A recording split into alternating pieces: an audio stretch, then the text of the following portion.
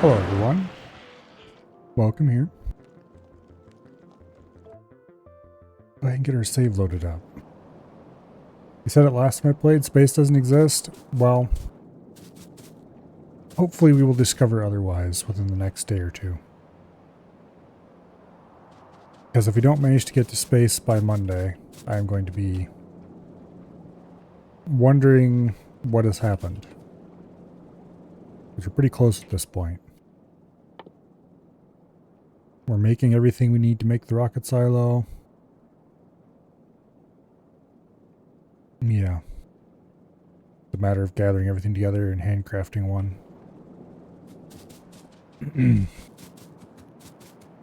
Although I should probably build a proper rocket factory at some point. Okay, so we need to get engine units going. Specifically the electric engine units. Although I'm more interested in the other ones. Let's see.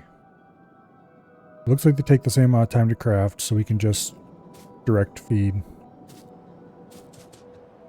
I need one standard unit? Yes, one standard unit. Okay. Now, let me think. What materials are we going to need for this? Iron and steel and green circuits, which we already have produced. And lube, but we'll ship that down later when we need it. So we need this steel, we need that iron. Do we need the steel for anything else? Yes, we do. Okay. We can't take all the steel. Alright, we need 10 machines.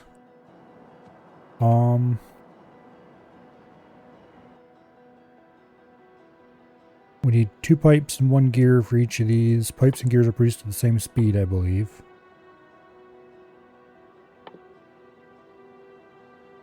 Yeah.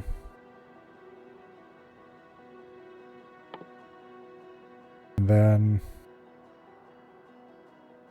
let's see. 1 standard unit of gears, 1 standard unit of pipes should be enough. So that's 1 gear assembly machine, 2 pipe assembly machines, or 1 pipe assembly machine, because each one makes 2.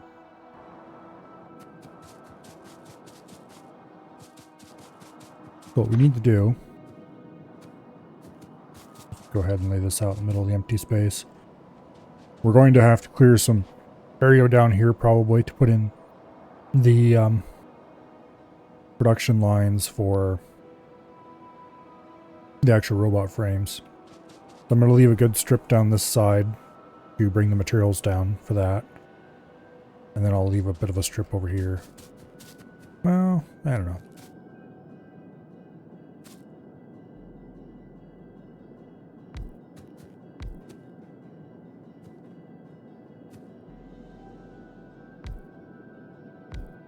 Okay, let me think. For the standard engine unit, we need 3 items. Means we're probably just going to want to run 2 belts down.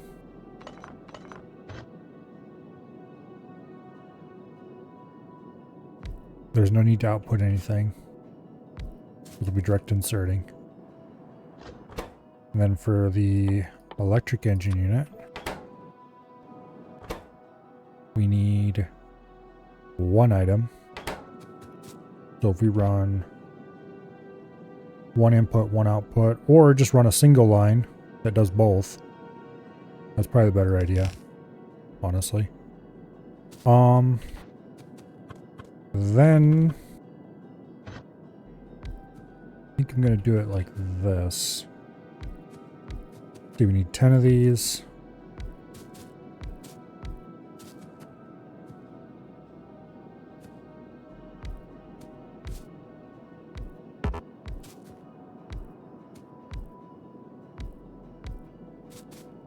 Okay. That'll do.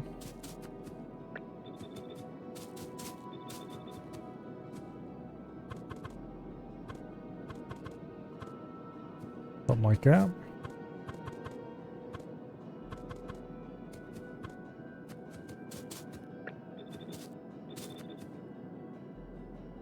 Hello, survey. Input materials through there. Shared input output there.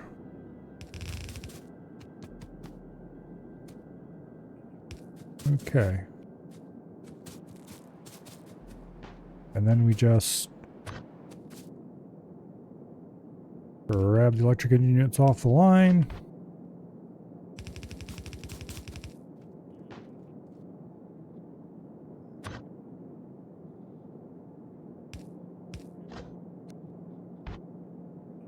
And ta-da, there's electric engine units to use to make the flying robot frames that we're going to be doing over here or down here, wherever we can fit them.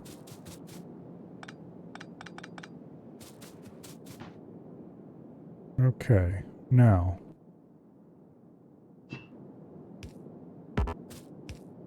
do the lube piping first.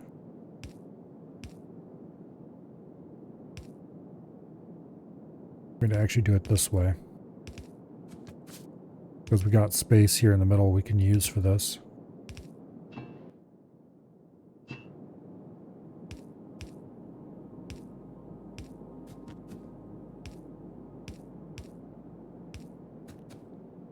Okay. Bridge across the middle, just to connect that together. And then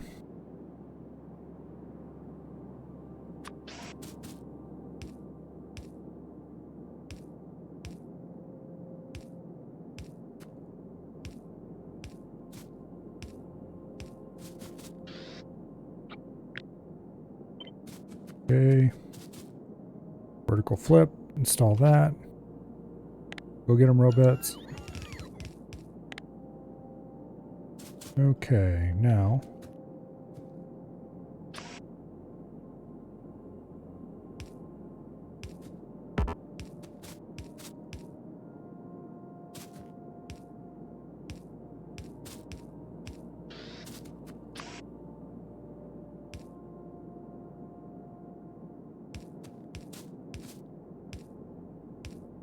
go ahead and install the long-handeds.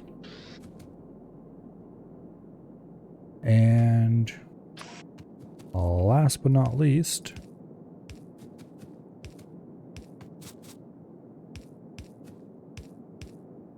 there we go. That should be everything except the actual hooking up the materials.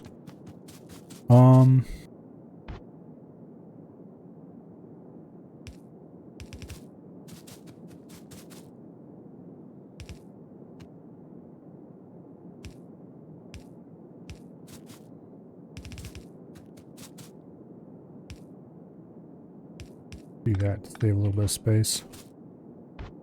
Okay, so 3 materials come in. Well, it's actually more than that, but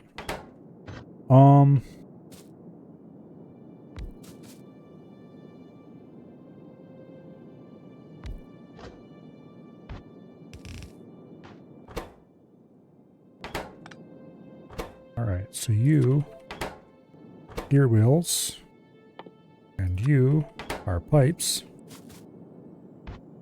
Iron comes in there and exits as more useful materials here.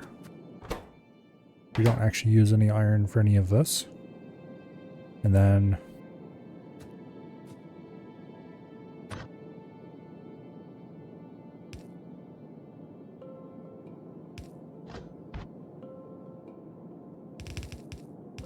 there's the steel. Wait, yeah, okay, that's correct.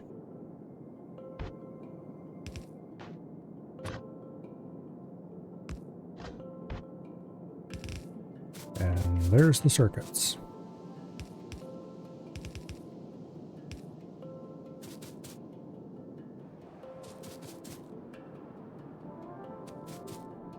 Okay.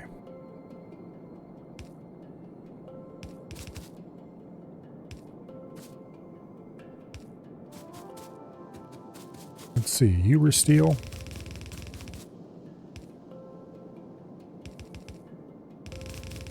You were iron.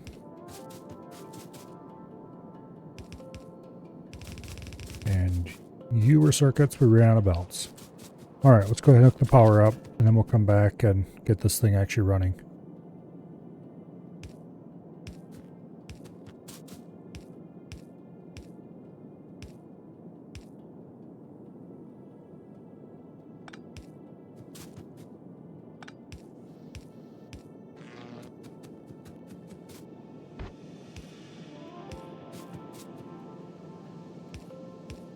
Okay.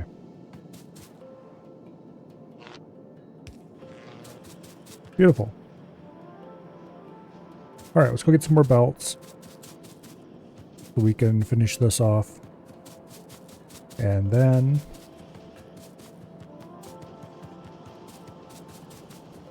we'll be done with that tiny little segment of it. Speaking of other tiny little segments, that's actually everything we need to manufacture. Everything else is already made non-belts. So we are just a matter of plunking down 20 machines and wiring them up. Okay. Don't think there's anything I need from this section right now.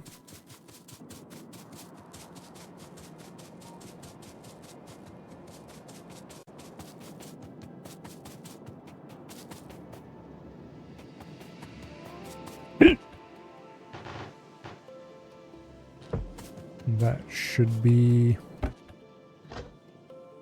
enough of that.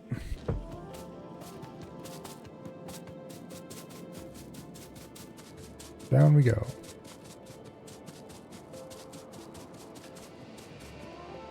While I'm thinking about it, where are things going at the nuke plant?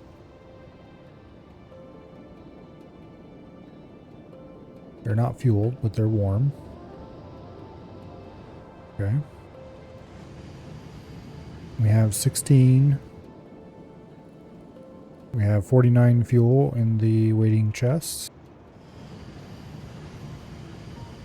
Okay, cool.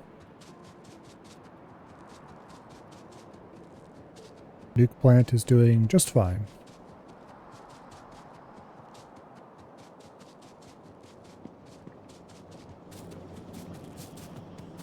If it is wasting fuel, it's wasting very little. Although we did check earlier and it wasn't wasting fuel, so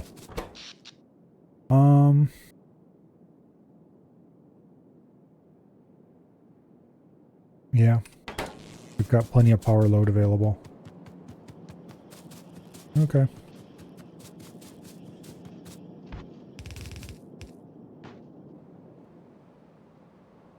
Nice to have a lot of base load power available. Okay, yes, that is the way that's supposed to work.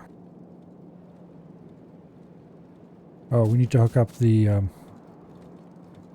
do I call it? Okay. There is one material we need to run yet. And that is lube. So, if we run up here, we will discover that there is a lube plant available. As in one singular one.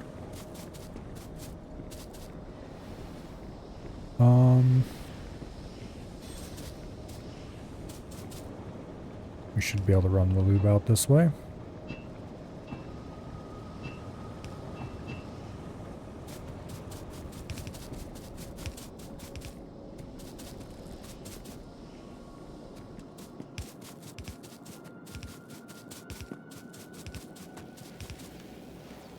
Okay, now,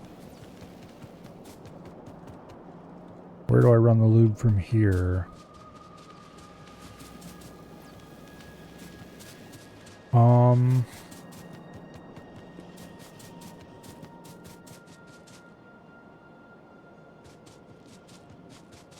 Yeah, this place is dreadfully inconveniently full of things right now. I think we need to run it down here between the rails.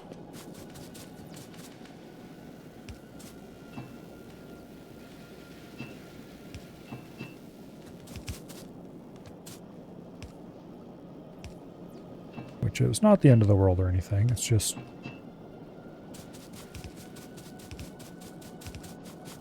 could be more convenient.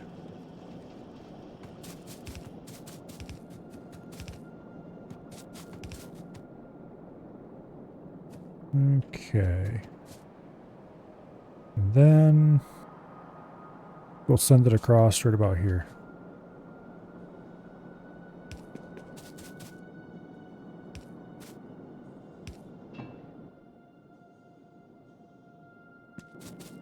Alright, let's go rig this up the way it's supposed to be.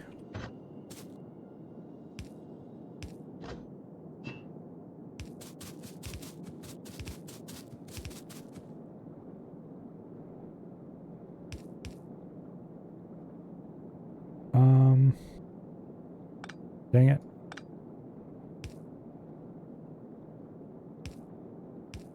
Gotta be like that.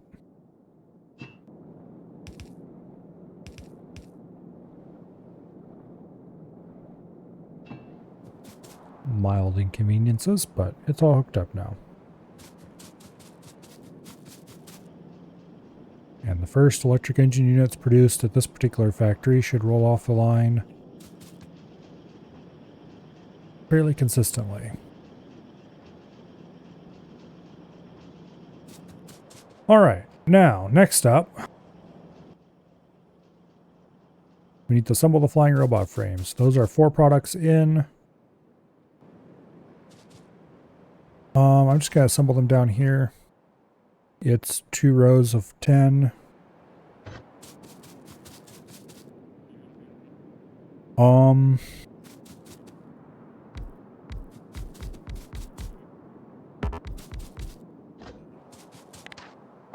I should be right. Yep. We need these batteries. We need some of this steel. We need some of these green circuits. We need these engine units. We'll run that all over here. We'll join them onto 2 belts. We'll run those 2 belts down the middle. And then we'll run output belts down the outside.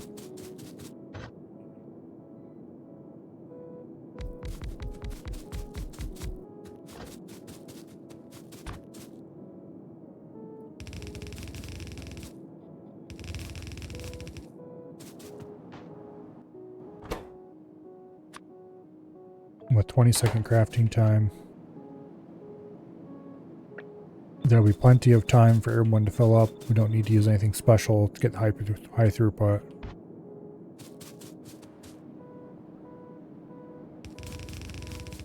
Steel.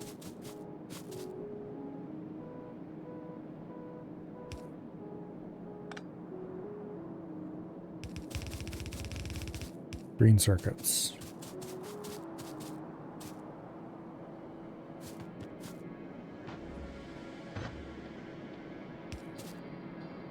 Ah, 1 tile too short.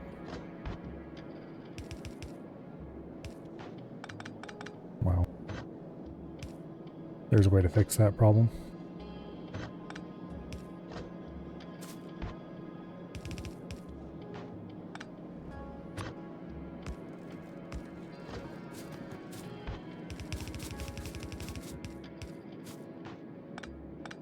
Batteries.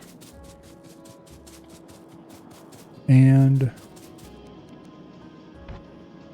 engine units.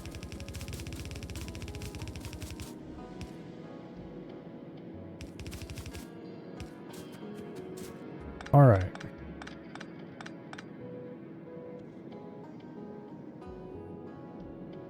Now, these all need to be combined down to 2 belts.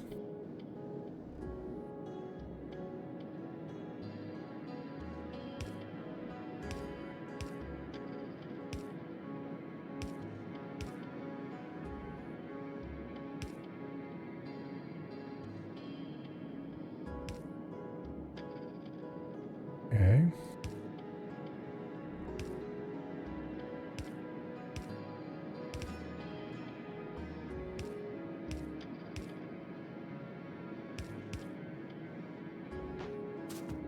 Go hook the engine units up now that we're sure that we actually want them to run this way.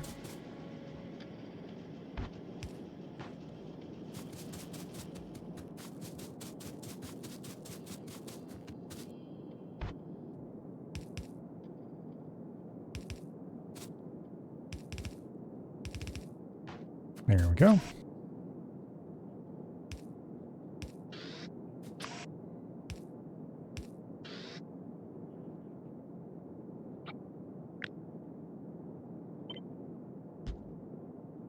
Go Robits.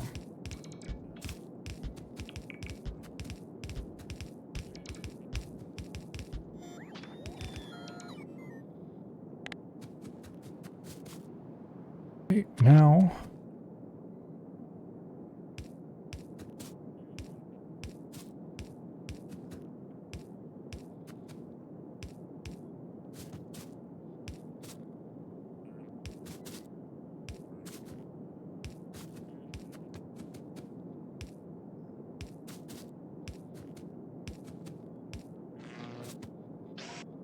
put the outputs over here.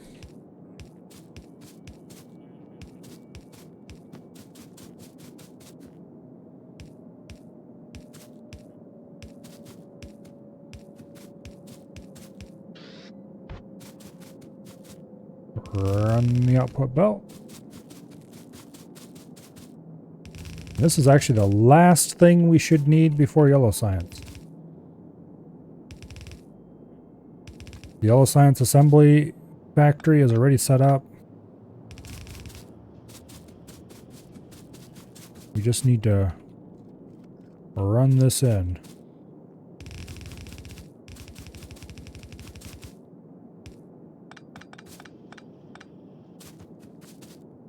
Okay.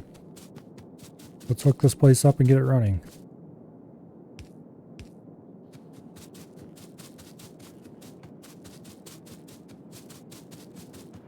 And then you go north. And I need to decide what goes into which of these two center ones. Which thing is used in the largest quantities? Low density structures. Alright, that one gets its own belt. Boom.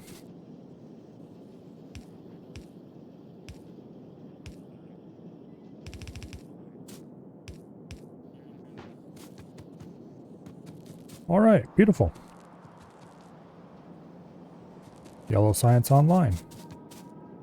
And we already have it hooked up to this belt. So we'll just follow that back and set up the limits.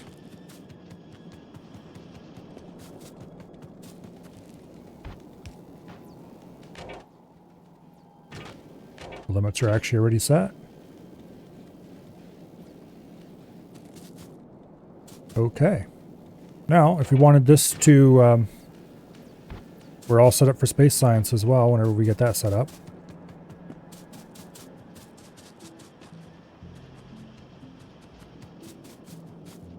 I really should put an even pull on this. But the side it's pulling from is dedicated to this area, and yeah, so it doesn't matter. Probably better if we pull mostly from that anyway. Okay. Here come the first robot frames.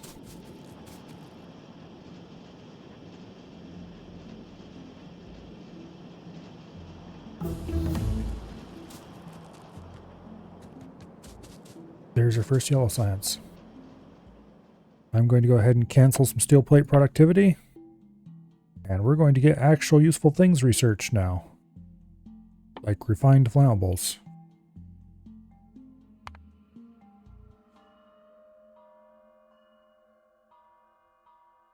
And let's see. A lot of the things we need are locked behind. Oh, portable fission reactor, of course. That's going to be huge. I don't know if I care about military 4 that much. Piercing shot shells and cluster grenades. They're useful, but personal battery Mark II, should probably grab that.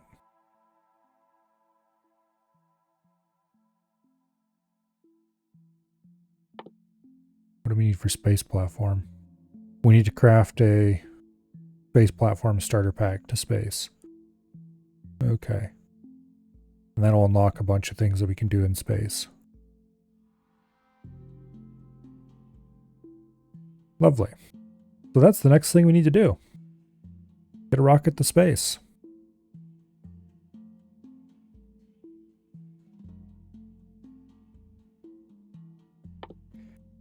Physical projectile damage 6.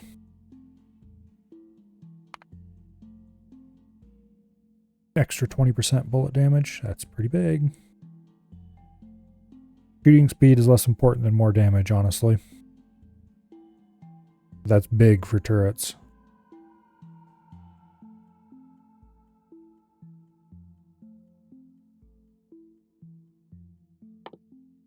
And then we'll go ahead and get extra flammables. Get that beautiful plus 30% flamethrower turret damage. That will help ensure that the annoying biters are kept off our walls forever and ever, amen. Now,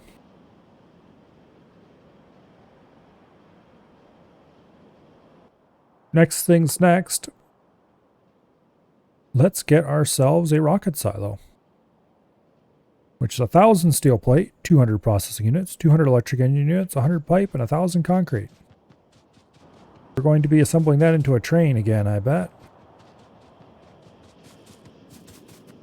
Because gathering up all these materials is going to be annoying. Okay, let's see. 200 processing units. How many processing units do I have? 16?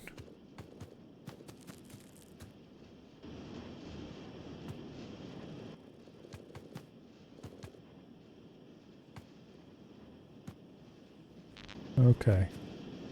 We're going to need more than this to make other stuff, but 200 electric engine units.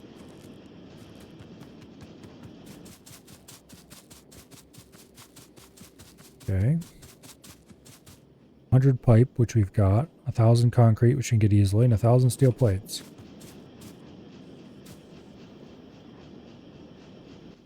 $200 electric engine units? Yep, sure enough. Okay.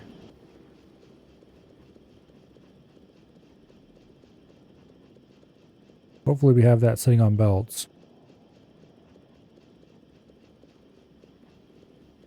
If not, we'll have to go harvest some from the other electric engine unit production line we have, which is very small.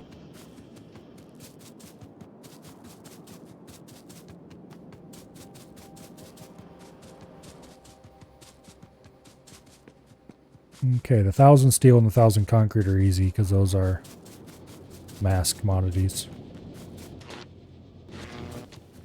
The problem is they're full rows of inventories. We're going to have to get rid of a bunch of stuff to make it work. What I'll probably end up doing is parking a train over here and temporarily unloading stuff into it. Well, I can get rid of this coal. Oops, we ran way past what I needed. I wasn't paying attention. Okay, getting rid of the coal helps. We should also go get rid of this uranium fuel cell and these production packs, and we'll take this opportunity to get rid of a bunch of shit.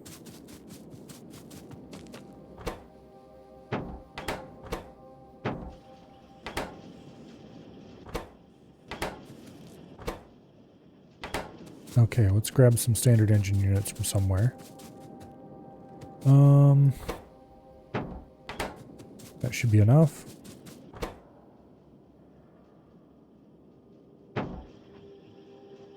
And we'll just turn them into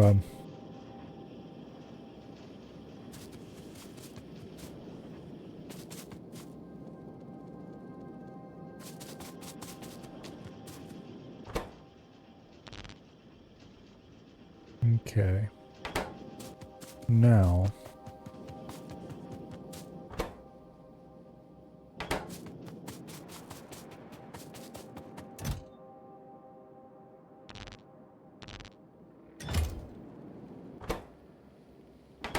that should do. Clean some of this crap up. Let's get rid of our remaining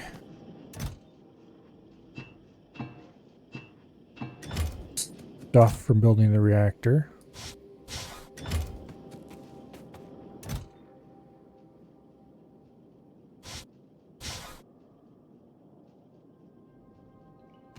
I have five flying robot frames I don't need that I picked up by accident somewhere along the way. Okay, what else can we get rid of that I'm not going to miss? A little bit of landfill never hurt anybody. We probably should keep that on us. I do need more medium electric poles. Let me get rid of some of this pipe. Let's see, it would be a good thing to get rid of pipe in.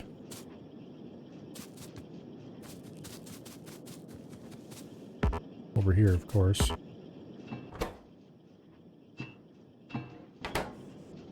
Okay. Now we just get rid of these production science packs and that uranium fuel cell and we're good.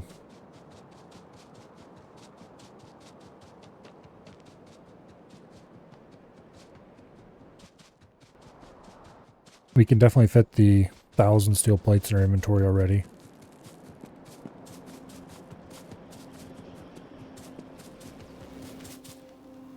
Technically, we don't even need to get rid of the uranium, because we already have some steel in our inventory.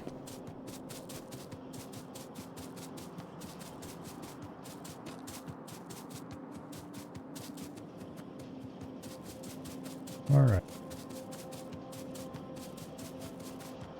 Now, steel. It seems like we have plenty of it up here now.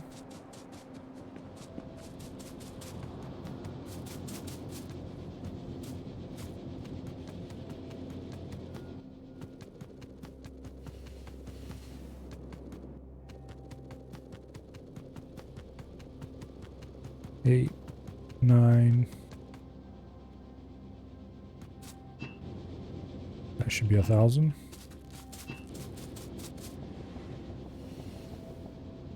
Damn it.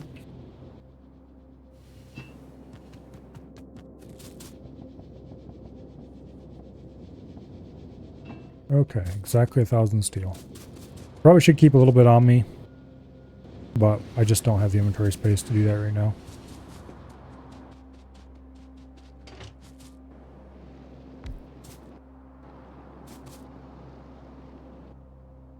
All right.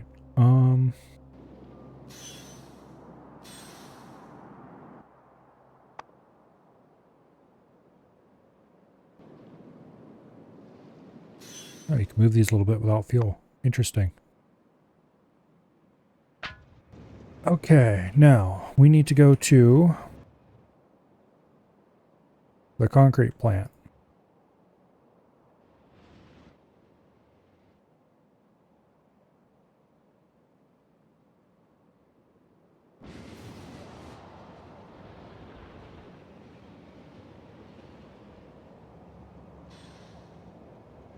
Okay, concrete plant.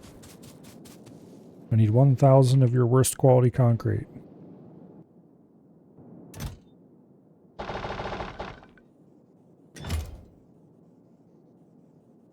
Oh, I'm still missing electric engine units because I didn't grab them all.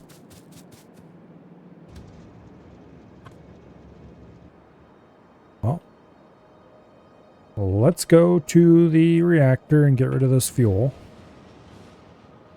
And then we'll come back.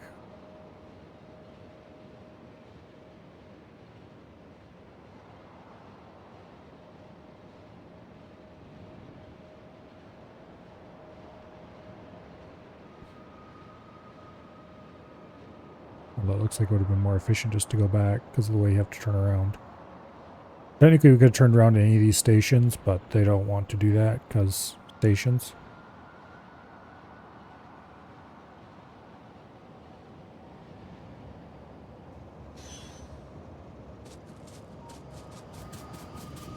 Okay, we're getting quite a lot of U-238 piled up.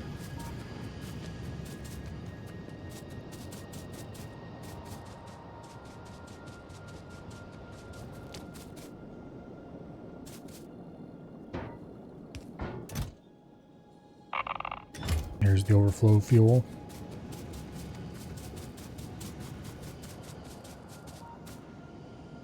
That's our future Coverex starter slug, although it looks like we won't need it. Alright, now we need to go to...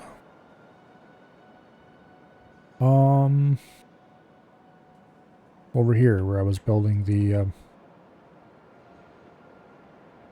fuel. Not fuel. Electric engine units. Once we pick those up, we should be able to start building the rocket silo. And when the rocket silo is built, then we're going to need to start building a rocket there at the same time as we run around and gather up materials to build a space platform, which is 20 processing units, 60 space platform foundations, and 20 steel plates. Definitely the most expensive part is the space platform foundations. Everything else is pretty cheap. So I should go automate those right away.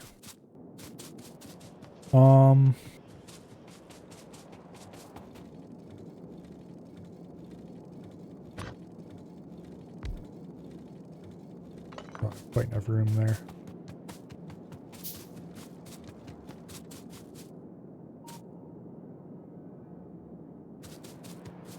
Be inconvenient to set up over here.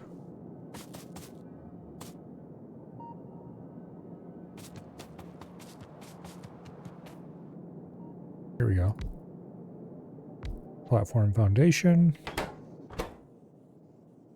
And then copper cable.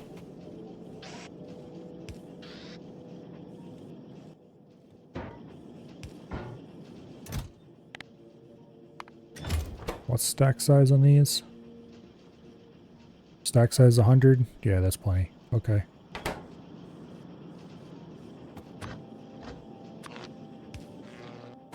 Speaking of stack sizes, let's go get another stack of power poles.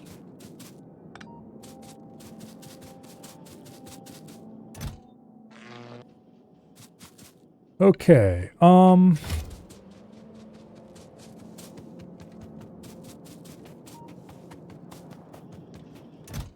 this is going to take a while to produce much platform foundation. But the whole idea is that we'll just let it build slowly over time and I can come back and collect it later. The rest of the materials can be grabbed very easily to make a starter pack.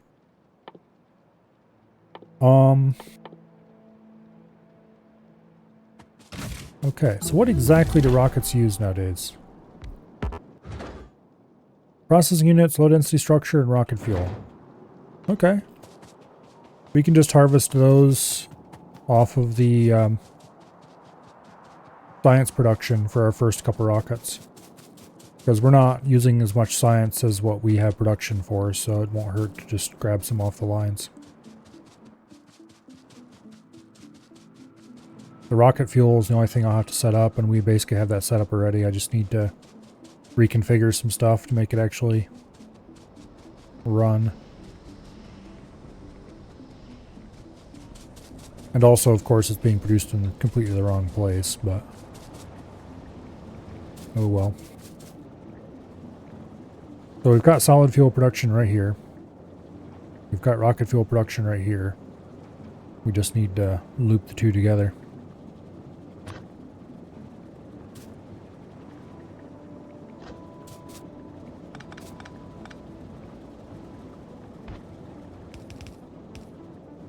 Okay.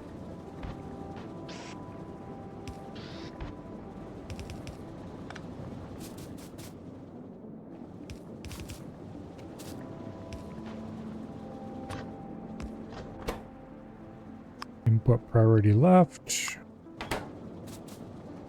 Because this is the overflow for if we're producing too much pet gas for some reason.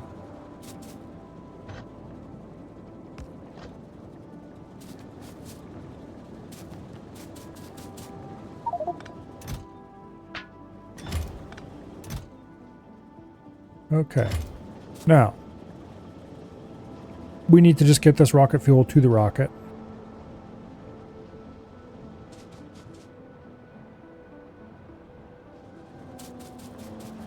which would be dreadfully inconvenient. I could just make some bots and fly it down there that way. I'd really rather not.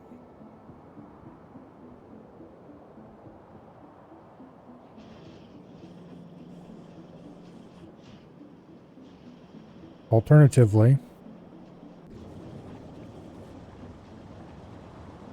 I could just manually load it on a train and take it down there. How much do we need to make a rocket anyway? I don't think it's actually that much. Rocket parts. I think it used to take 100 rockets to make a 100 rocket parts to make a rocket, but I'm not sure if that's still the same.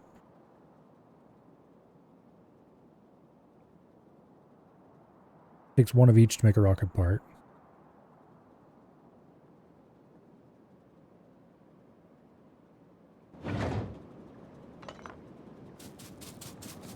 If it only takes 100 of each, then we have several rockets right here.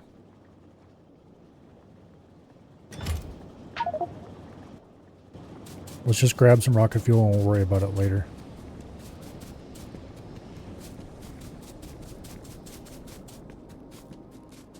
Obviously, we're going to want to set up a proper rocket fuel plant later, but... the low-density structures and the blue circuits are both right here. So we can just set it up right here. Where did I put that damn thing? There it is. Okay.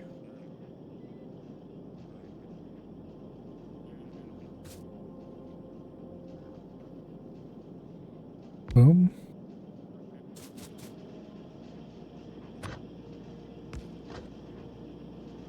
Okay.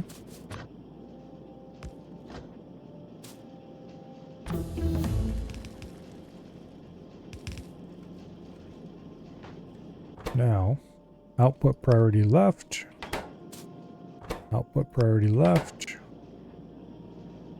That way we won't have any cases of starving science production in order to get rocket production going.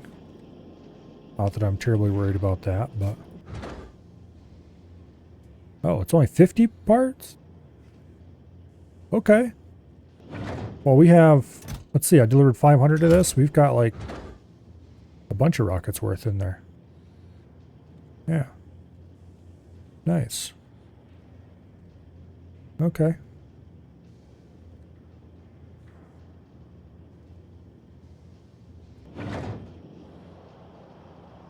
I don't currently have any logistics bots in the system. I should probably change that. Yeah, that's a future Milo problem. Okay. Well, I guess then when you go around, build a space platform.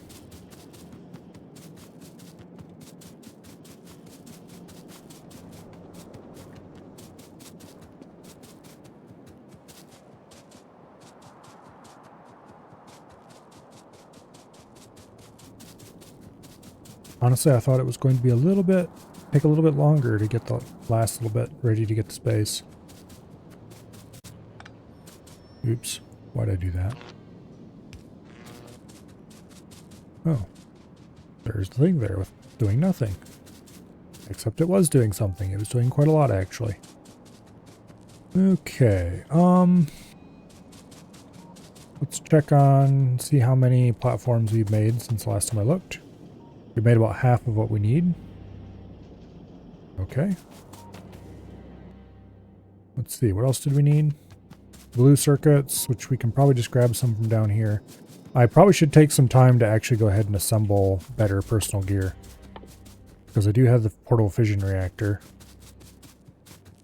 And the personal battery Mark II now.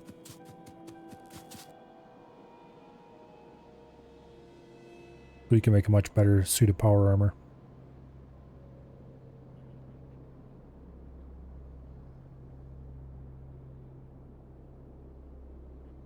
What is the max output of one of these things? 30 kilowatts. Okay. Portable fission reactor is a massive upgrade. Not just so it runs continuously, but in total output as well. Okay, 200 processing units, 50 low density structures. No, rocket's ready to go. I'm not ready to launch it, but rocket's ready to go.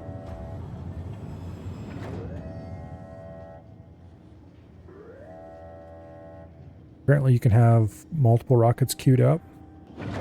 Cool.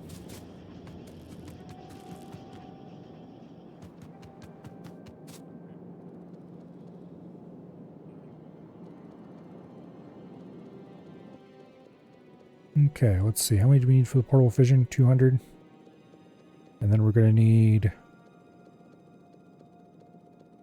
some amount more than that. Make the personal batteries that I want. For low density structures, I need like 100 of them.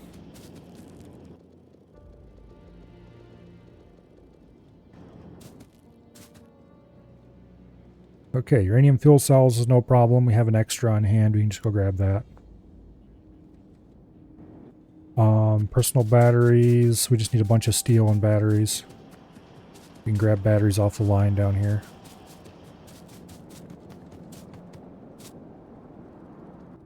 Figure out how many I'm going to need. That's probably more than enough. Alright, we'll grab a few hundred steel and then we'll take a train over to the nuclear reactor.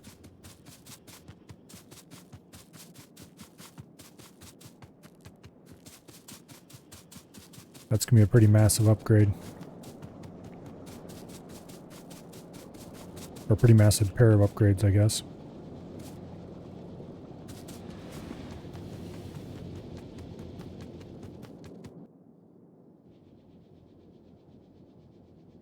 Okay.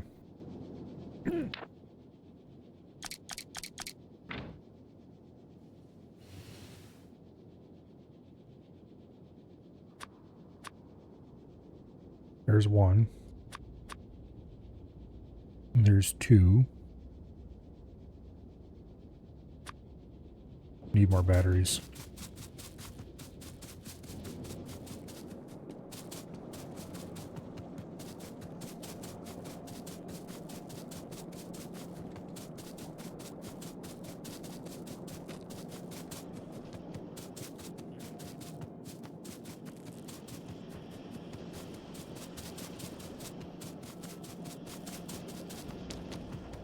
Okay, batteries. Oops.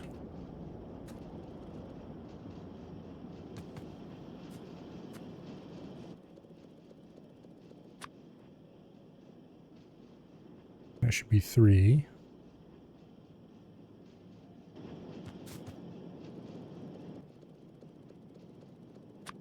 And there's 4.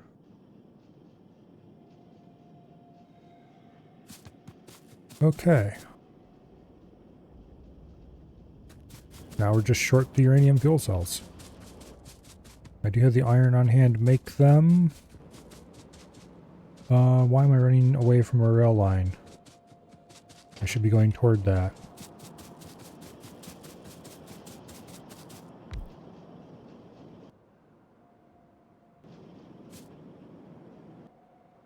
Okay. Rocket fuel. I have some on me somewhere. No, I don't. That's right. I ditched it to,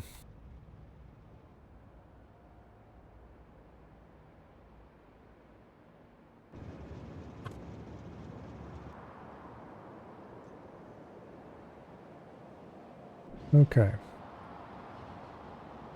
Off we go.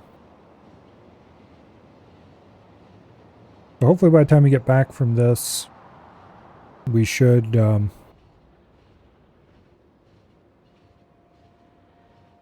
have the materials on hand that we need to build the space platform starter kit.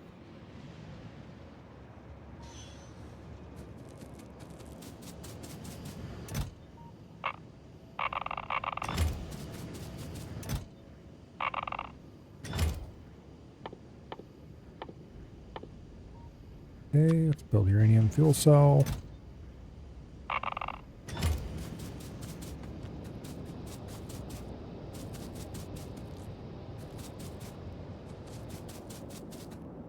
We'll grab the extra we have up here. And this will take a little bit because there's 20 batteries in the queue ahead of it. Actually, let's go ahead and remove a few of those.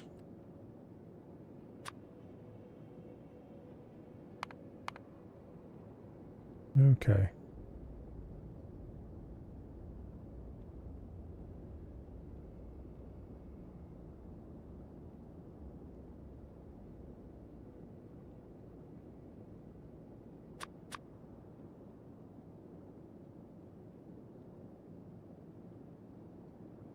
And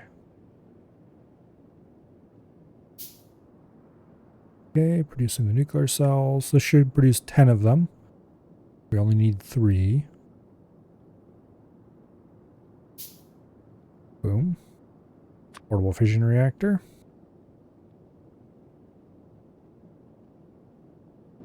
And that means we can get rid of these 7 cells for later. Watch the reactor to make sure it's not going to overheat. Largely because we don't have anything better to do right now. We're waiting for things to craft. I should probably build some tier 3 assembly machines and just plop down a few of those whenever I need to do slow handcrafting.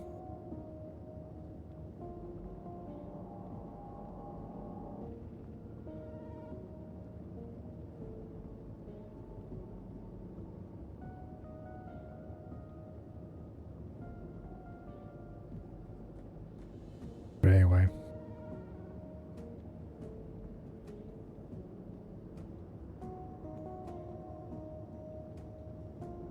Yeah, it looks like the reactor is not going to hit the ceiling, so that's good news.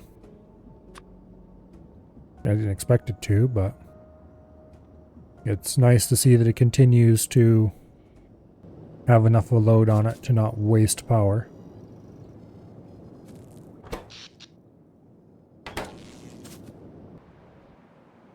Also, look, almost all the pollution that was around this has disappeared already. Been sucked up.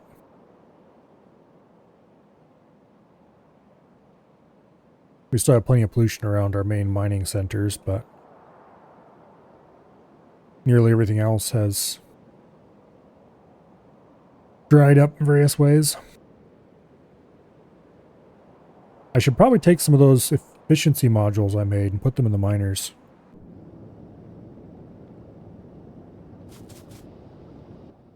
I don't think I have enough for that. And the efficiency module line is long gone. It's been removed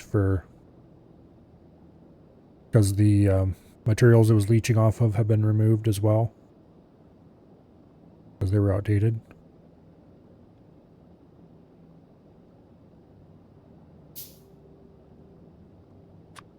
Okay, all the intermediate products are crafted. Now we're getting actual end products.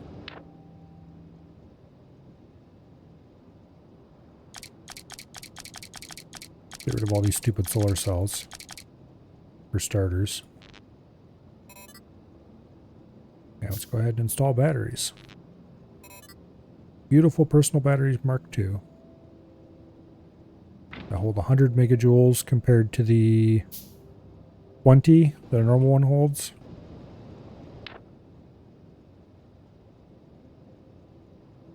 And there's the portable fission reactor.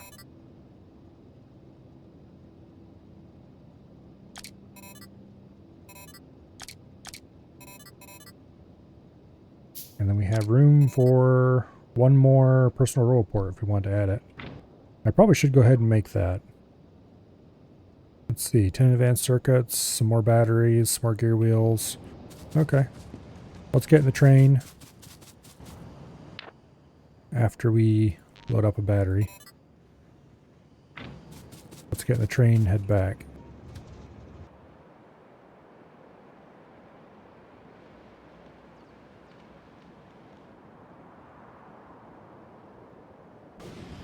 Also, we need to go repair that wall out there that's been complaining that it wants repair packs since the beginning of time. Well, no, what we should do is put a bunch of repair packs in a chest that are accessible by the bots. That would be the right solution.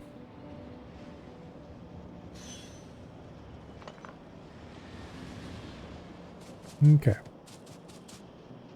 Now, first things first, I need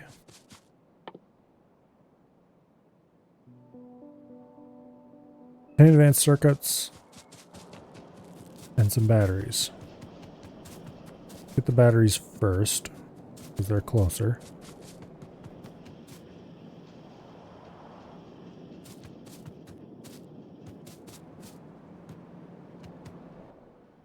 Let's see, how many batteries do we need? 45. Quite a few batteries. We're going to starve science for a little bit, but that's fine.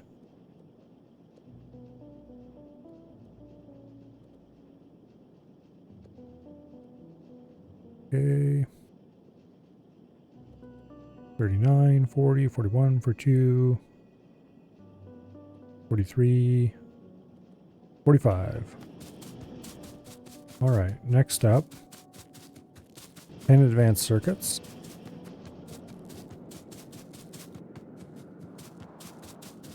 That's easy. We have advanced circuits literally everywhere. Feels like.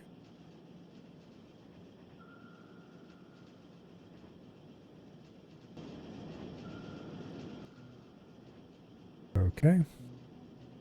And then 40 gear wheels, which we should be able to grab from somewhere. I probably just went the wrong way for that, because I think the closest gear wheels would actually be to the south.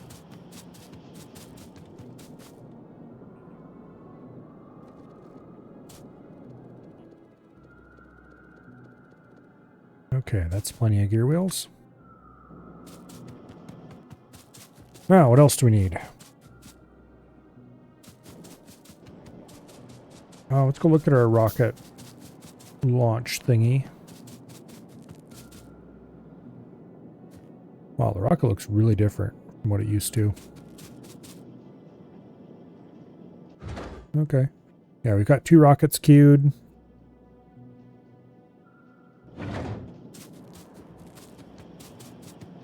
Let's go grab our space platform parts and get one of those up there.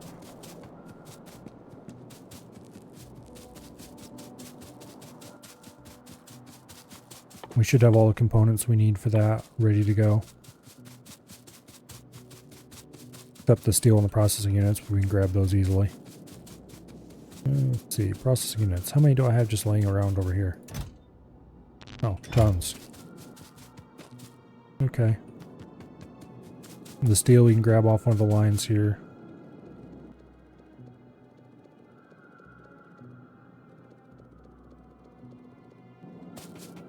And then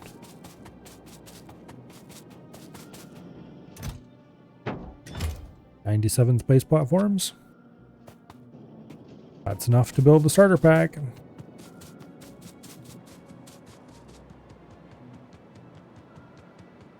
Okay.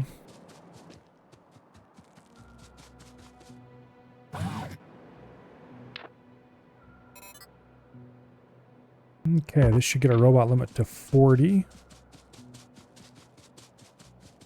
We currently have 30, I believe. My damn robots. There, 30. I'm going to make an extra 20. We can have 50 robots instead. Wait, we need advanced robots, advanced circuits to make logistics bots? Oh, that's right. We don't want logistics bots. We want construction bots. How was I even? Okay, anyway. Let's go down and grab some green circuits off a line somewhere and make another 20 logistic or construction bots. And then we are ready to leave.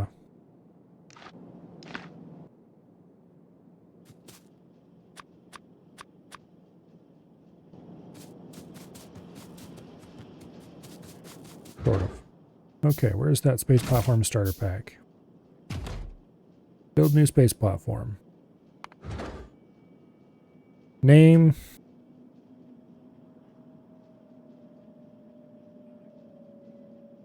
We'll call it the Space at Last and put it around Navis.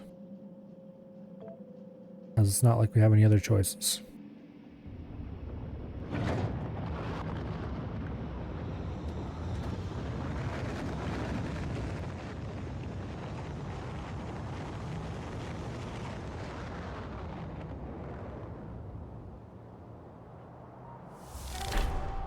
Launch a rocket into space without building any laser turrets. Yay! Create a space platform.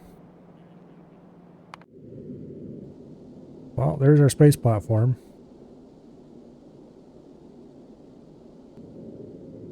Very impressive.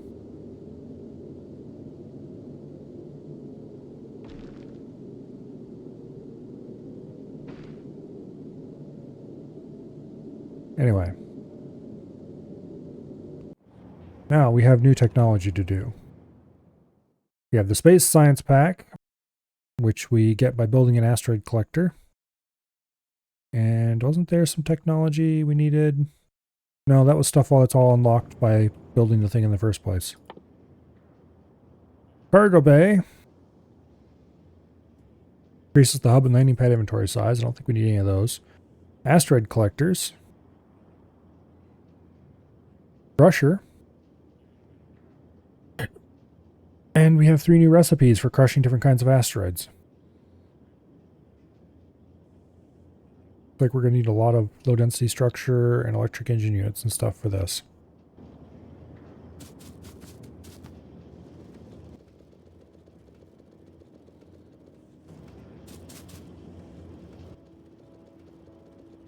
So let's grab some random materials.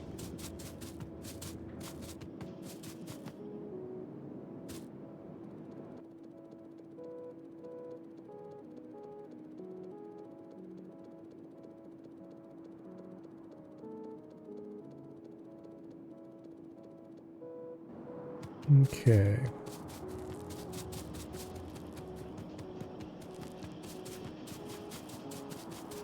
Now, also go ahead and grab some electric engine units.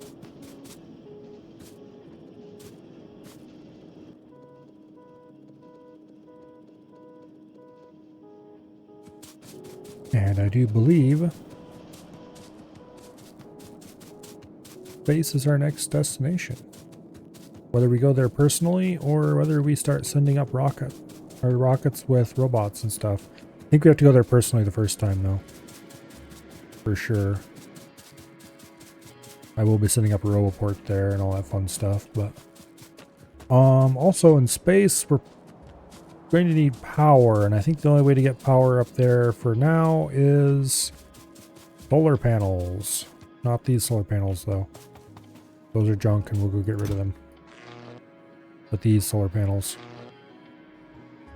And I just realized I already had a stack of solar panels. Anyway. Let's get rid of the crappy portable ones.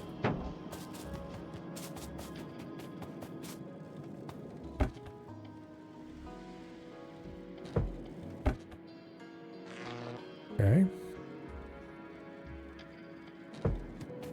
Now, what am I going to want to bring with me for our first trip to space?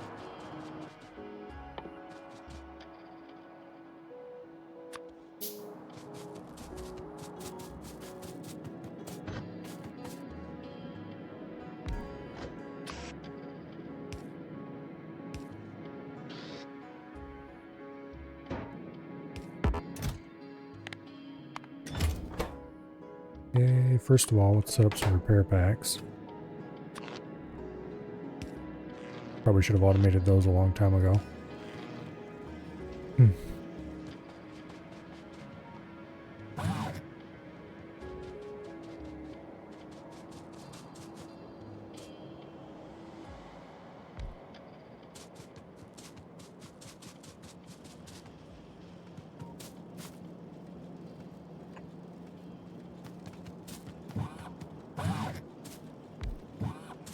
Okay.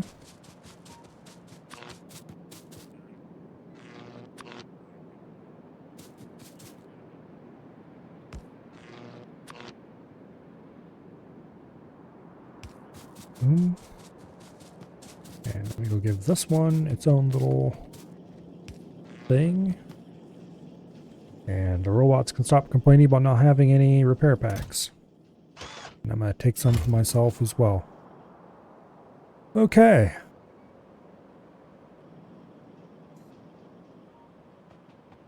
Now,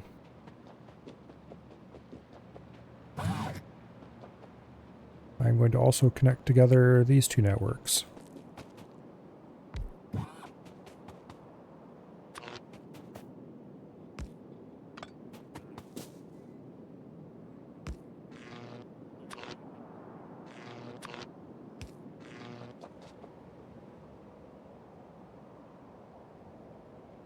Lovely.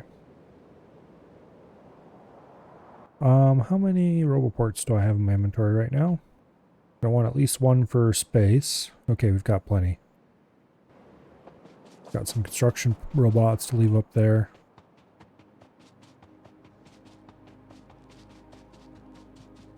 Okay. A lot of basic materials available. Not really basic materials, but... speaking of basic materials, what do we have available up there? Iron ore, carbon, and ice. Which are all we need to make the science pack.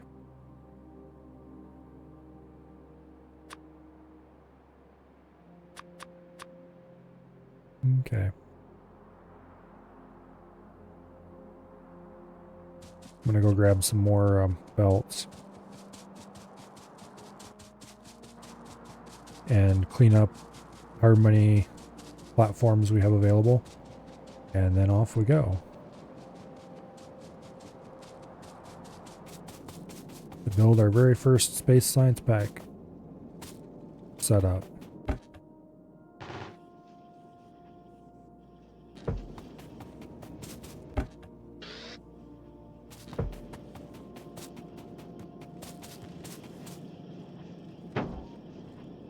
Alright, we have 77 tiles of platform, plus whatever's up there already, which isn't very much. Hopefully that will be enough to get very basic space science going. That we can drop down here to research things with. But I'd like to get Coverx and a few things like that, even though we don't need them.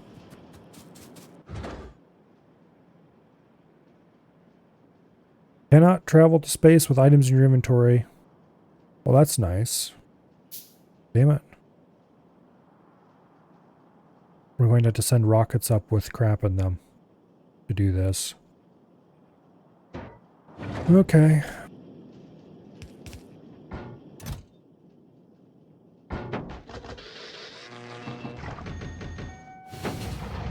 Admittedly, a lot of this stuff is going to serve no purpose in space, but...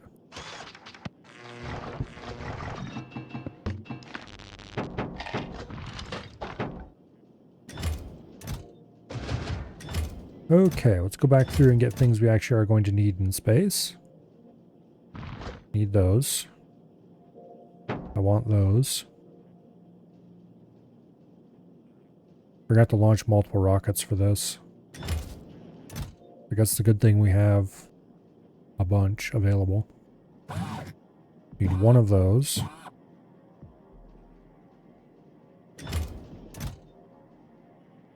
They better let me take my personal robots along. Speaking of which, where are they? There they are. Although I guess they might not.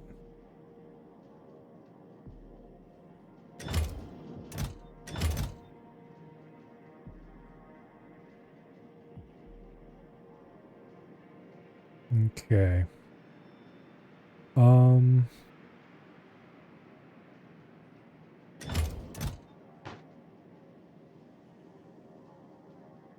Yeah, it's gonna take a lot of rockets to launch just this little bit of building materials up there.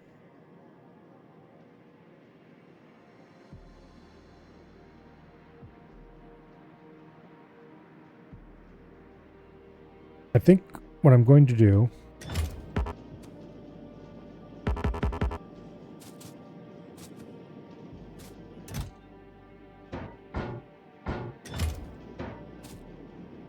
is I'm going to build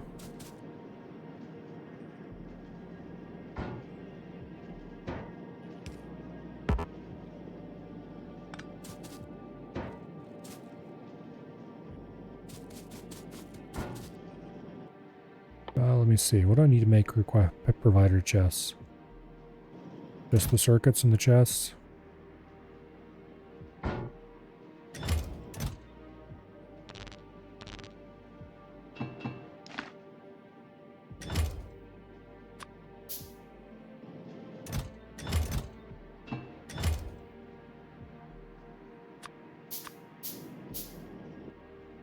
Okay, can I place these? Yes, I can. It's time that we get at least a few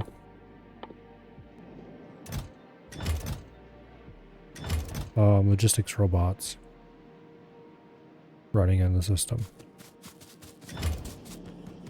Let's run north and grab some... Oh wait, I can just grab robot frames down here. That'll be faster.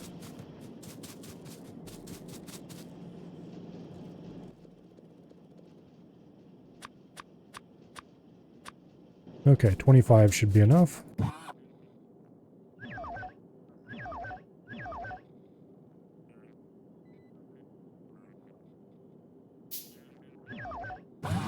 All right.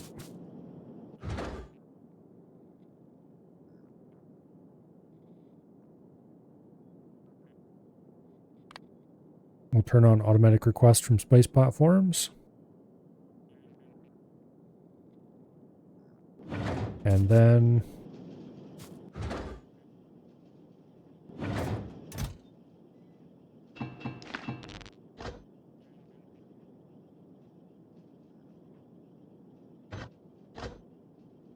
that way we should be able to request at least some basic stuff from these.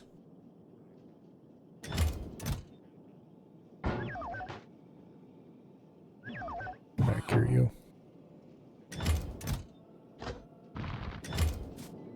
Okay. Nope. We cannot bring along any construction bots. Damn it. And your inventory trash slot or ammo slots? Wait, really? Only armor and guns are allowed. That's weird. Why would they allow you to bring guns but not ammo? Okay.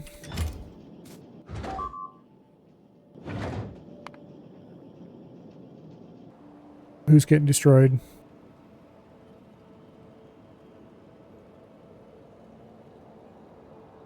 Where is that?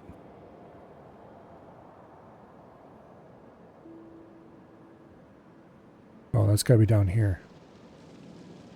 Yep, so it is.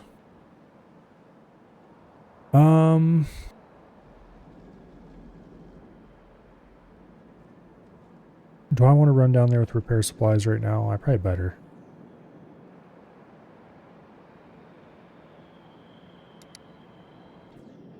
Yeah, let's go down there and take some repair supplies.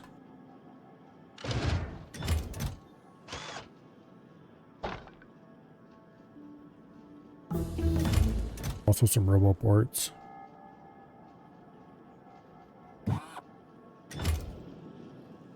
Okay, we finished the queued up research. I'm going to hold off on... Well, no, maybe I shouldn't. We'll grab an inserter capacity bonus. And a worker robot cargo size. Yeah. For now. And hopefully we'll be back with space science before much longer. While I have an empty inventory, I'm going to go grab rocket fuel and bring it down here. Hello, Dread. You have arrived just in time to hopefully see the first trip to space. There's just a few little things left to do first.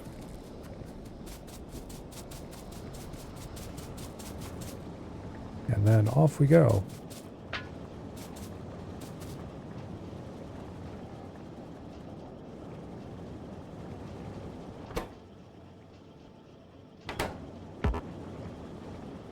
I should probably set up more machines making rocket fuel, but that's 2 more rockets right there.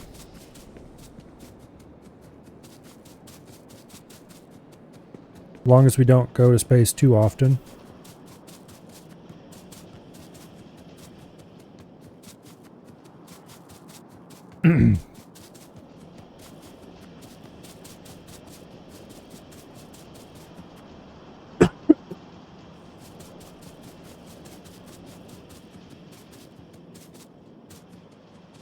Okay.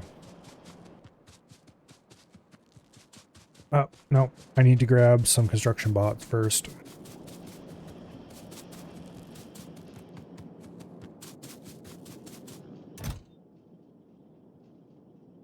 Oh, where are they at?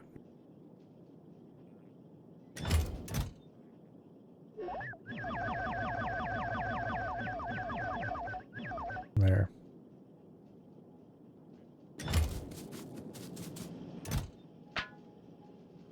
Okay. That should be everything we need. Let's go down and set up a really quick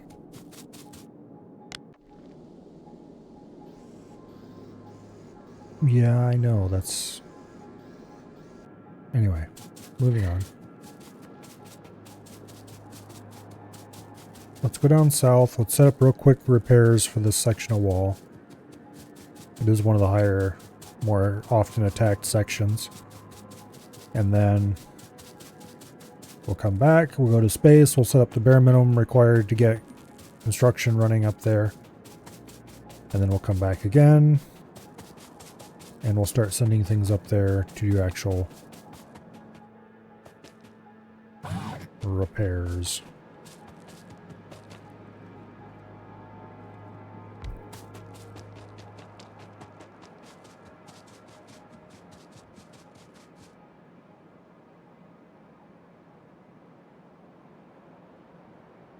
That'll work well enough. I didn't bring any power poles. Damn it.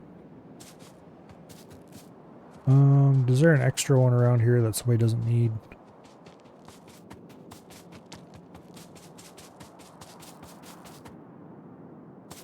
There's probably at least one I can harvest somewhere.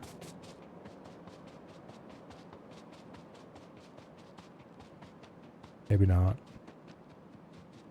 Well, we can grab one of these random ones out of here, I guess.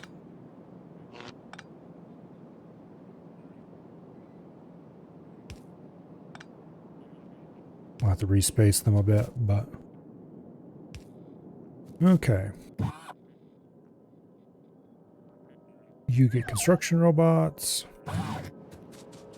And then I didn't bring a passive provider chest, because I'm smart. Damn it. Well, we can give them some repair packs anyway. Is that just throwing stuff in empty space? Yeah, that's how you can get rid of stuff. That's just a tutorial thing. They have little tutorial demos. How stuff works.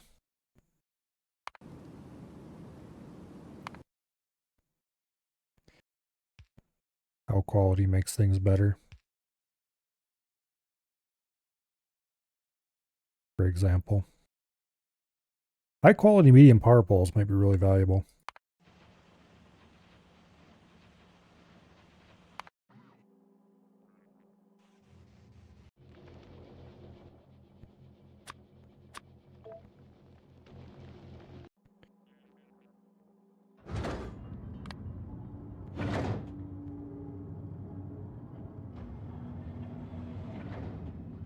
Like this little demo showing you how space logistics works.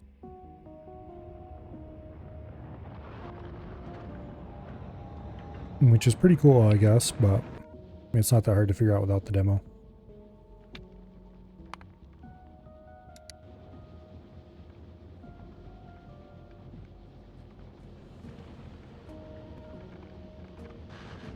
I guess the next thing we need to do is build an actual spaceship.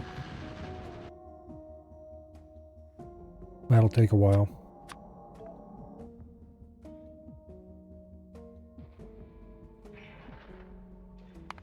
But anyway, this was removing trash in space, which was basically if you have junk you need to get rid of, you can just dump it into space and stop worrying about it.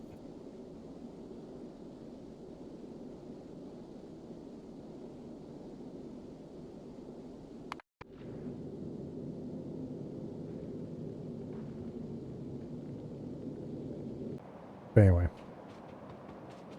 let's go get ourselves a passive provider chest and come back.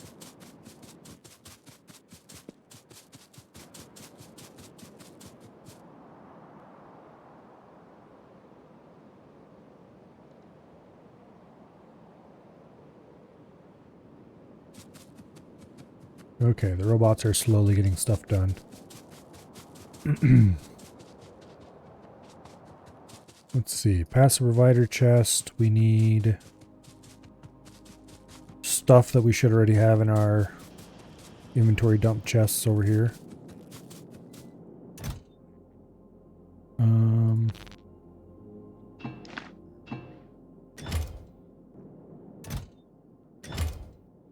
Okay.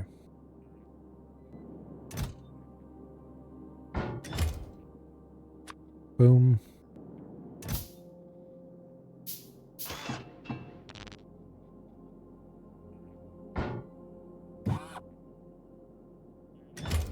Good enough for who it's for. Go down there and get this repairs set up.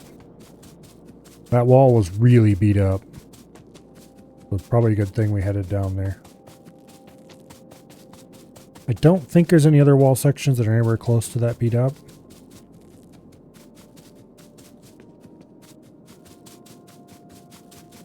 Most of the most attacked wall sections have robots on them anyway.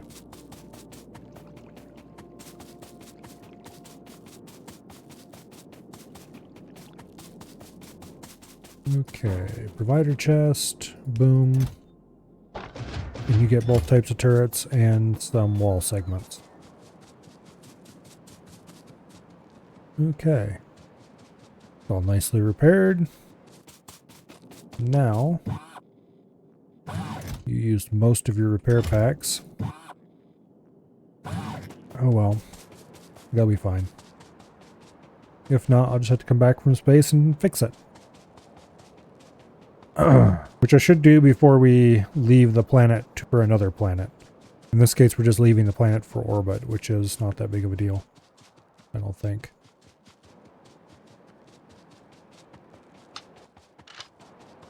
So unfortunately, the planet yet to completely empty inventory.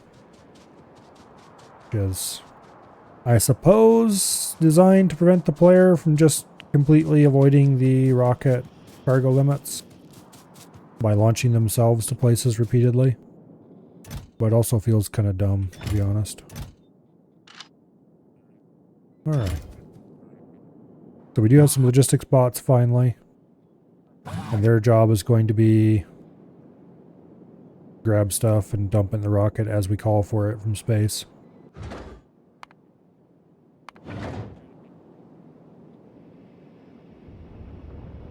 And off we go to space.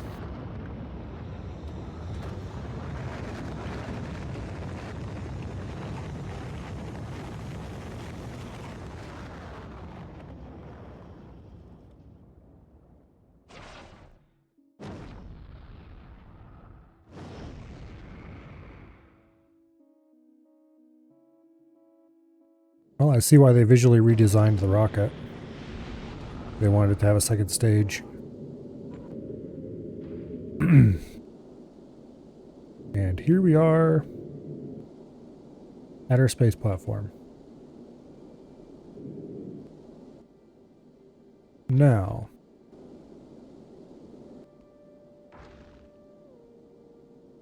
auto request missing construction materials. That's exactly what we need to do. Okay.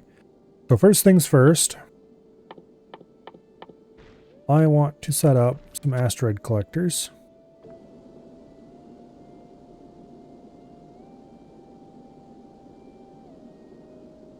Okay.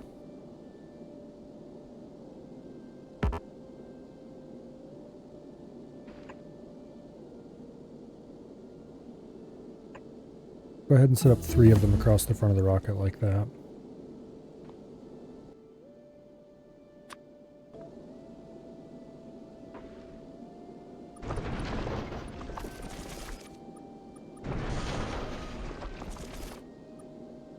Okay.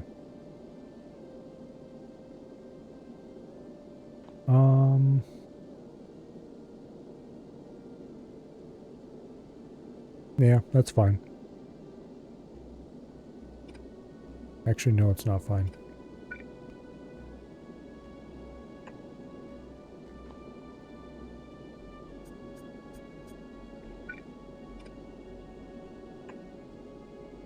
Okay, now.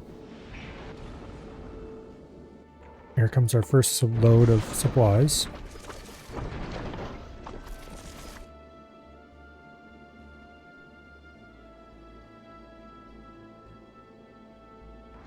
Thankfully, it looks like we don't need anything to drop down to the planet.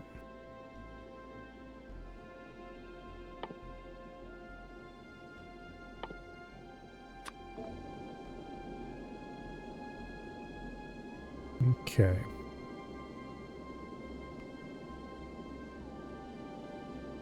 Now.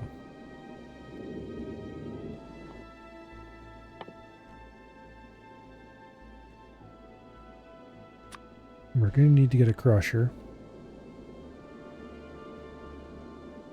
Actually, I don't really like the way these are positioned.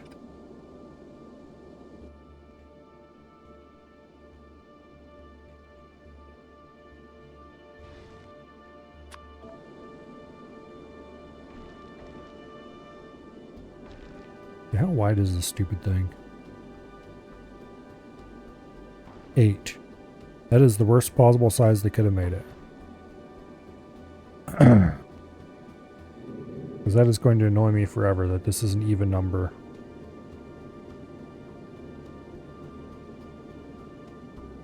Oh well.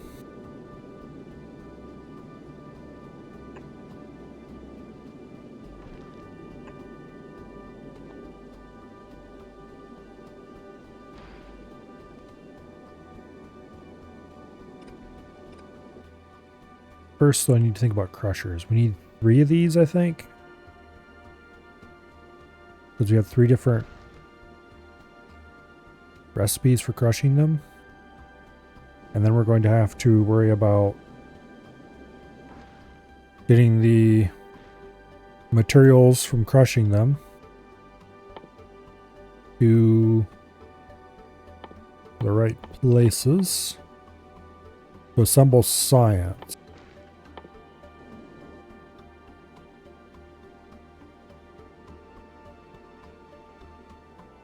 Let's turn off auto request for now.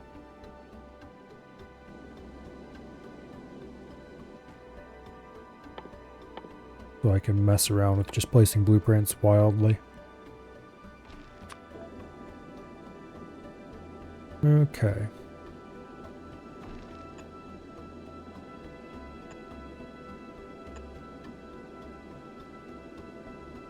Probably don't want to place them quite that close though.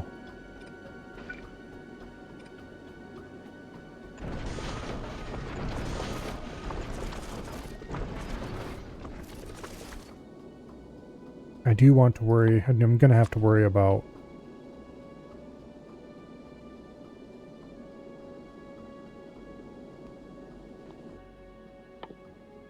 let's see. 3. These not being nice even sizes is pissing me off. Or not odd sizes, I guess you should say.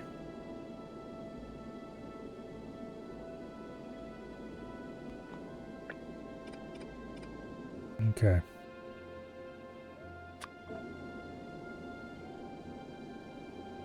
We'll place that there. And then we'll place the crushers.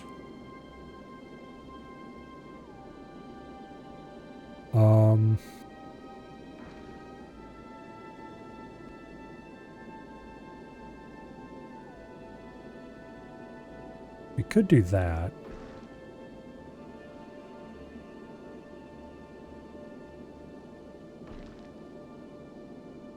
I don't know about that though.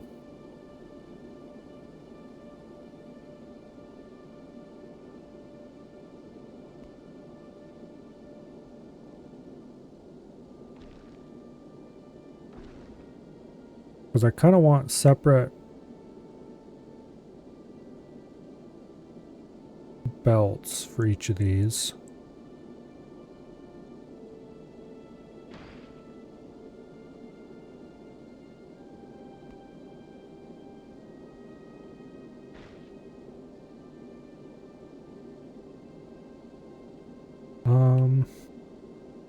If I do it like this, that's too close.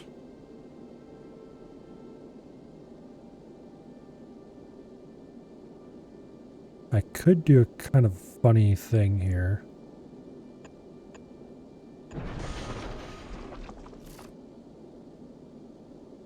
And do something like this. Okay, we cannot actually build a chest to do that with, so we can't pass things through chests. We get easily crossing belts.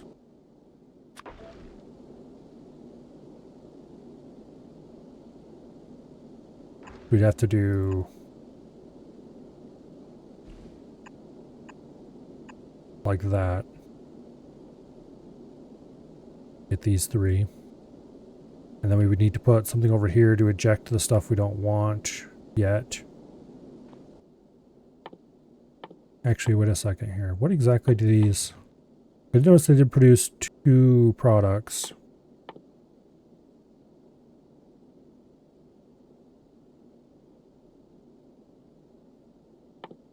I don't want to set the ghost cursor. I want to look at my inventory and the crafting recipes. I guess we can do it this way. So it's 20%. Oh, okay. 20% chance or 20% chance to get a chunk back. So we need to recycle chunks that are not crushed. How am I going to do that? We need to grab uncrushed chunks off something and stuff them back into the machine.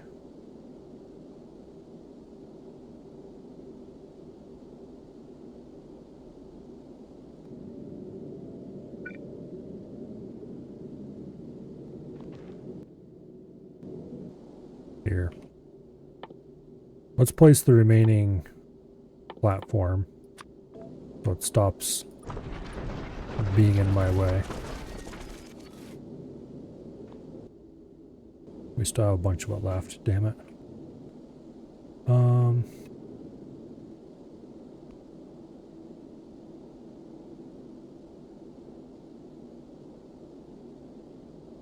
Okay, let me think. Each of these needs to output onto a belt.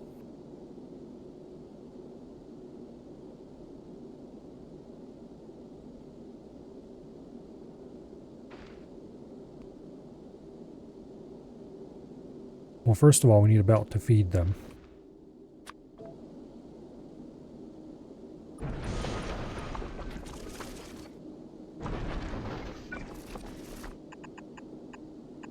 Okay, so there's the feeder belt. And I guess what we do is we just feed all chunks down this belt. We're going to have to recirculate them.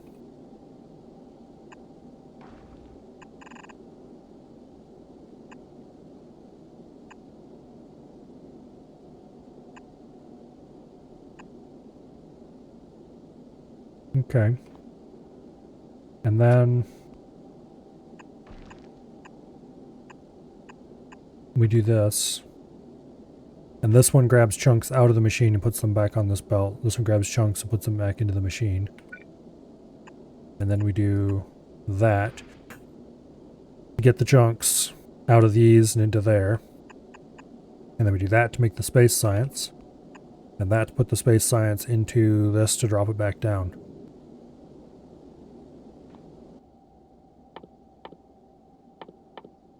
Okay, we can't build space science yet. Because we don't have we haven't built the stuff for it. Okay. Then we take our asteroid collectors.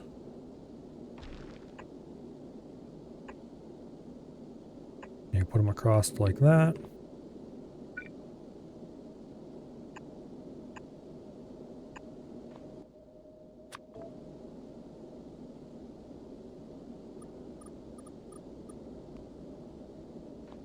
Okay. That'll have to do.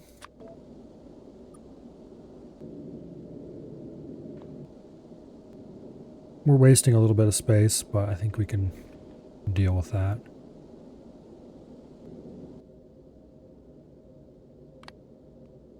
Okay, we probably don't have enough of this stuff available.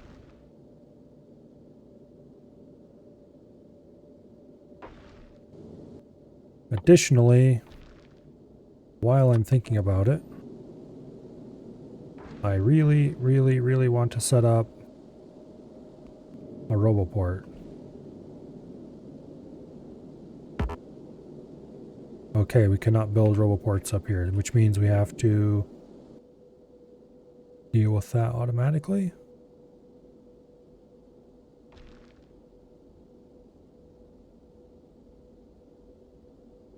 Actually,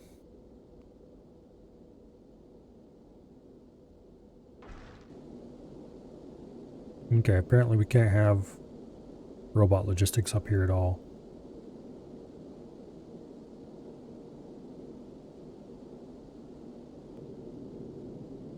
So do things just automatically construct themselves? I guess.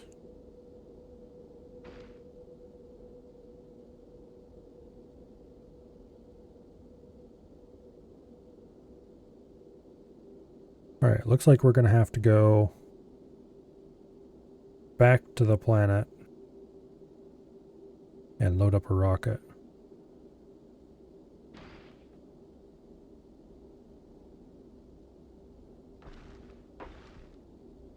Actually, can I take a look at the...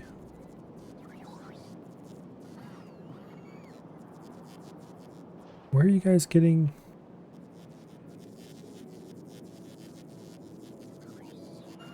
those belts from?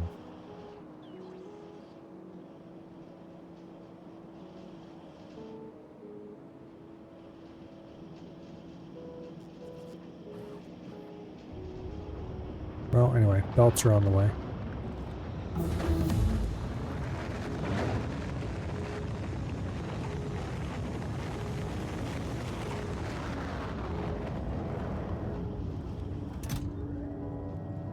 We have several more rockets full available of fuel.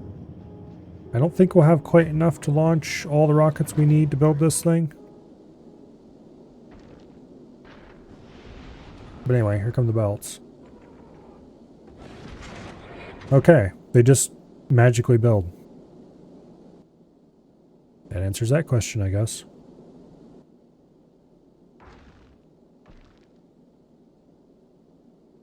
Yeah, we're gonna have to go down and get more materials to load into the rocket. Okay.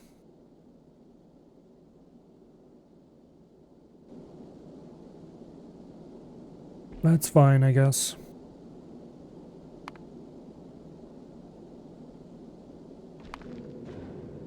Back to the planet we go.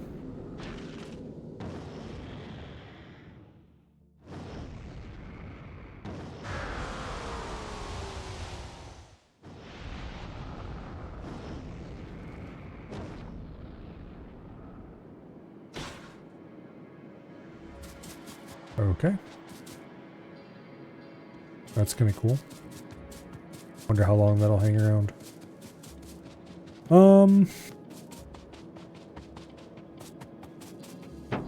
We need space platform foundation, which we got. We need... grab some more crafting machines and send a whole bunch of them. Just so I don't have to send any more.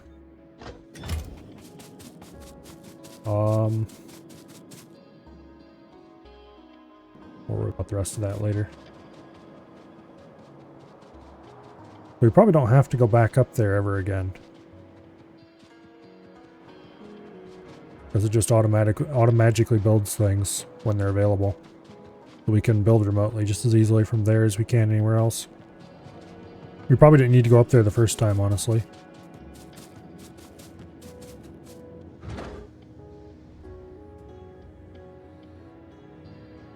Okay, rocket capacity is 50.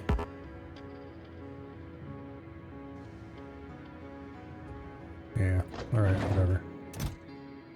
We'll just let it keep doing automatic requests.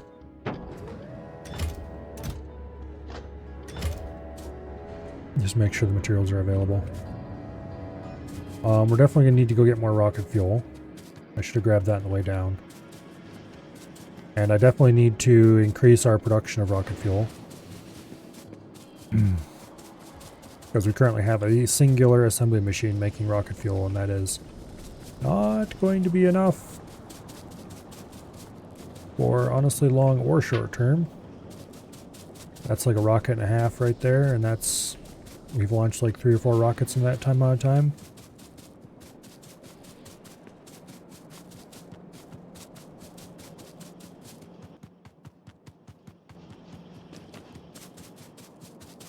Alright.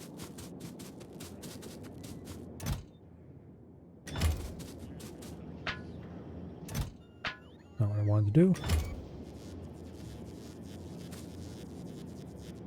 Where are these guys getting that shit? Get it from nearby. Don't go flying all over creation to pick it up. Don't tell me they're flying way up here to pick stuff up. No, there's like nothing in there that they can use. What are they doing?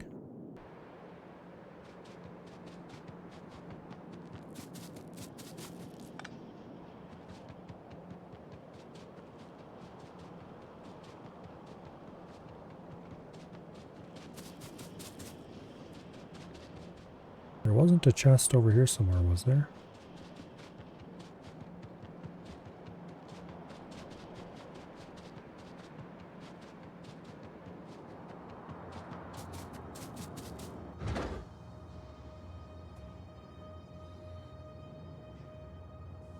Anyway, rockets are super cheap now.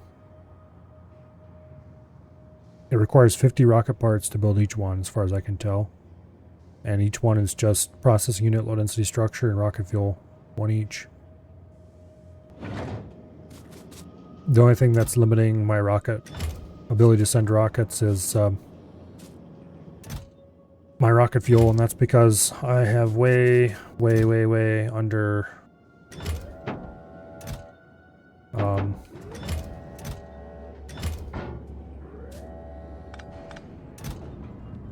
underfilled it or whatever. How much do you want to fill one rocket? 10. I could probably craft some more of those and get them up there.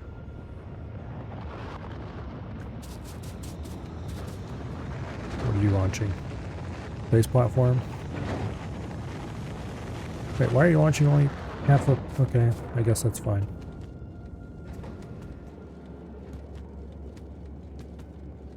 By having it set up to automatically launch this stuff, it is wasting supplies a little bit. We need electric engine units.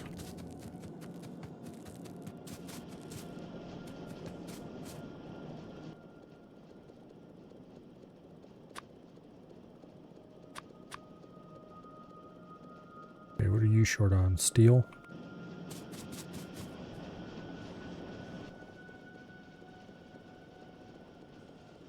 No, you aren't. Oh, you're short on low density structures.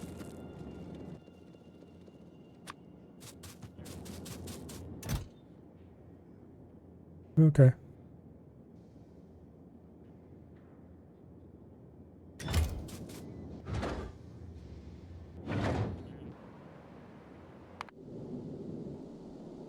Oh yeah, we didn't set up any power up here yet.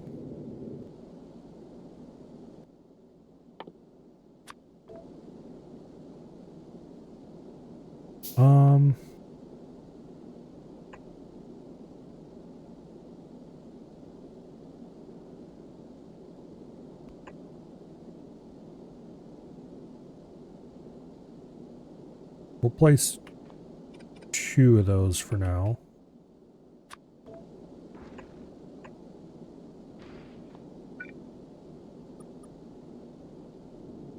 Yeah. And we'll see how many more we need.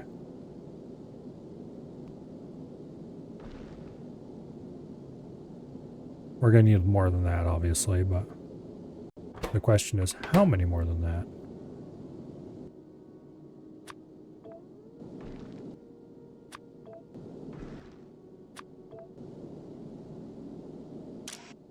Also, I need to set up filters on this stuff.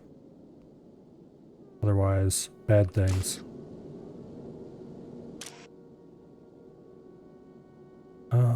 Where is the iron?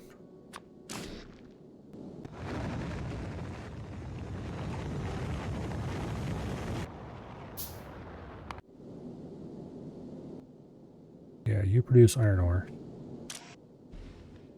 You whitelist iron ore. You whitelist carbon. You whitelist. Nice. You. Okay.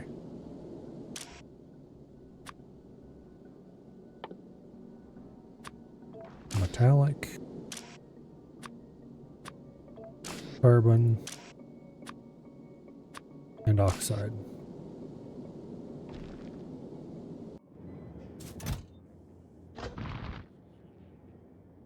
All right, marvelous. Power solar panels. Where at? I know I had a stack in here somewhere. There they are.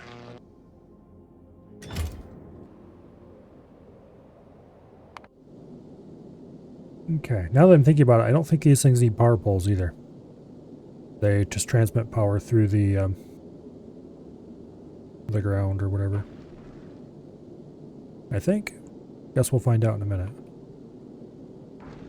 But anyway, we need 3 more rocket launches probably to get minimal space science back online.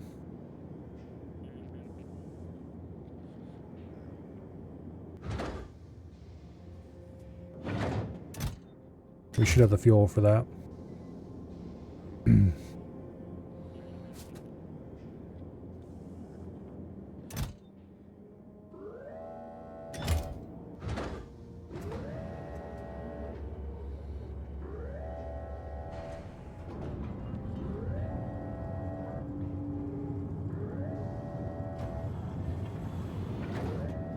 Okay, they want 50 solar panels.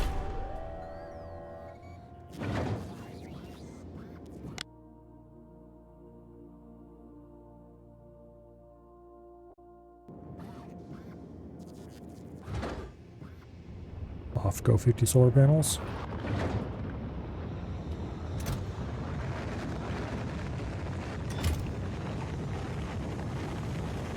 It seems to always want to launch the rocket full, which is good.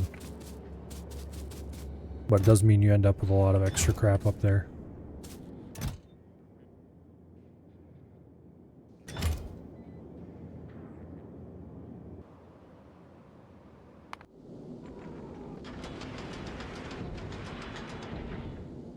Okay. And indeed, we have some amount of power. Now what I would like to see is how much power is being consumed. Like, are we producing enough? Yes, we are now. But I'd like to see my power up here graphed, and I'm not sure what to click on to get that. Normally you would click on an electric pole to get that information. But there are no electric poles, so where click? You can't click on the solar panel to get it. Anyway, doesn't really matter, I guess. 2 more rockets and we should have that, what is currently defined, built.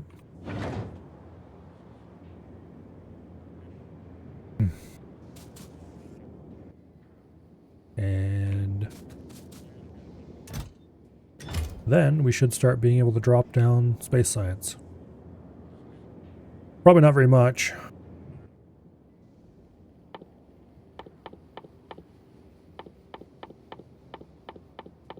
also, here, let me check something. Space science is definitely made in a crafting machine, right? Yes, it is. Okay, good. It'd be annoying if it wasn't. Oh, we need to make iron plates out of the iron ore first.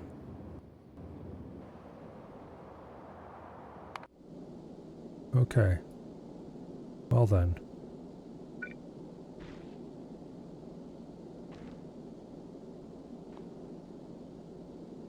Small changes will be required.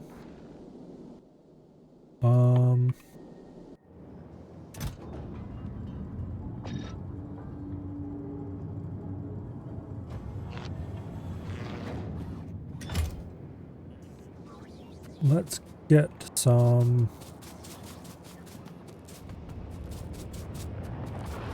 Let's see.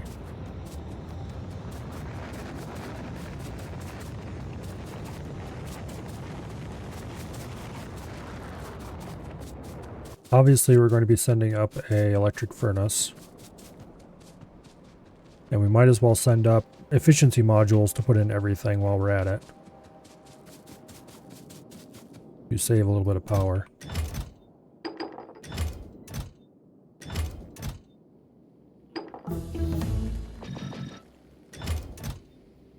Let's go ahead and grab what we can in the way of crap that we need to get out of here.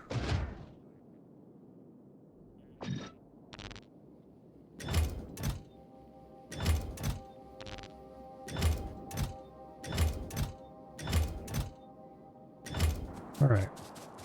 We still need to keep working on getting that going. Anyway, Space Science Pack finished. Yay. Now we can do things that require space packs, like space platform thrusters, quality module 2s, logistics system.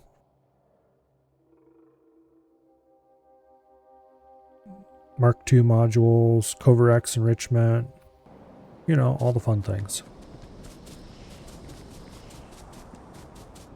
A bunch of things I don't care about.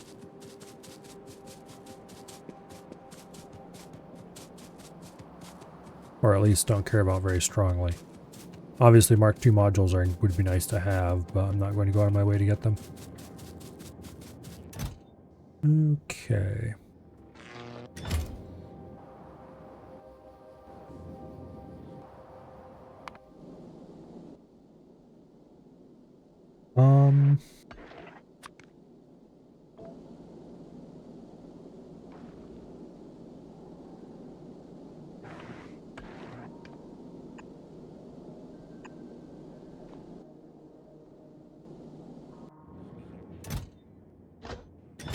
I'm gonna ship a stack of those.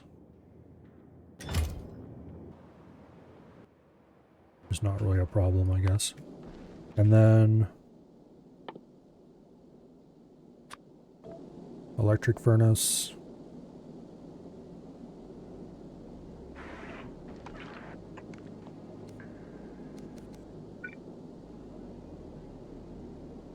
Okay.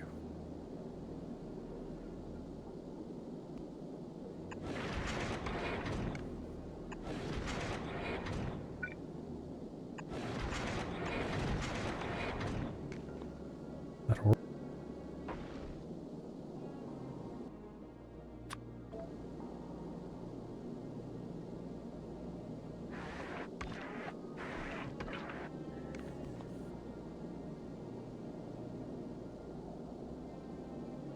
Okay, these apparently cannot receive.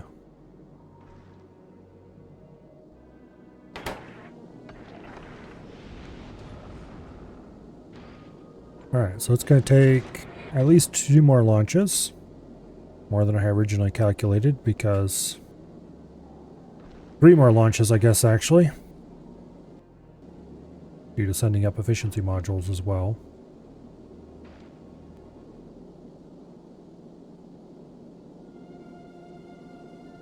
I should probably send some accumulators, because electric consumption is always jagged, but production is going to be completely smooth here due to having no day-night cycle.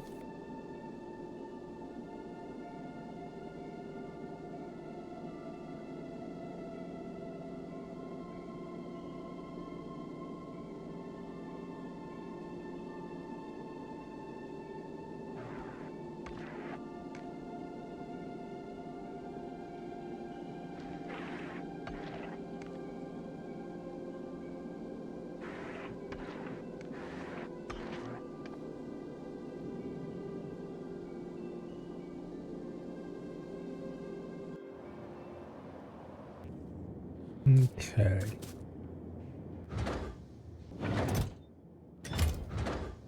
I think we'll have enough fuel for this.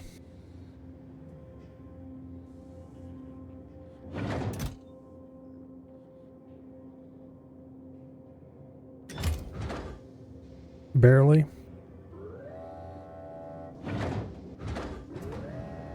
See what it's going to request this time.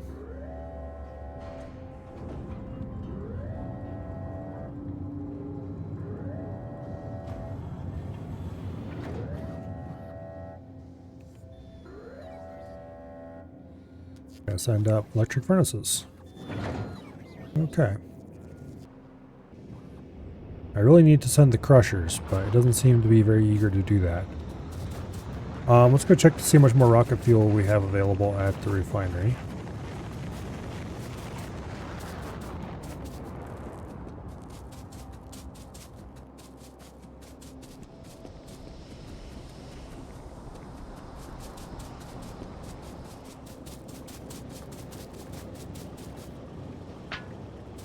Not quite enough for a rocket. We definitely need a much larger rocket fuel production setup. Well, we really need to build a whole new refinery because our current refinery is just trash. But that's probably one of the next priorities, actually. So we can start getting various fuels and stuff on trains. And let's go get this science out of my inventory as well. The stuff we collected from the chests. From where the old science area was deconstructed.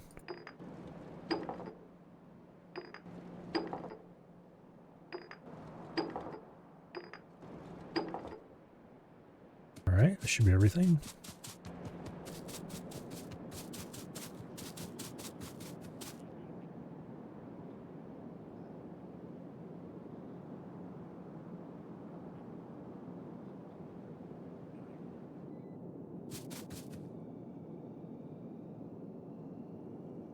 Oh.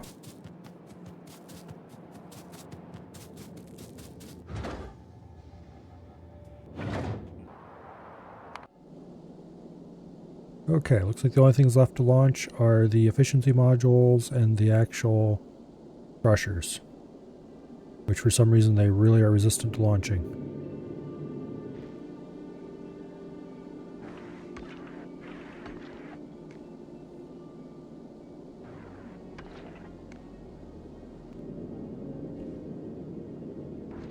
Anyway. I think the larger stuff in the background we could surface and collect if we had gun turrets up here. But not entirely sure about that. Also, I probably should have built these on more sides of this. But that would require more platform and yeah. Future Milo problems.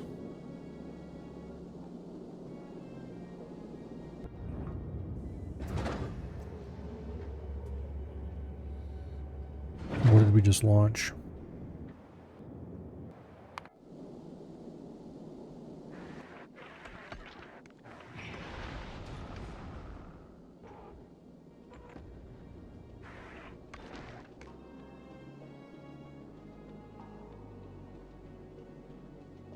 Like they sent the efficiency modules, because of course they did.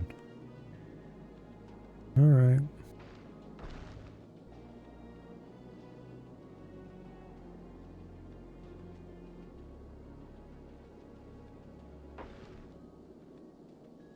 Well, that just means the next rocket launch will be finally the crushers. And we indeed have enough fuel for it. Good. Alright.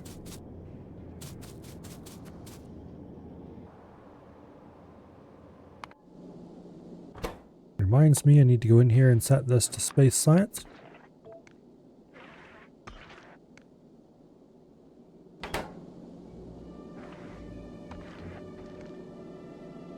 Okay.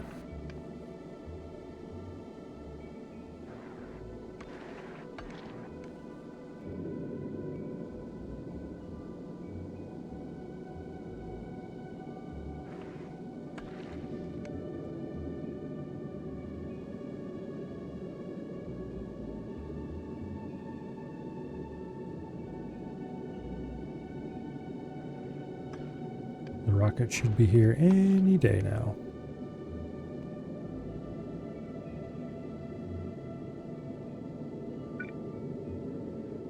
I could put one of these down here. Or, better yet, put one like here and one there. And then run a loop a belt around. Probably remove this middle one because it doesn't really serve a purpose. And that would get most of the rocks drifting by.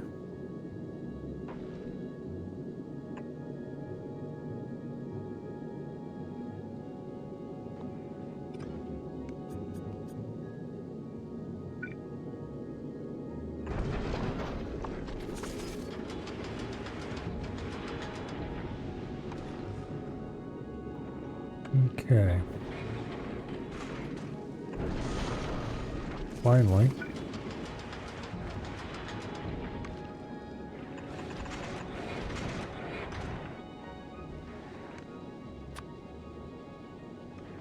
Now. Got a bit of a problem here. Yeah. Nothing that cold piece of platform won't solve.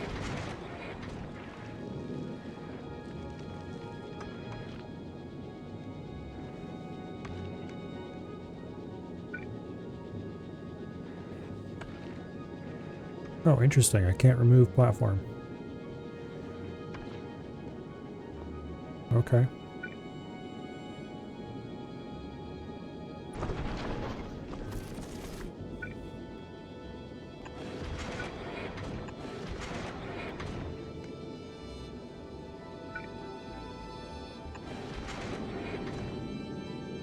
Anyway.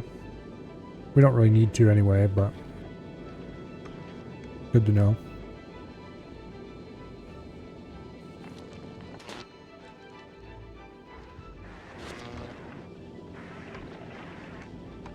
And here we have a problem.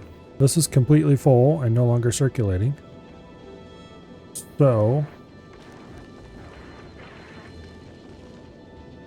we need to do something different about this to make it mix and continue circulating on all lanes.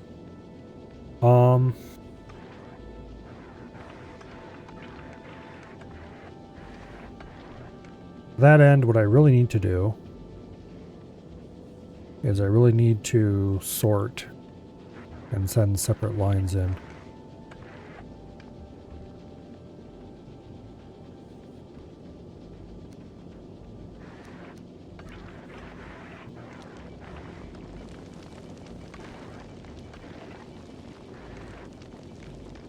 Yeah.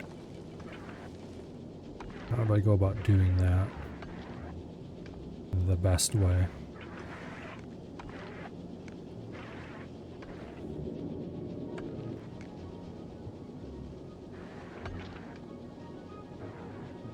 Or really anyway.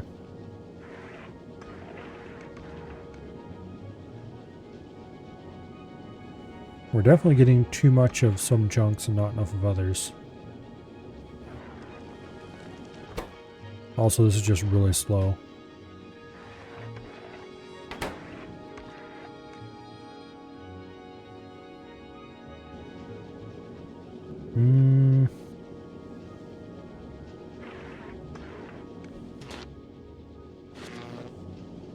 Yeah.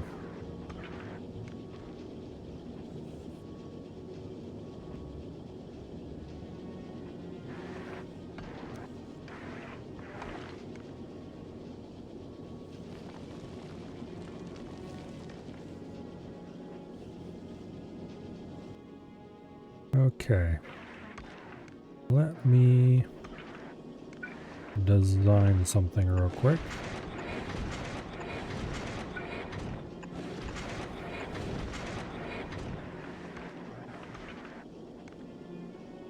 That's going to be for future expansion, simplicity.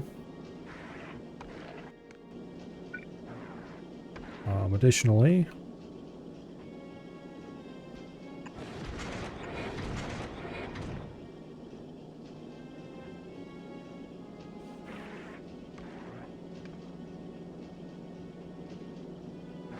Actually, here.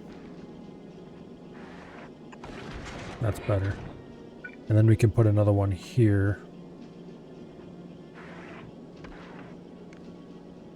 Well, we'd have to put them someplace else. We'd probably put them in a row along there or something, but...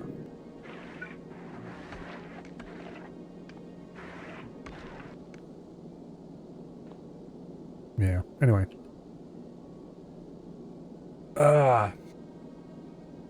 First of all, though, we need to get these to circulate consistently. And the way to do that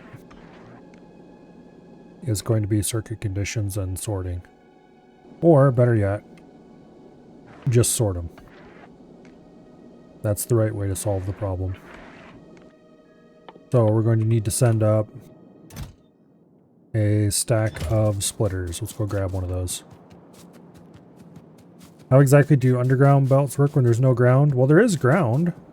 It's the space platform. So we just have a channel of ducting to the space platform to carry items instead of just power and everything else that the space platform carries. Perfectly logical.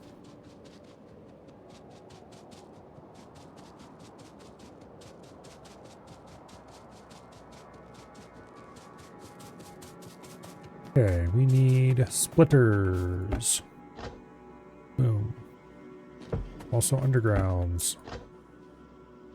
We used most of those up, sent them to space. Alright, back down we go. That's a platform, not ground. Well, if you define ground as the surface, then it's an under the surface of the platform. Belt. Platform looks like it's built on a metallic version of particle board. I don't know, it's pretty thick. Also, we're out of fuel, so that might be a bit of a problem. We do have a rocket waiting, so that should be enough.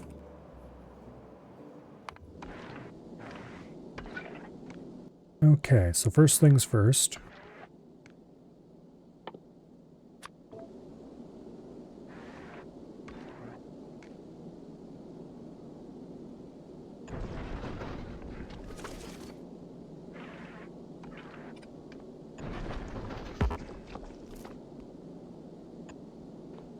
Okay, you filter.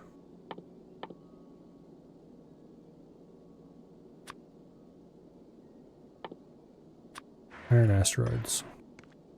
To the right.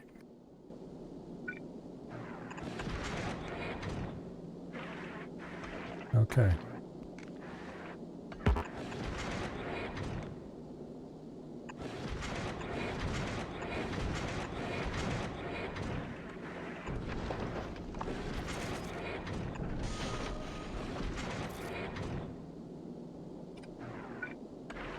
Actually, this would be better to put this filter down here farther.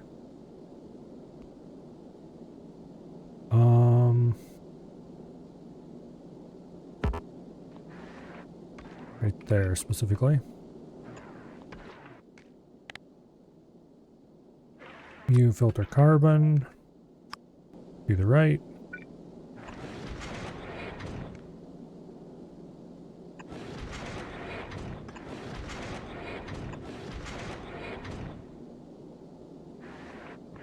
Okay. That should do it.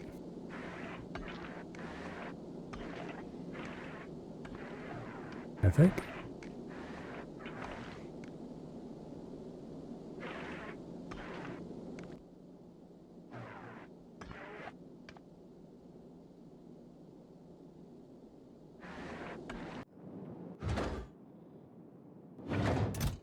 Oh, I forgot to put a stack in here.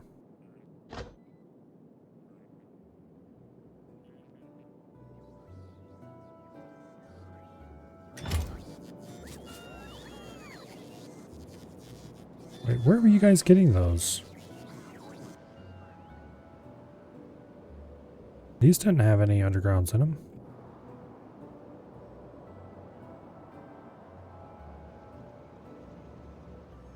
Or not undergrounds, but...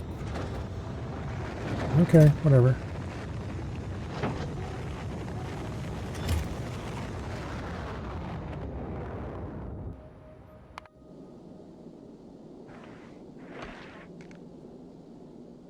Asteroid collection should be back online shortly.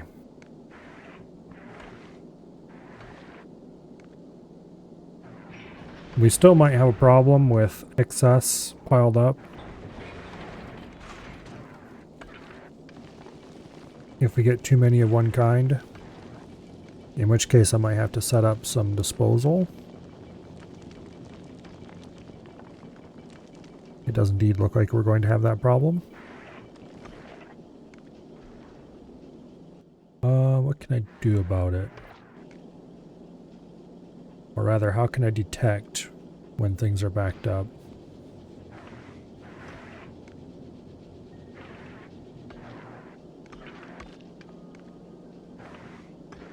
I think what I might need to do is put detectors on the ends of each of these. Detect if there's more than 4 of something and there's more than 8 of anything here. And then, in those cases, start grabbing something off the belt and discarding it. I need to figure out what to discard. Because I don't want to discard the thing we need. So,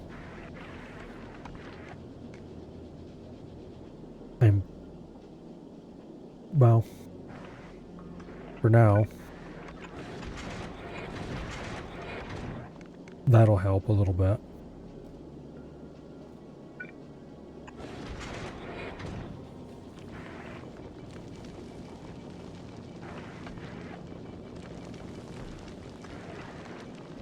What I probably should do is make it so that only... Well, okay, there is an easy way to solve this, and that'd make some of the that'd make the asteroid collectors only collect certain things. Or to move the asteroid collectors out and have them collect onto 3 separate belts. By using fast inserters outputting and onto different... We need to run 2 belts around the perimeter to do that.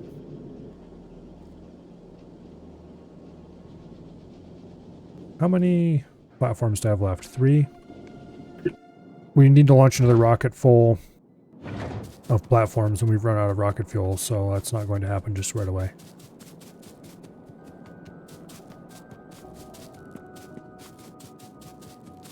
Let's go see if we can grab more rocket fuel. If I can launch more platforms, I think I might be able to set it up so that it's much more reliable overall.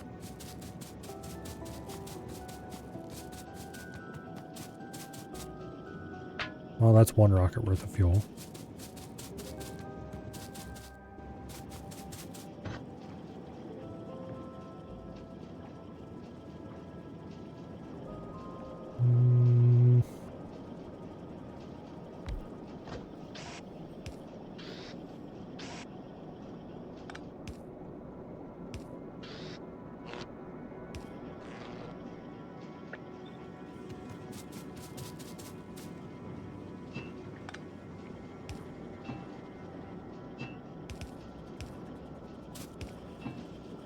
That'll do.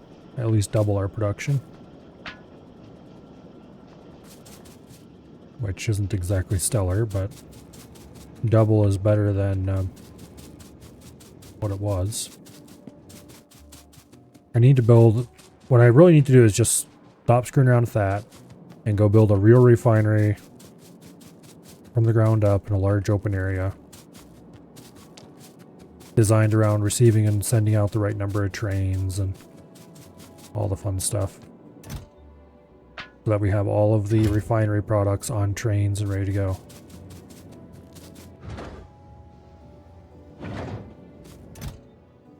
Okay, the thing we need to send is more space platforms. Let's go get more space platform.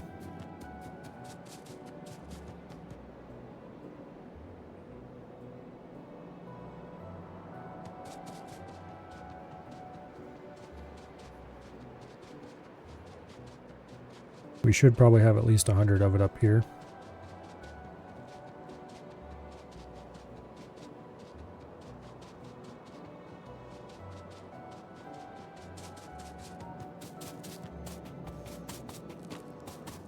There we go. Where's that stack of 27? We'll dump that in there.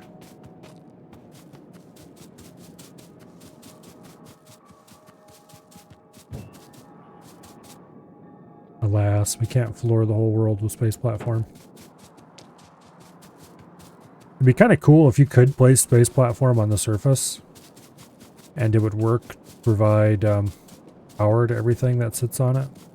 That would be insanely expensive and kind of dumb, but it'd be cool. Okay, space platform, there it is.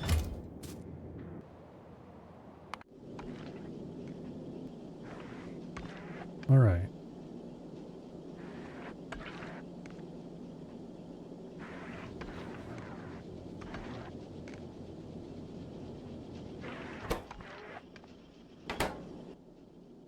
We've got 100 and some space science packs, which isn't very impressive. So, what we really need to do is we need to output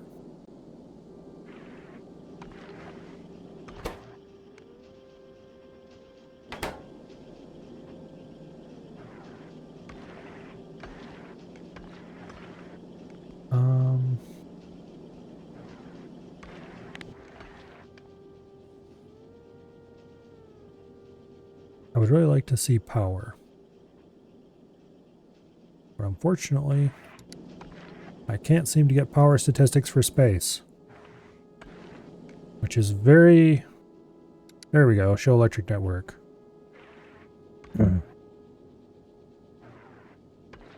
This is telling me that we're barely surviving on 2 solar panels. And we really should have more than that. If we add anything else to this system.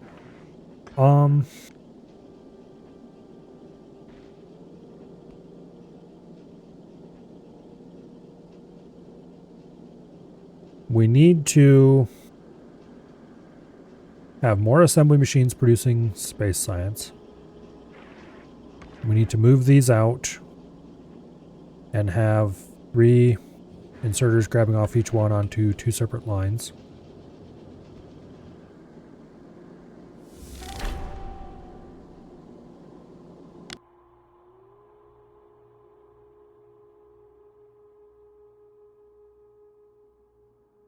Chance of producing an item of higher quality is 1% with 1 quality module, up to 24.8% with 4 legendary quality module 3s. Small chance of skipping steps and getting higher quality directly as shown in the table. Well, that's nice. I'll mess around with quality someday, I'm sure. What I really want to do is tear most of this out and start over.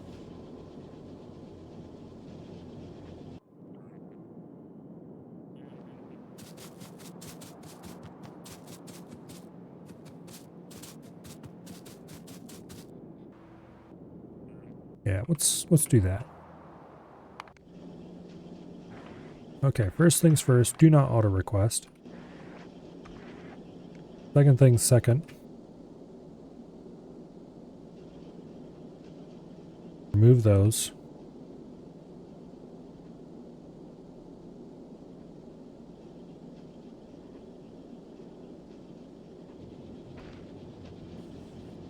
Okay. But we're not going to remove everything. I'm going to send up some long-handed inserters, because of course I am.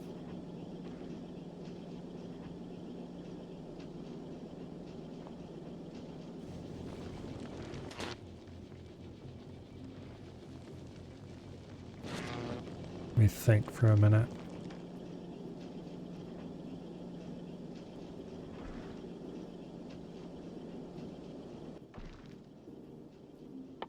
How many units?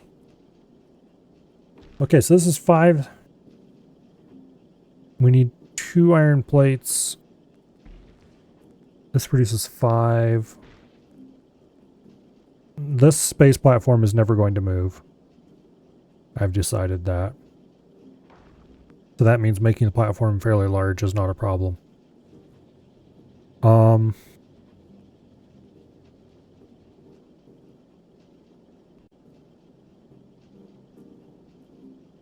Yeah, this platform's sole reason to be is going to be crafting science. If I need to do something else with the platform, I'll just build a new one.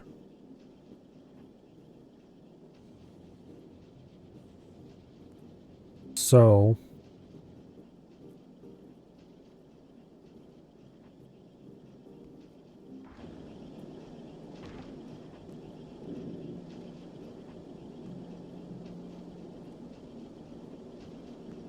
let me think.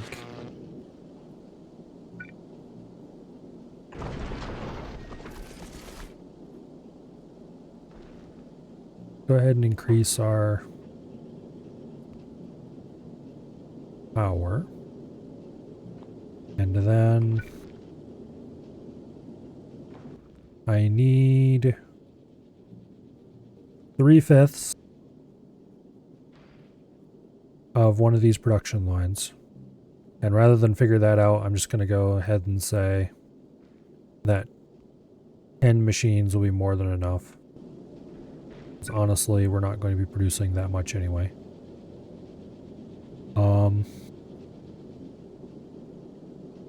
We need 2 belts here.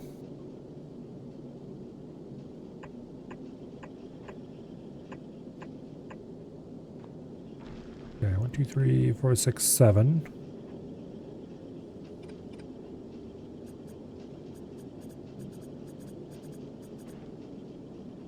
Okay, we're not doing it quite that way.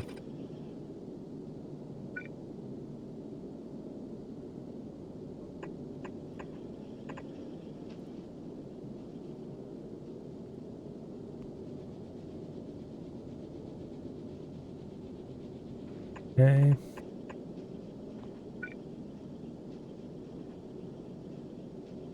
We're going to have to ship a lot of rockets up here for this.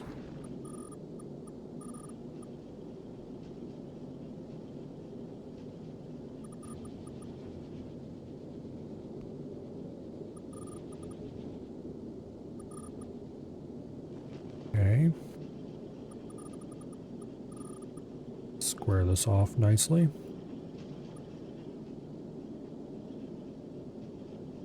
Now,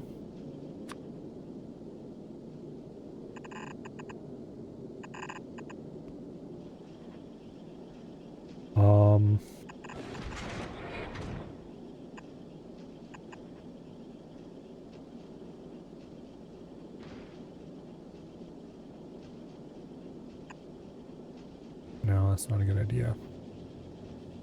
Well, we can do that.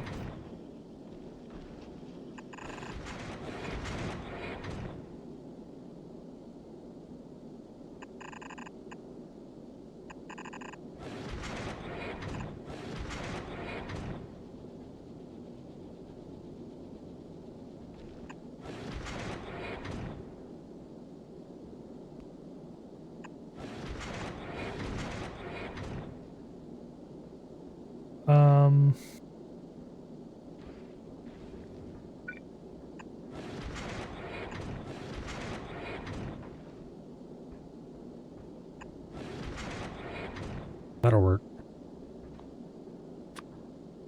And we have this to grab the science packs and stuff them into here. Those to unload the science packs.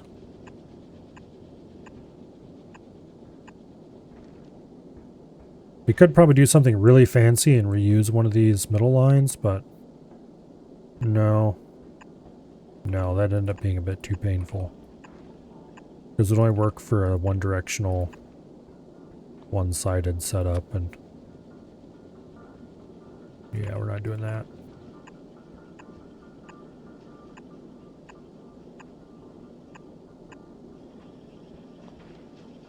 Okay.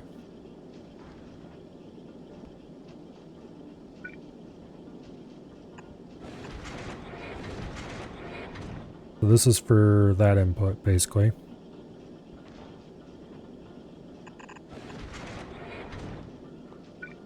And that's going to be for the iron input.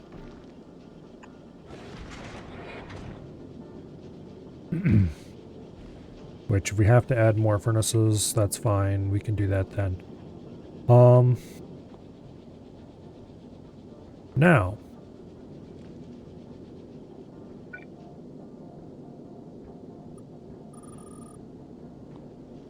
Let's add another row across the top here.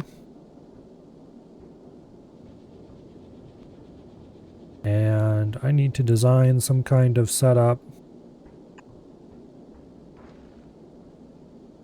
for... Let's see, these are 3 wide? Yeah. Well, I could use up more than 3 wide by doing...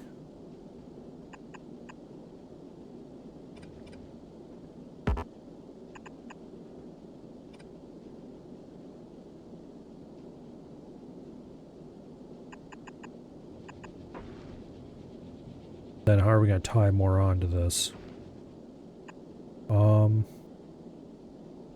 We'd have to do...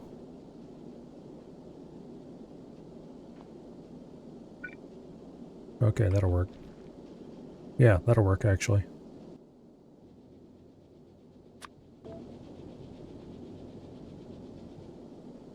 The asteroid collector goes there.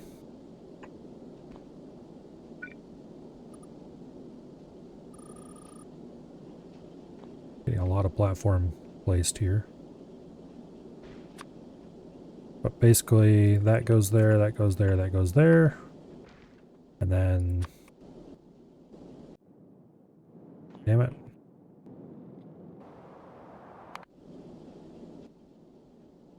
I want... Escape to back me out of things without quite backing me out of things that far.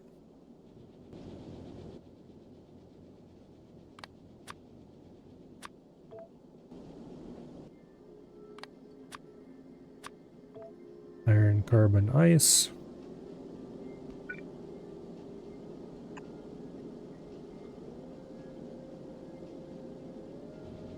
Beautiful.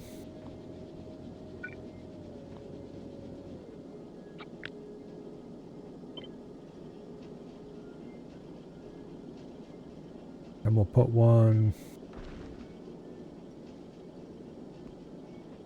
over here in the corner.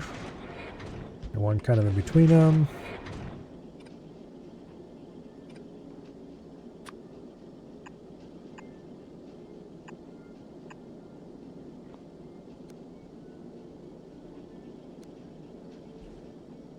Okay.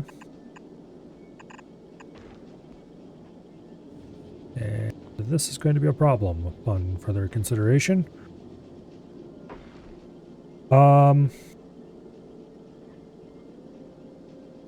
How do I solve this issue?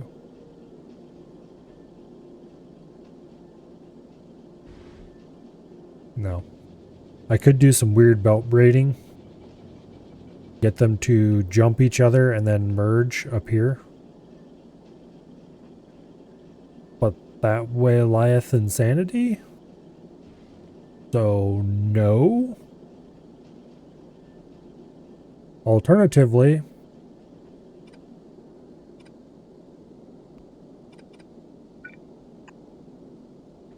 I can do this.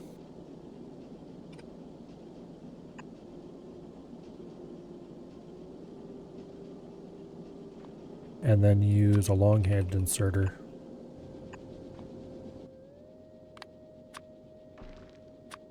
That'll actually work even better.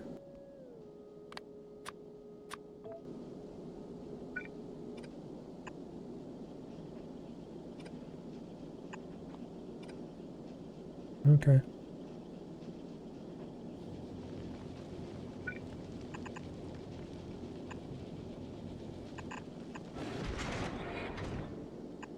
That'll work.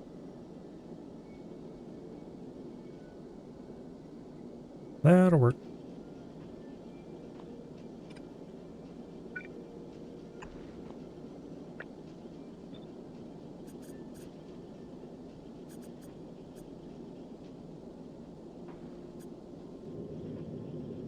Right.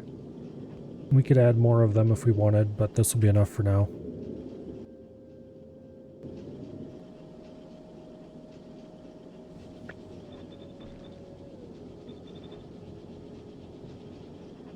It probably won't be enough for now, but anyway.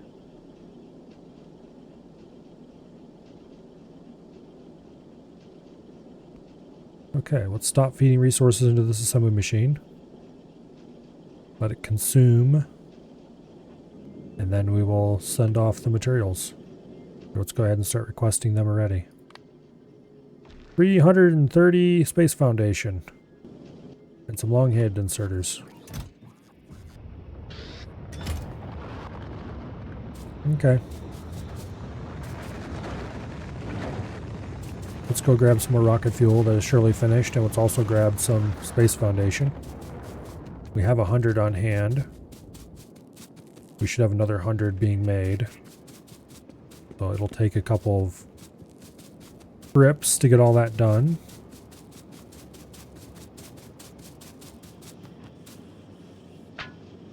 There's 2 more rockets worth of fuel. I'm going to go ahead and set the Space Foundation thing to make 500 foundation at a time. That's probably way more than we need, but... I mean, it's way more than we need for this build.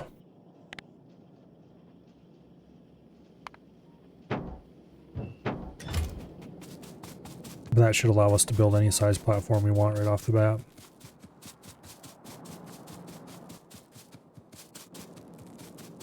In the future.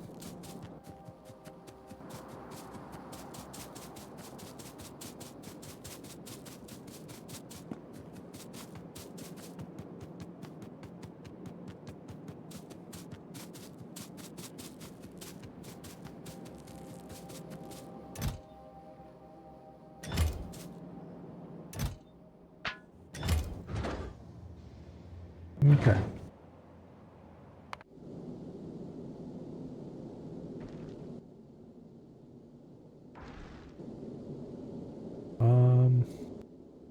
Oh, they're definitely going to need more stuff.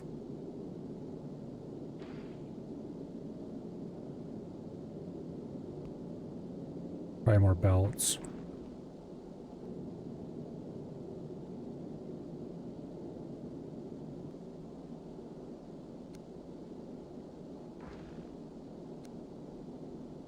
Okay, anyway.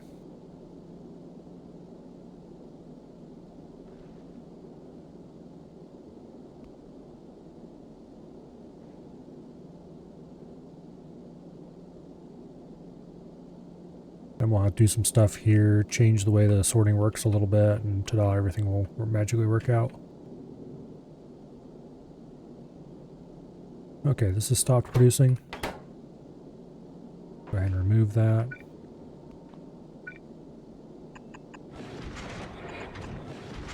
Pick that up.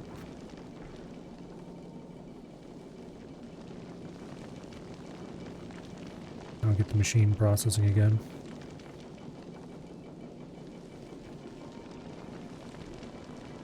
You might need to add more smelting in here, but if we do, we do. At that point, I will worry about that problem. We can probably just put some undergrounds here and shoot it out the front if we have to. But it won't be more than like 2, maybe 3 machines total, I doubt.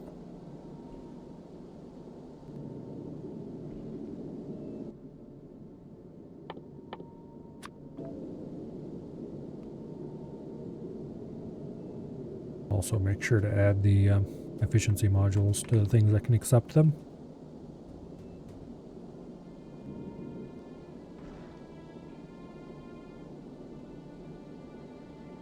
Okay. Here comes the long hand inserters.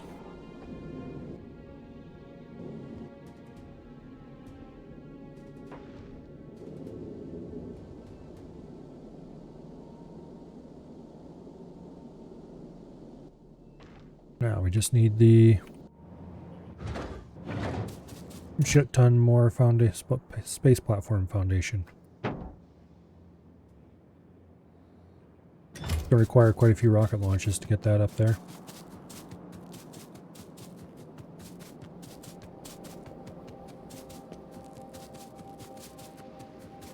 Okay, we have 150 out of 280. Yeah.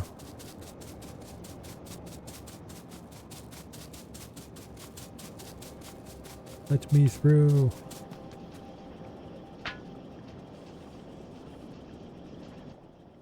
What do I need to make Mark III assembly machines? It's like speed module 1s or something, isn't it? Yeah. Go ahead and craft them while I don't have anything better to do. We can upgrade that to tier 3 without having to expend any more effort.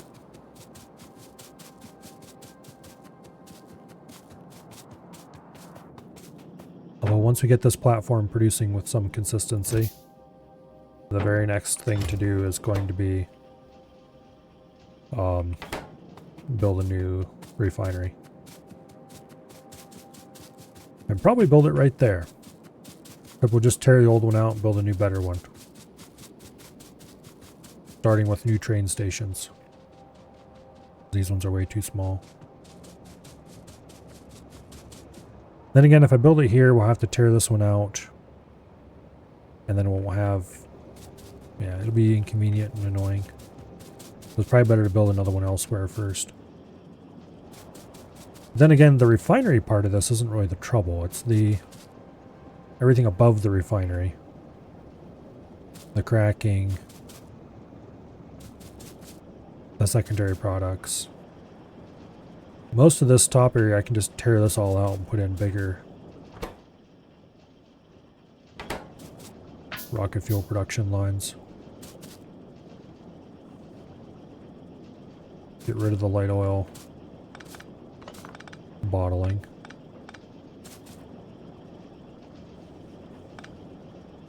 And then just expand this. That's probably a better idea.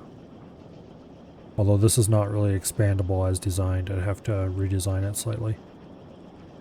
Shift this upward probably. Shift the whole thing outward. Run rocket fuel down the middle, or run solid fuel down the middle. Rocket fuel.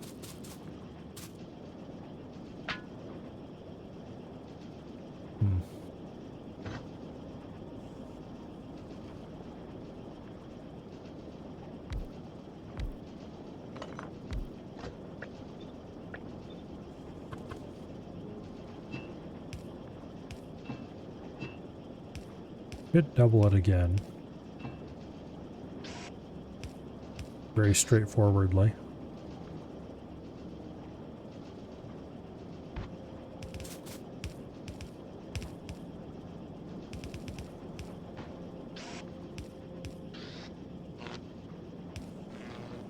By doing this.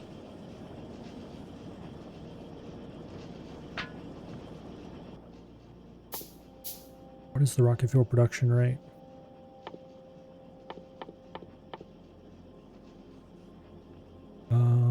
There it is.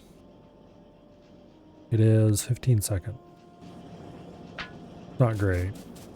Well, we basically have another rocket worth of fuel, so let's go see what's going on back at the rocket launch facility.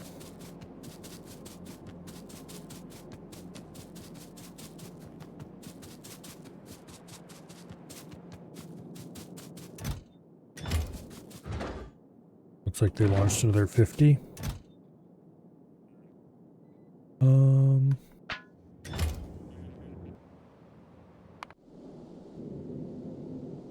Okay. Getting some more stuff built. Nothing that actually matters, but more stuff. Go ahead and cut the old stuff off here. Now.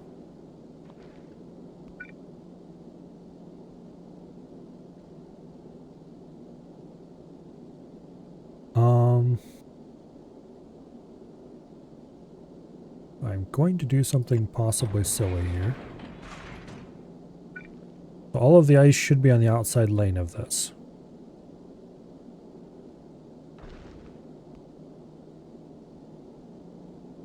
Which means that if I do this,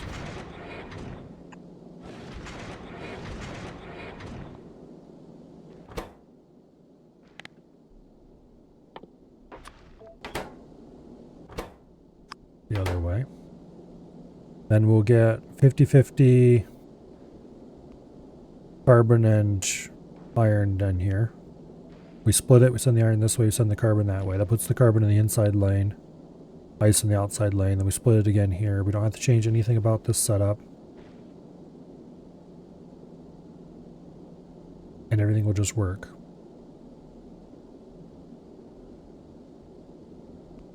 And if I check, indeed all ice is being loaded on the outside lane. Okay. That'll work.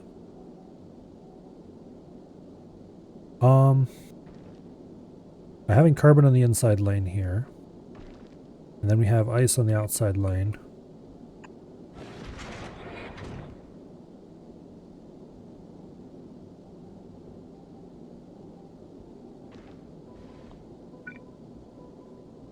I'm going to do this again.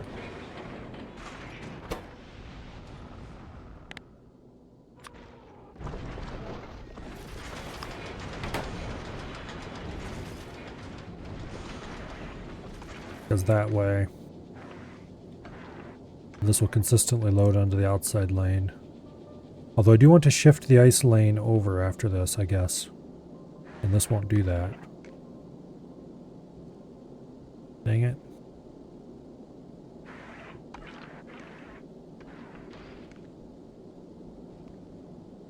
If I consistently have the weighting mineral on the inside,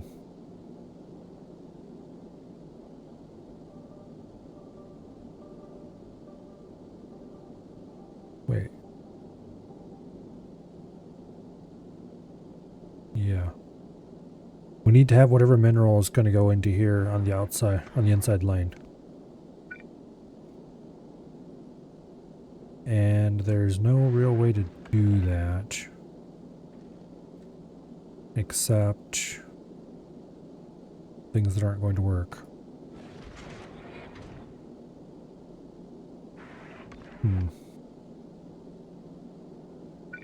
Well,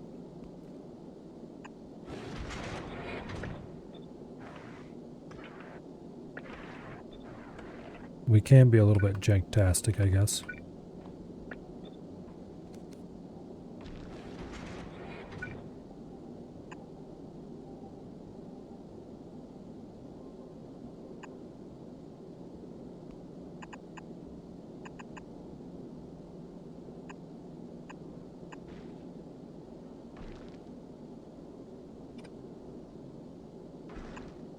That'll work. That'll work very well, actually. In theory. Okay.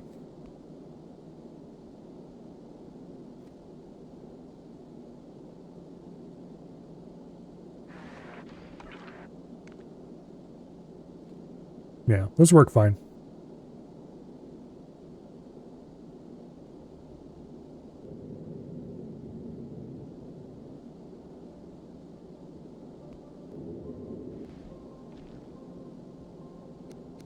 It also means that this can go straight now.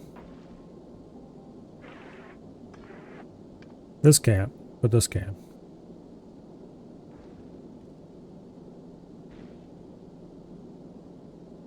Alright, let's go get more rocket fuel, which hopefully has been produced.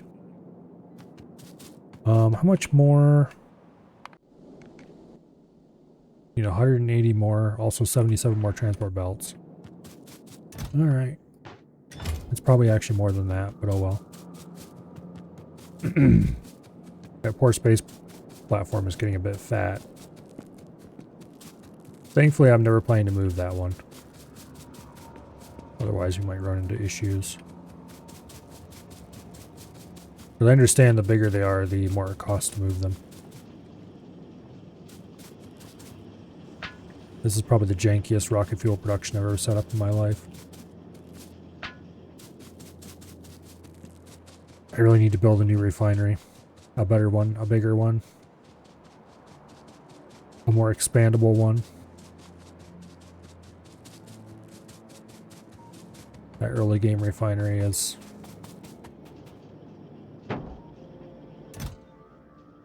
Really? Only 63? Alright, let's kick you up a notch. There, you can be proud owner of one of my very few Mark IIIs. This thing is very slow, but actually. You can only send 50 on a rocket anyway.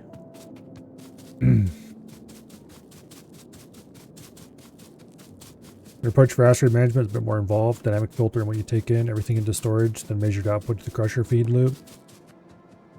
That would probably work just as well in a more compact space. I'm just taking everything in and dumping it onto one of 3 belts and then managing it belt-wise from there. Which is entirely different style, I suppose. Okay, well there's another rocket. And there's another rocket filled. Okay, we'll need another... Oh... Probably 4 more rockets from here to finish that. Yeah. I do have some space science available, which I should probably drop.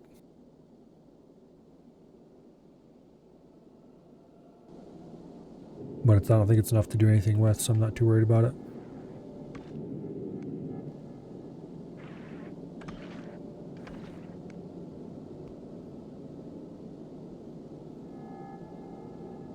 But anyway.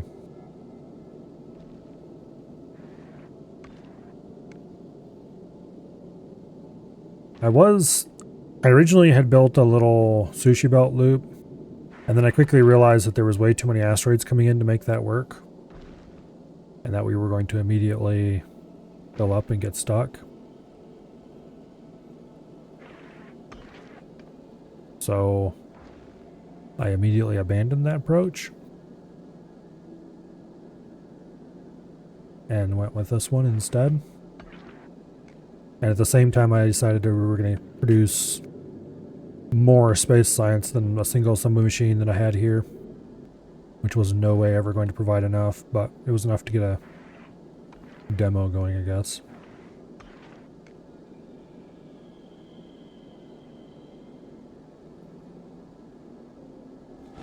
I'm going to leave these because that way we can clean up some of that mess so it won't get stuck quite so quickly.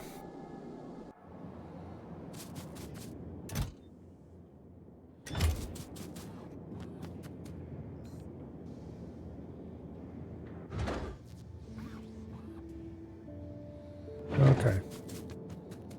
Let's go see if we can find more rocket fuel. It probably hasn't produced enough in the time we've been gone, but...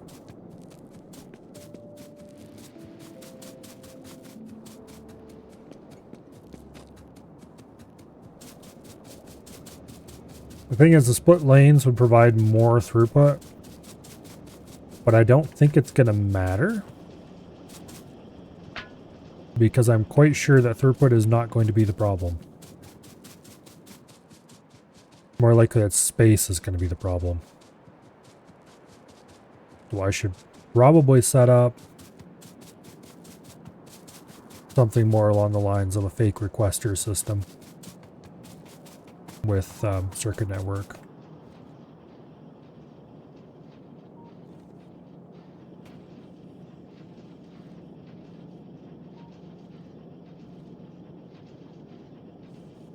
Okay.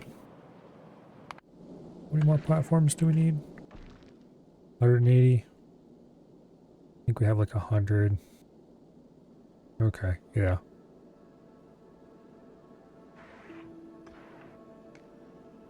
All right. I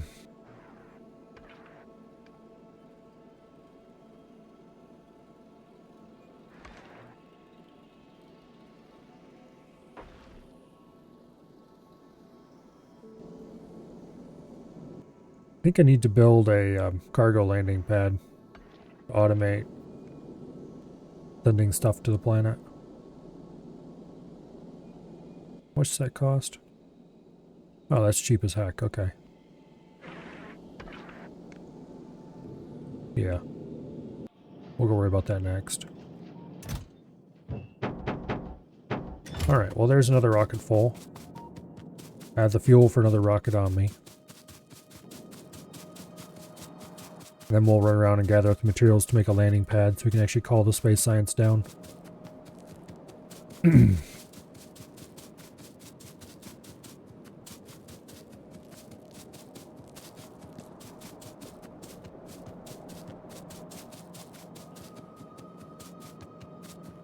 Okay, now another 50 in there. One more stack of 50 should be enough.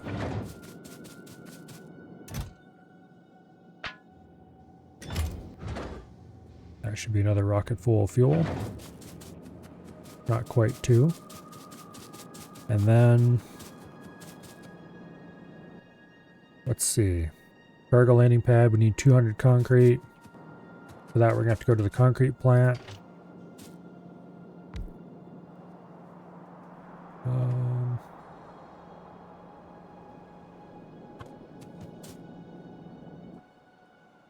Okay.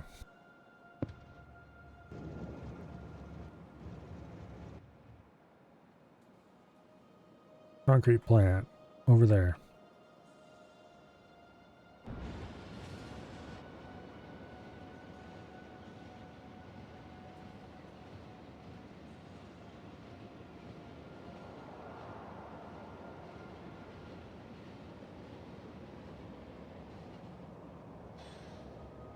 Okay. Let's see, 200 concrete?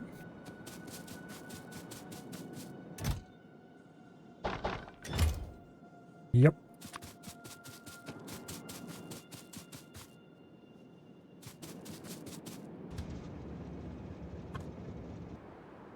All right. Let's go back over to the science area. Because I already have a belt available for space science. I won't have to add more belts until we go to our first planet and start producing science there.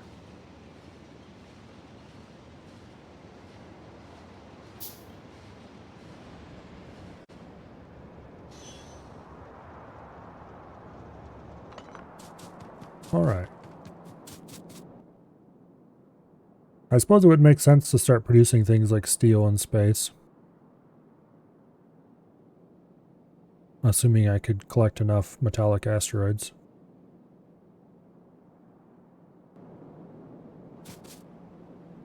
Alright, so where did that thing go? There it is. We'll just dump it in right there. You. Request. Space science.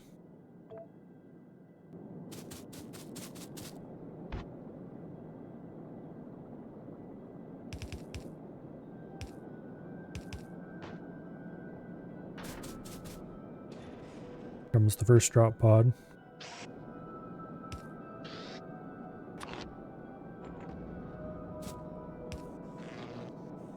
And there goes the first space science onto the belt.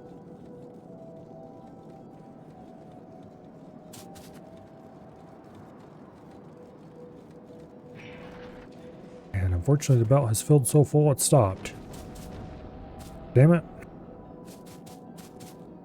Alright, well let's start something that uses space science and hopefully that'll clear it up a little bit. Let's get logistics system. I'm gonna need to adjust these a little bit so that it puts less on.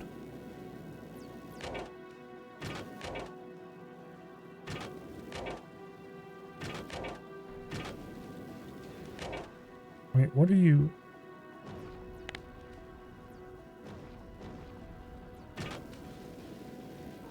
That should tick it on a little bit slower.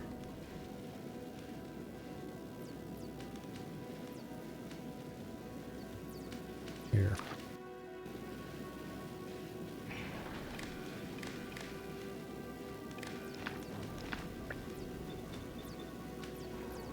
I should slow it down just a hair at least.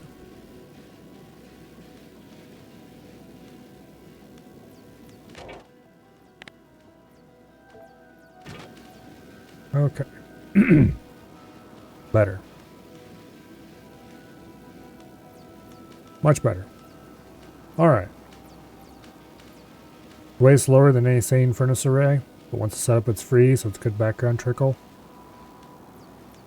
Yeah, that's the main thing I would be... It'd be good for if you want small amounts of it somewhere, you can just set up a cargo landing pad and drop it without having to worry about where it's coming from. And then just build some insanely giant pad somewhere off in space. And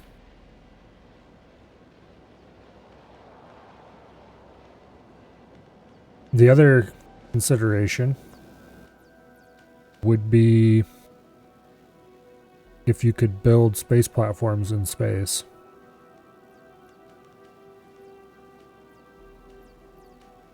You would need to ship copper up, of course. I don't know if it'd be worth it. Anyway, space science. Hallelujah. We have all the base game sciences.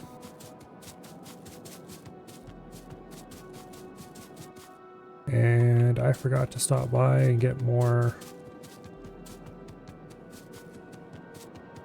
what do you call it? Rocket fuel.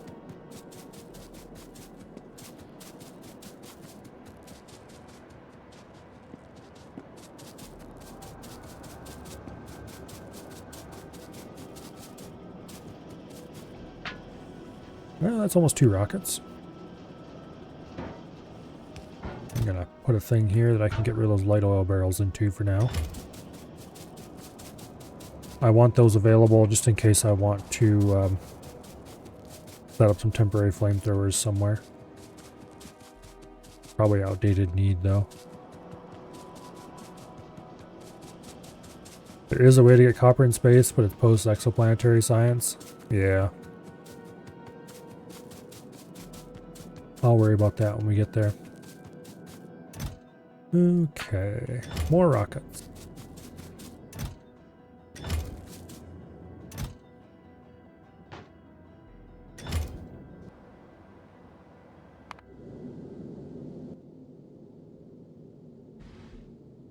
Okay, we need 130. We have 100 on hand, so let's go get another stack of 50, and that should be the last of the materials we need.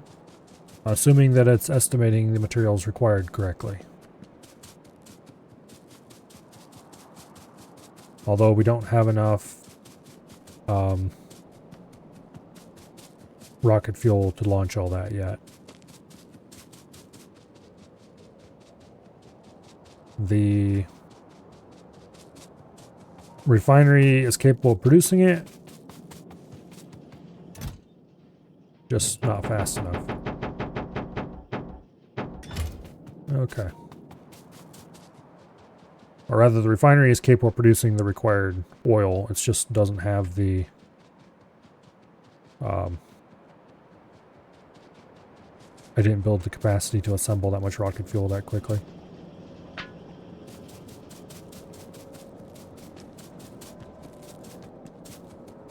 Largely because I didn't realize just how many rockets I was going to have to launch to do this.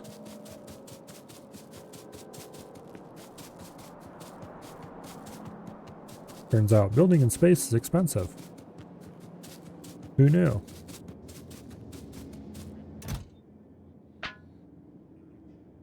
Alright.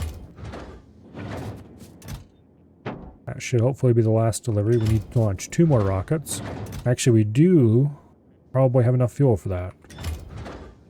Yeah, we should have enough fuel for that. If not, then we'll be very close. Okay.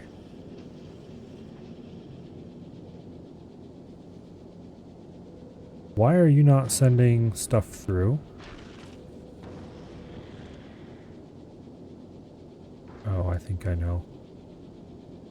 It's got a singular here. There we go. That should work now. I think. I'll have to keep an eye on it. If this place is on that side, and it shouldn't teleport over to there. We should be fine. We'll have to keep an eye on it. Anyway, space science being produced, and it's being launched.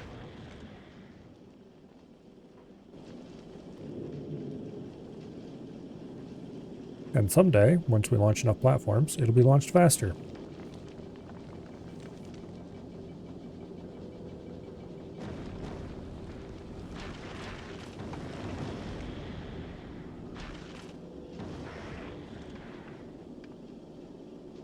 Okay.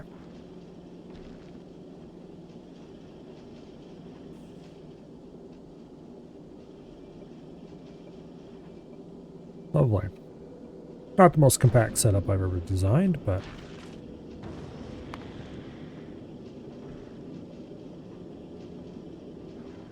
okay, those guys are capable of repairing themselves nowadays. Don't have to worry about that.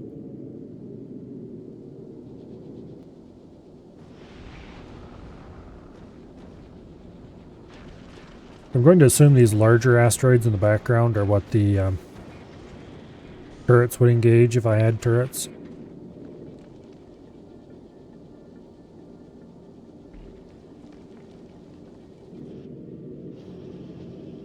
Suppose I could build one to find out, but that'd require a rocket launcher too. I could produce the ammunition on site, as long as I produce just basic ammo. I should lay out a too wide strip around here so I can add a few more grabby arms, but outside of ice, I'm doing really well. Ice seems to be the only one that I'm short on. And I'm not really that short on that either.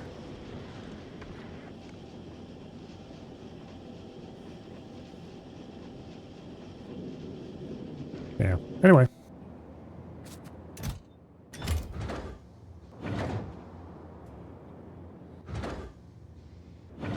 One last rocket launch and I'll be done. Thinking aloud or asking? Both.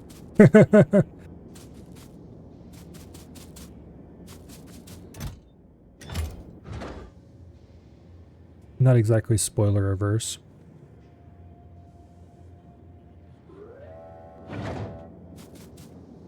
Alright, this should be the last rocket launch to finish that.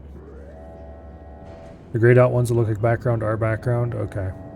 You probably don't see the larger ones unless you're moving then or something.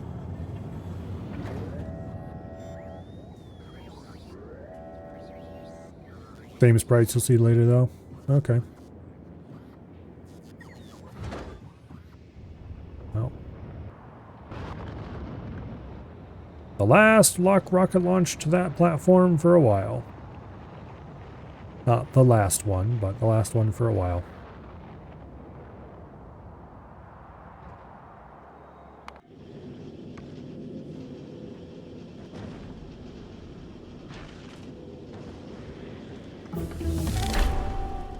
Research technology using space science packs.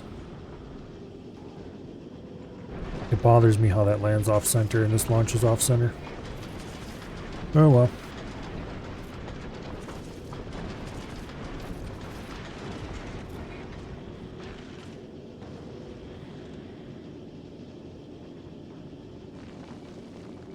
Yeah, we really do seem to be short on ice compared to every other rocket, or every other asteroid type.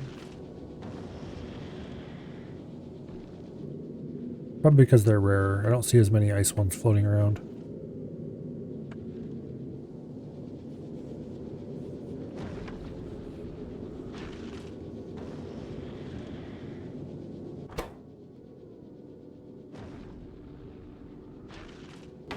I definitely need to start setting automated filters on these.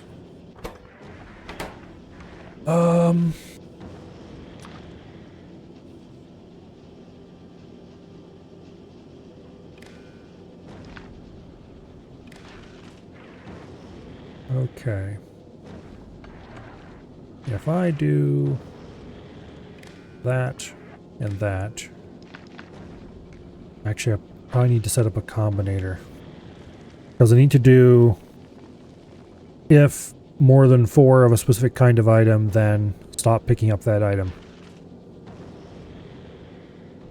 Or basically, yeah, I need to put some decider combinators up here. Damn it. That's another rocket.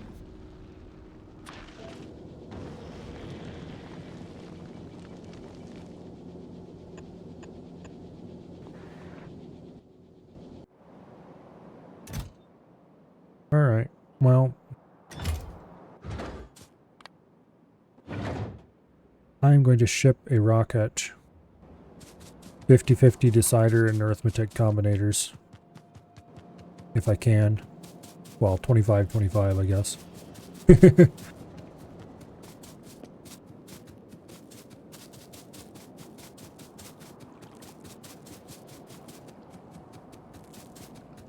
Anyway.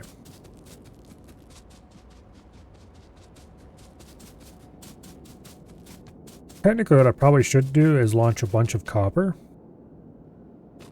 And then if I want to do any small scale production of test items or items that only need a little of, or better than copper would be to launch like circuits or something. And then set up an assembly machine to make 1 or 2 of those and reinsert them into the base. I guess you need to launch copper and copper cables and circuits to do combinators. Anyway, it doesn't matter. We're launching half and half aboard a manual rocket.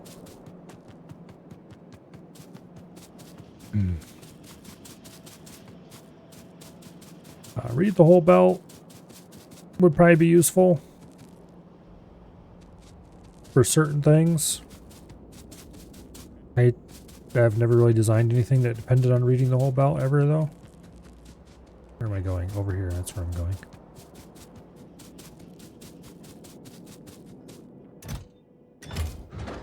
Okay. I want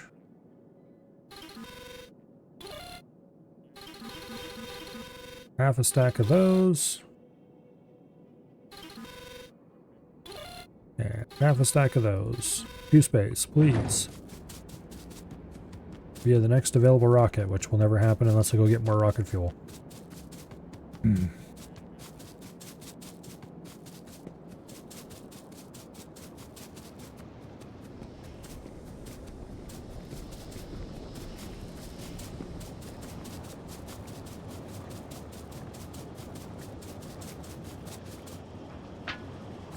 Well, that's 2 rockets worth of fuel.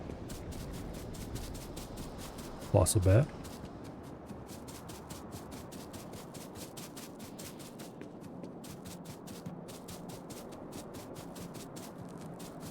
It would be very useful, actually, to design a certain kind of sushi belt setup without needing to do a memory cell. Because you could read the whole belt that way, reliably. I should probably redesign my sushi belt system to do that. Anyway, let's get back to rewiring this.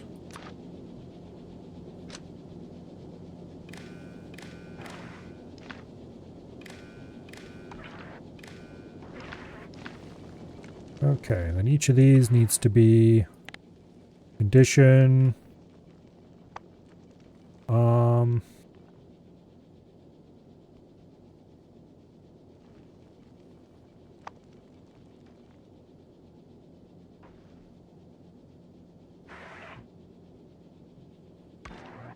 Metallic asteroid less than 4, then output metallic asteroid 1, and U carbonic asteroid less than 4, output carbonic asteroid 1.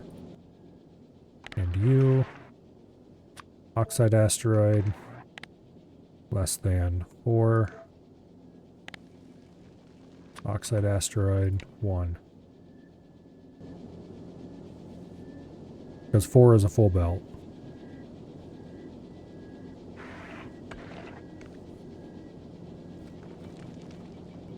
And that should stop us from collecting metallic asteroids when we don't need them. And then we just do set filters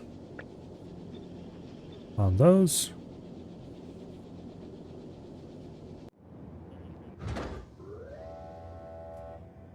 And as soon as the rocket is ready, we can just click deliver cargo.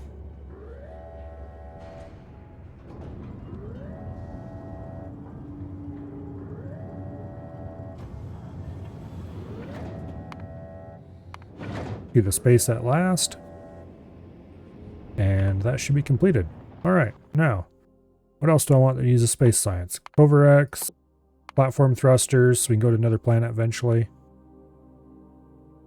Let's get refined flammables, because killing biters, good idea.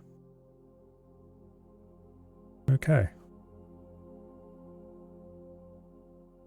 And let's go ahead and queue up all the Mark II modules, because, of course.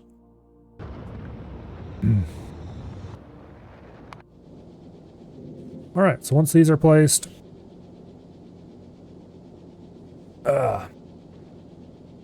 the science sushi belt works on a completely different principle from the belt I was thinking of. Although, you could make a more intelligent science sushi belt that way. The science sushi belt is dumber than a box of rocks. And it almost kind of mostly works most of the time.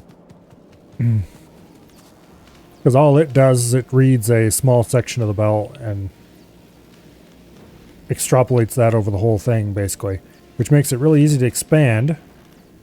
Because then you can just add more belt without worrying about anything that's going on in the belt. Although, if you were reading the whole belt, that wouldn't matter. You would need to put some kind of break in the belt to keep from reading back into here. So I'm not sure if it reads past a splitter or not. I would have to check that. But the belts I was thinking of were these ones, where it keeps track of what's on the belt by counting what goes on and counting what goes off, and then storing those in a memory cell. These are extremely fragile. It's very easy to accidentally pick stuff up off the belt and ruin the numbers.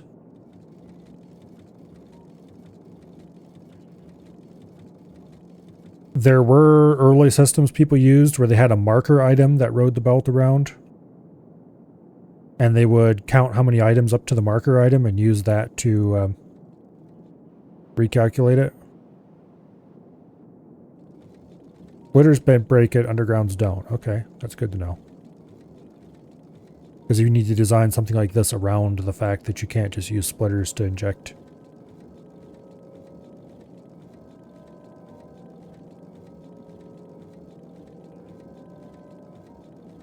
Which would be somewhat tricky, actually.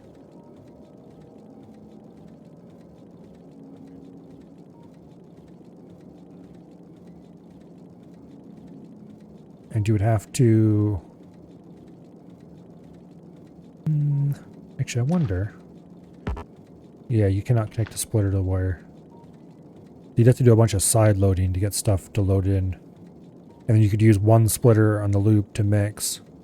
And that splitter could also be the injection point.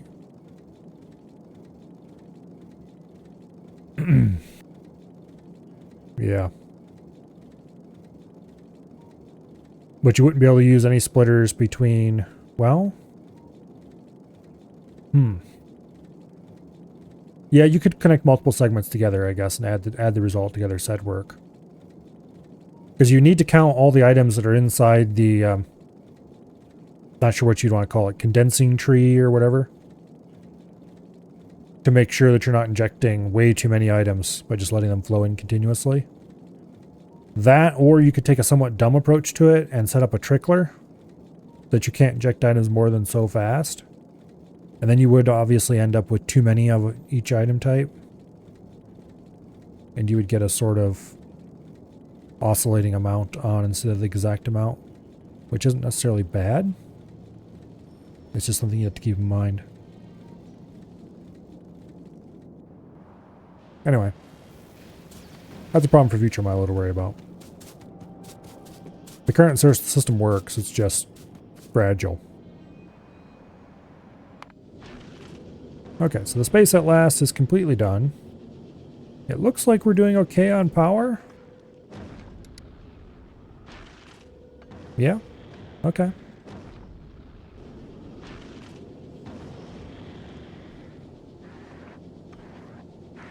This does not appear to actually be working.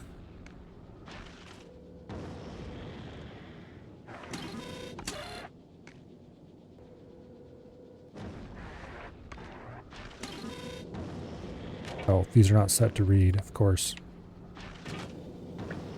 Of course, no wonder. Alright, now it should work. There we go, now we're only collecting ice asteroids. Because we have plenty of the other two.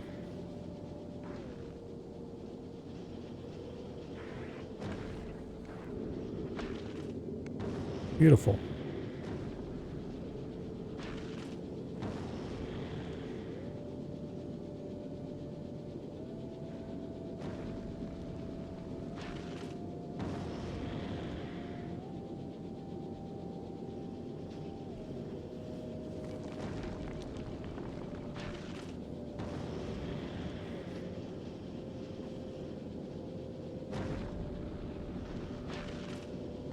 I'm not sure how many science packs we're actually producing here. Apparently more than we can launch because... or more than we're requesting on the ground. I'll probably have to set it up to shut down if we have too many science packs piled up.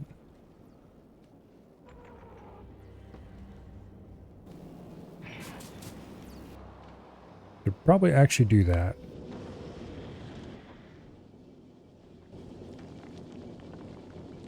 Tell this to stop picking up science packs when we have more than a certain number in storage.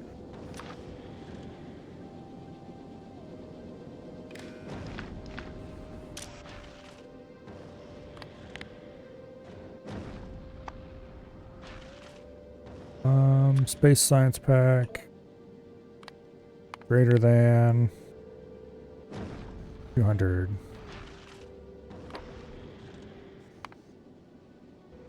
Less than 200. There we go. Now it'll shut off. Okay.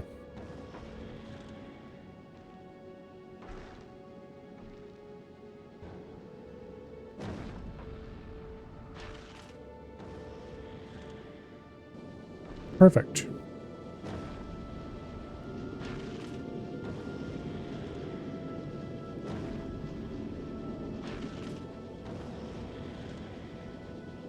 We're definitely producing more space science than we currently need.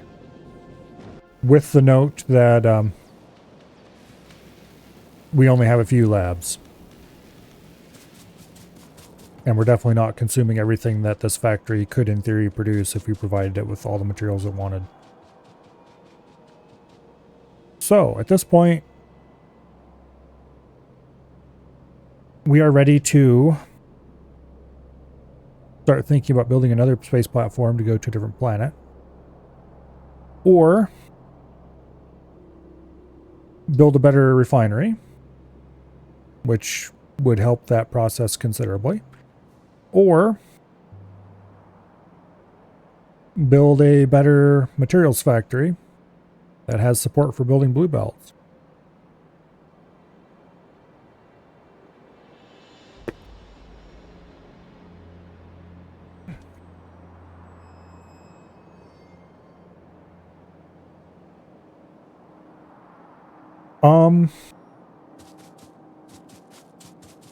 The refinery would help with both of the other two objectives. So I think we're going to do that first. The real question is, where do we want to put a new refinery? It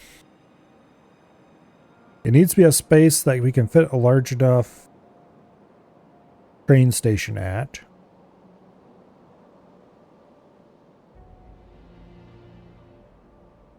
So nowhere that has much in the way of large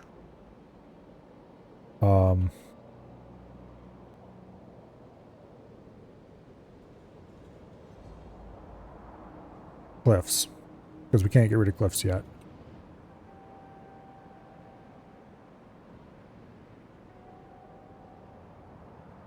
The other thing is I need to decide how many tracks it's going to need. Also, how are we doing on fuel? 39. Okay. That's down quite a bit from where it was. I think the last time I looked it was at 40 something. Low 40s, somewhere thereabouts.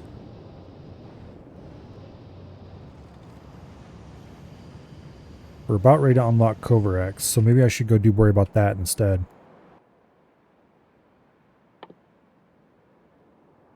We don't need Cover-X. Not for a long, long time. That said, we're going to need to worry about Cover-X just to get rid of some of this 238.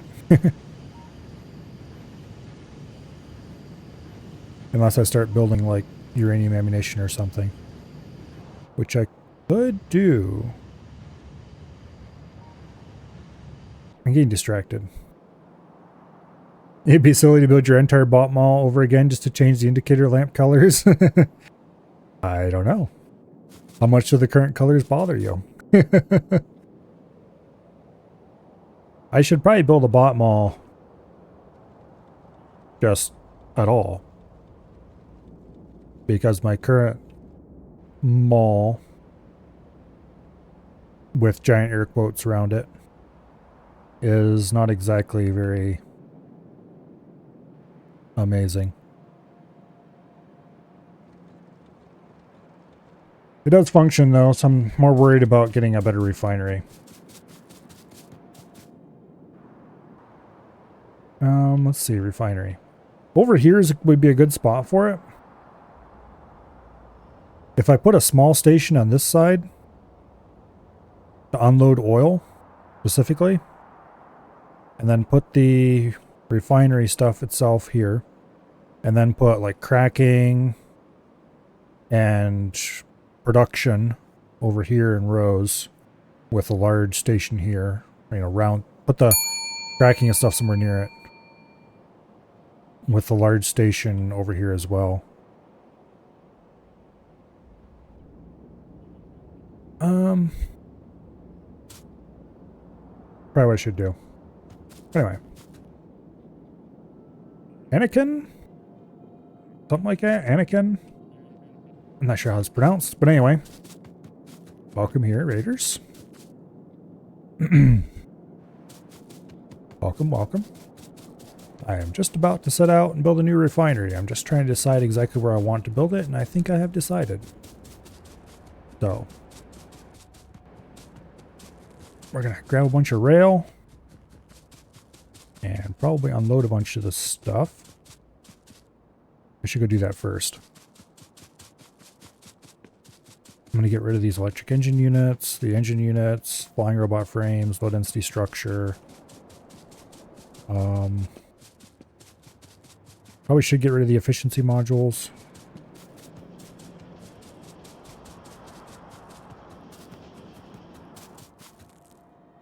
What I should be doing with the efficiency modules is sticking them in something.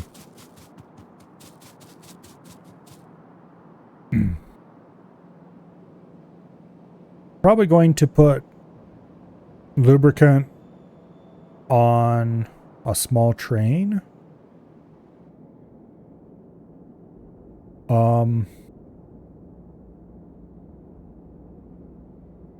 Yeah, lubricant can go on a small train. Pet gas should go on a large train. Light oil should go on a large train. Rocket fuel will be produced on site and go onto a large train. Sulfuric acid produced on site go onto a small train. Heavy oil probably will never leave the site, so I won't bother putting that on a train. Actually, light oil, I don't think it'll... Do I need a large train of light oil? Because most of what light oil will be leaving for is for flamethrowers. And probably a small train is good for that. I don't think I need any large trains leaving the refinery. Except maybe... Well, not even rocket fuel, to be honest.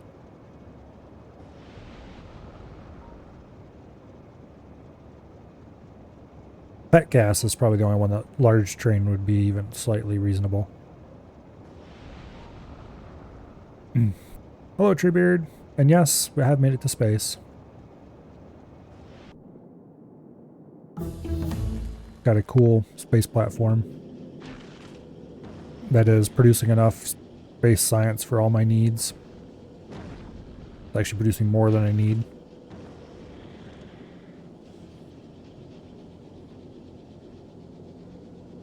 Looks like we're slowly working down our excess of asteroid there.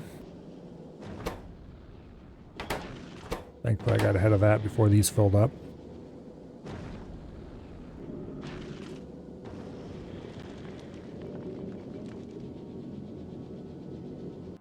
Anyway. Let's get rid of this stuff first, though.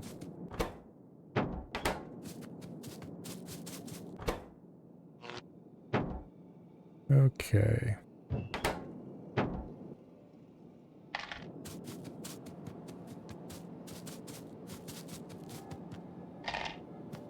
Low density structures. Flying robot frames. Processing units.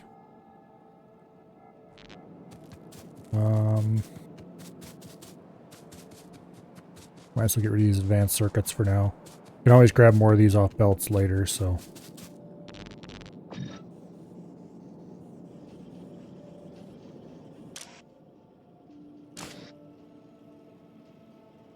Got stone brick from somewhere. Get rid of that. I really need to start concreting the whole area too.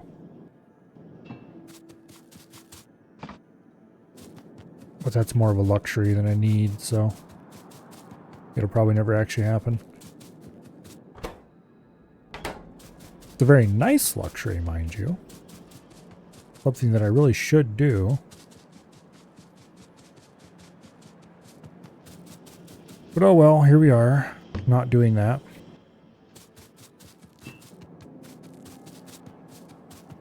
Let's see, gear wheels.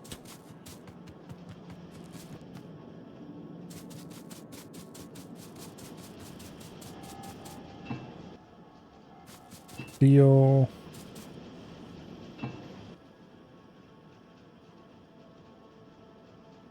I'm going to keep the iron and copper for now.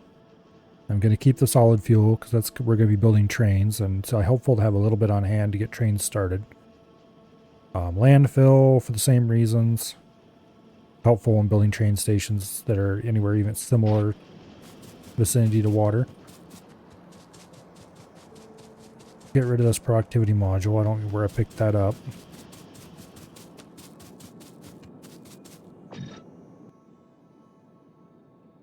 The efficiency modules. I think we're probably good on inventory space now. Okay. Now, let's grab a few hundred tracks. I need stations. Maybe a couple. I'm definitely going to need signals. Chain signals at a minimum. Probably good on power poles.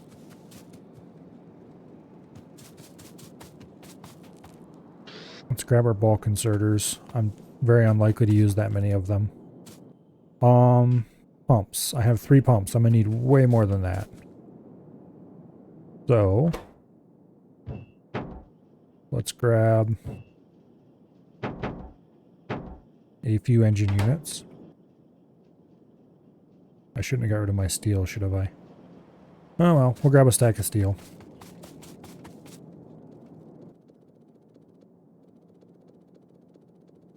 That's good. Should grab more steel just in case I want to use elevated rails. Probably won't though. Standard signals we're good on. That's got to be enough rail for now. If not, we can come back.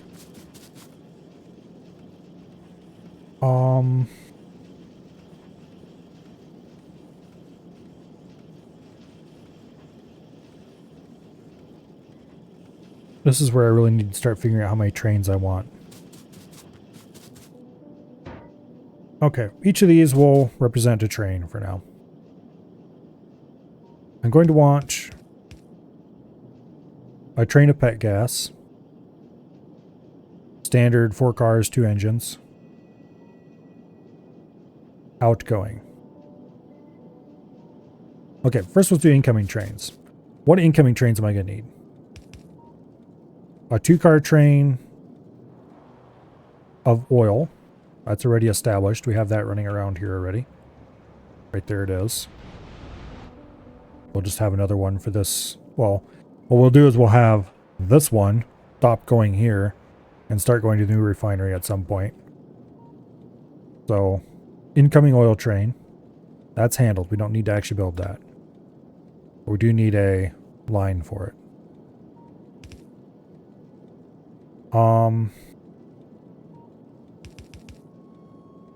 Incoming iron plate for sulfuric acid. Do I want to actually bring in iron plate for sulfuric acid?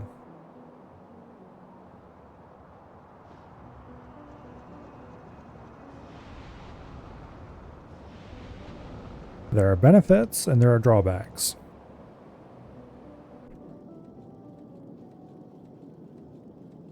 If I don't, I'm going to have a separate station somewhere that produces sulfuric acid.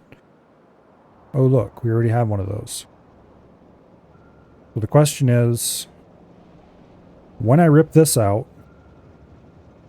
am I going to want to rip it out completely? Or am I going to want to rip out all but some of it and turn this into a reprocessing center for a few minor ingredients?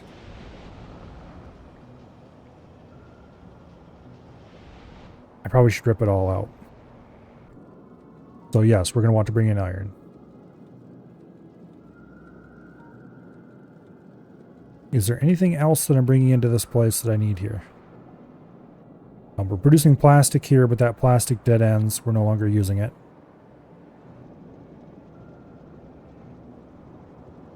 We're producing rocket fuel here, but the new refinery is going to produce that. We're producing lube here. The new refinery is going to produce that. We're producing solid fuel here, but the new refinery is going to produce that. This place is basically just going to go away.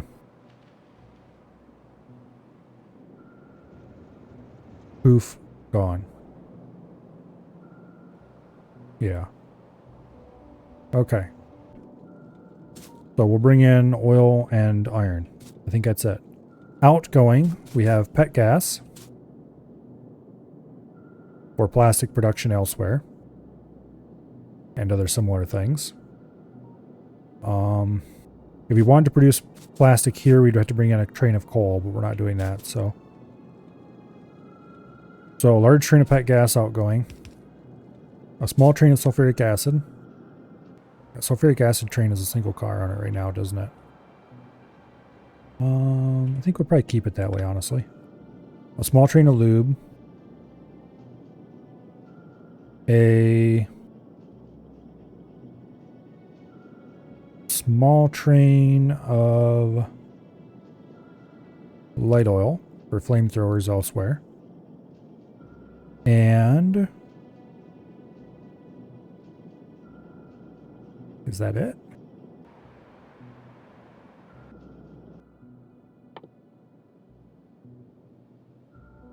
Oh, we should probably bring in some uranium. Well, we can... I don't know. Am I gonna... I should probably take the rocket fuel to the nuclear reactor and produce the uranium there. Nuclear fuel. If I want to fuel my trains with it. That'd be... And then I could set my train refueling up in that area. Or have a separate train from the nuclear reactor to wherever my train refueling depot ends up being. That'd be a better bet. I might have a small train of U-235 coming in. But we'll see. I don't think I'm going to do that yet. Oh yes, rocket fuel. We need a train of rocket fuel. Probably just a small one. Because a large train of rocket fuel is a lot of rocket fuel. And we're not going to launch that many rockets. I mean, we'll launch a lot of rockets, but a train of rocket fuel, even just a single car, is a good amount of rocket fuel. And that train can just sit in one place less.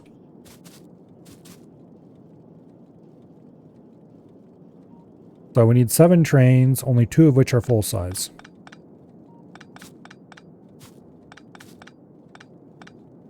And 2 of which are incoming. The rest are all outgoing.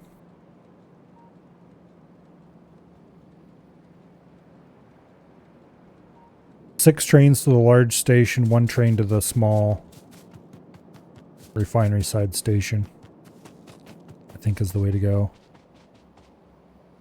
Anyway, let's head out there. Oh wait, the reason I was calculating all that was so I could decide how many locomotives I needed.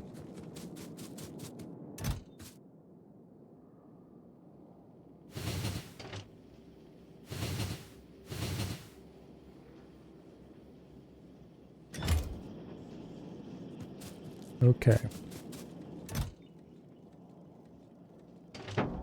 1 large train of iron.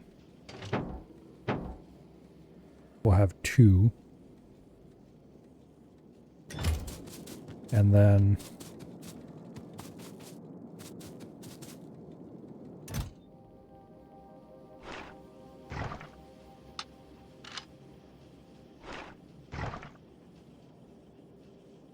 let's see. That's one large,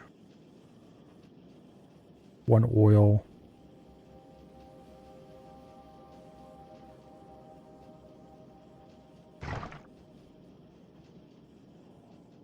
Okay.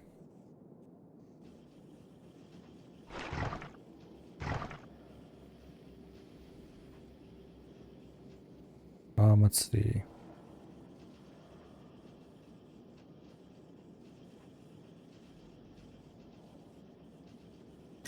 We need another 5 locomotives, I think. Okay. That should do it.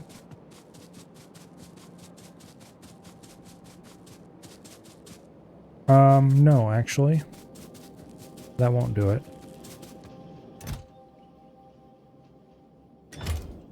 Because I want extras of some of those. I got extras of some things, but not of others.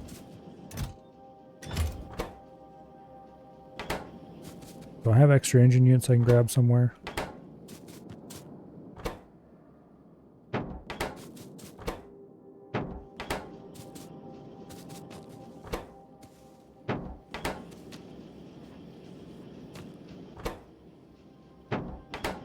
Okay, let's go stuff these in the locomotive thing, see if we can get a few more out of it.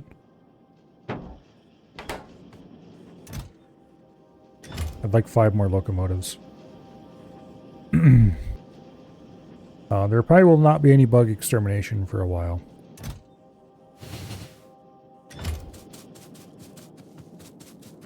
Unless I need the space, and I don't foresee myself needing space for a while.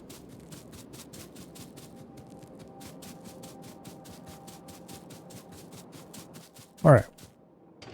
Let's get a train.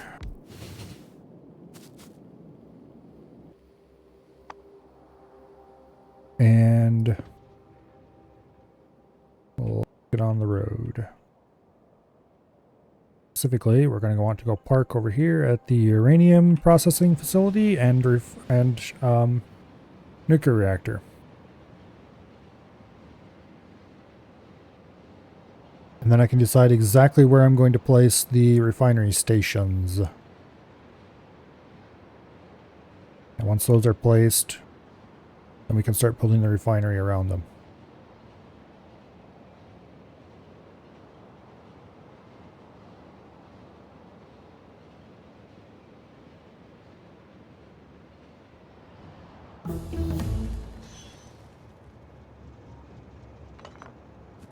Okay, space platform thrusters have been researched. Ice melting.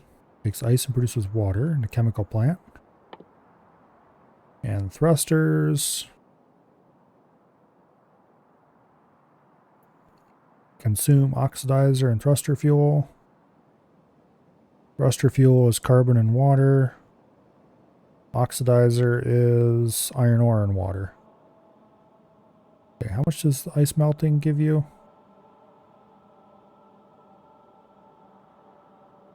Where was that? Over here. Produces 20 water from one ice. Okay. Means you can produce one oxidizer and one fuel. Or 75 each, I guess. Per water asteroid.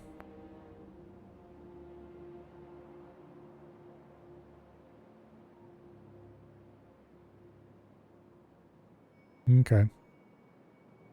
This consumes somewhere between 6 and 120 per second, I'm guessing, depending on the size of the platform.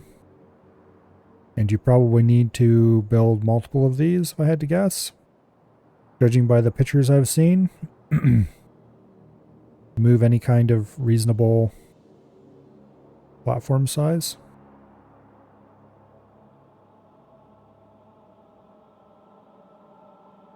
Okay. Well, at least the fuel recipes are more or less sane. It appears to consume them at a 1-to-1 ratio.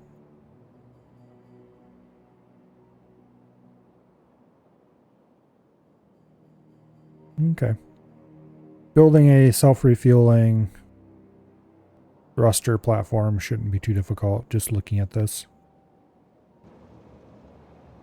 Anyway, that's not what we're here to do right now. What we are here to do is to build a small station that takes a train that has 2 engines and 2 tank cars with an engine on either end, and unload that somewhere in this vicinity.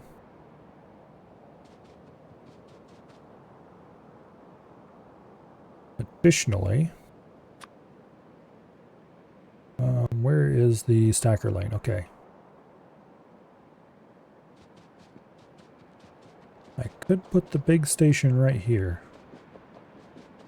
Would I be able to put enough lanes in here to matter before I run into the cliffs? It's not like there's many better places to put it. Okay.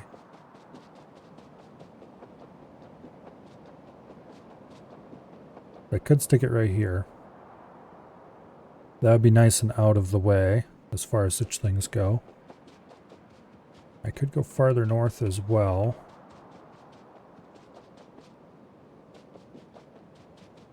Put it there.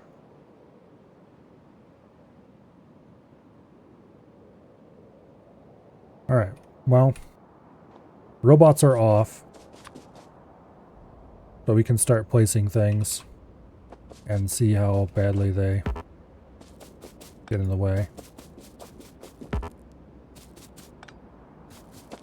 And if it doesn't work out, then it doesn't work out, and we can just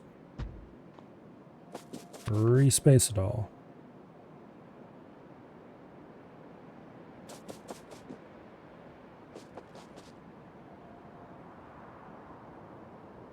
Okay.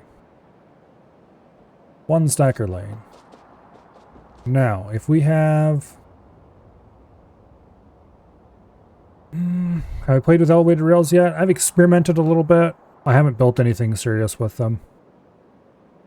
I just kind of messed around and placed them on the map. I was like, oh, that's cool, and then picked them up and moved on.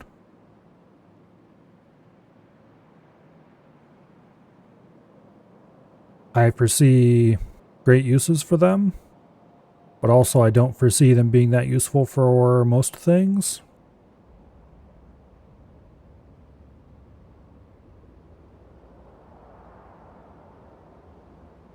Anyway, let's see, stacker lanes. Generally I want twice the number of unloading bed, number of unloading bays as stacker lanes.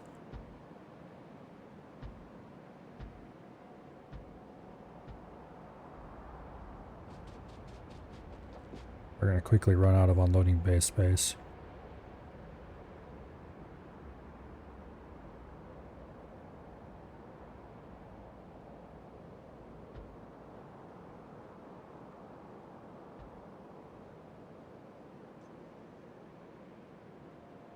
Yeah.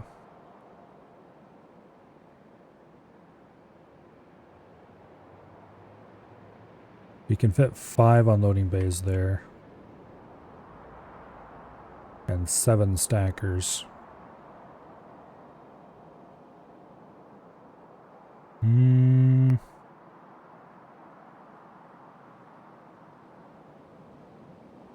ideal.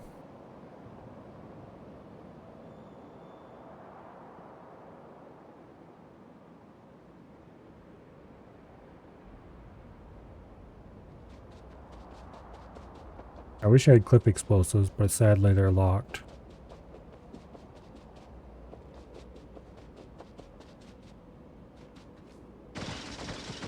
Go ahead and clear out some of these rocks anyway.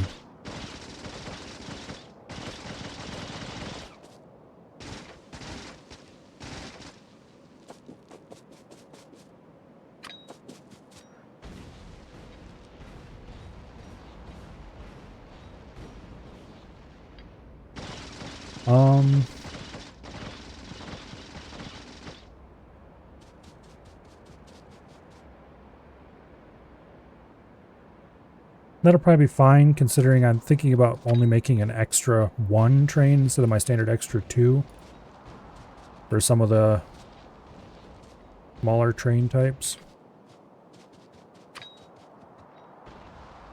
Because they're not going to be terribly popular. Like the lube train, there'll only be like 2 or 3 of them at any given time. So this should work.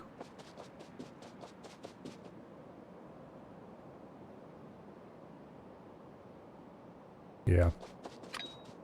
We'll see what we can fit on the train or the stations on the other side of the track. I may or may not put a few things there that I would normally put over here.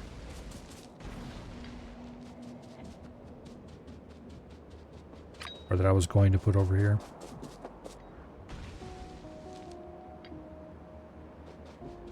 Let's see, I need incoming plates, outgoing pet gas, outgoing rocket fuel, outgoing lube, outgoing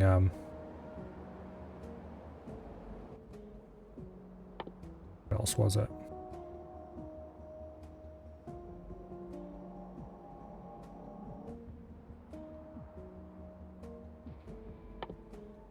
There was more than just that.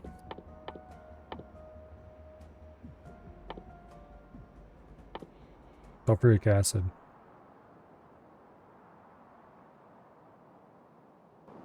Here. Can I craft a constant combinator? This is a good way of taking notes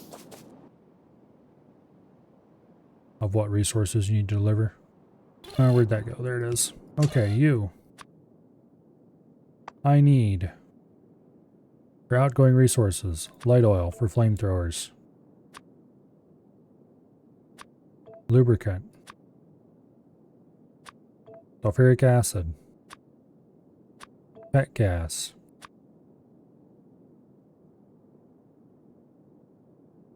and that is probably it for fluids.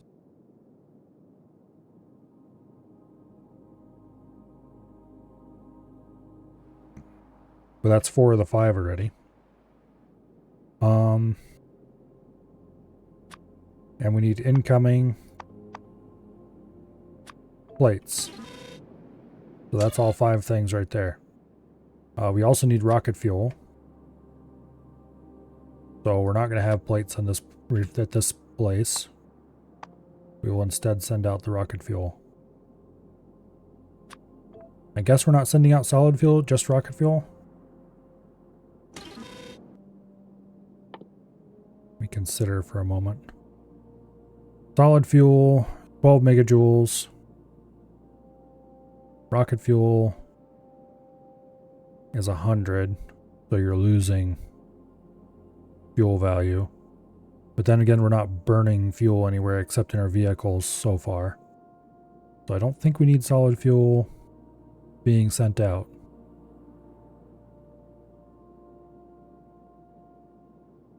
Eventually we'll probably need to send out sulfur for explosives somewhere. Or we'll have to bring in coal. But I'll worry about that when the time comes. Yeah, here's what the station will provide for now. Which means that the other station on the other side of the tracks needs to provide all the inputs. That should be a much smaller station though. I was just going to wing the other station, but I think I'm just going to go ahead and use the blueprints for it.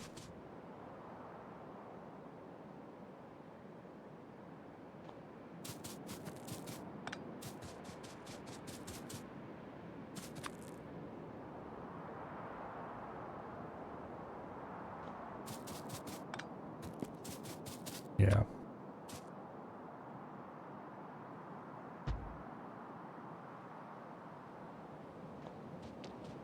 And then we'll put in some stacker lanes.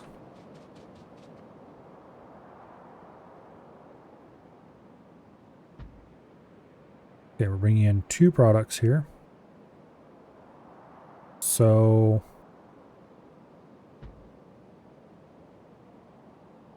3 stacker lanes should be plenty. I don't plan to have a whole lot of oil trains roaming the network. I'm just going to put in station templates for now.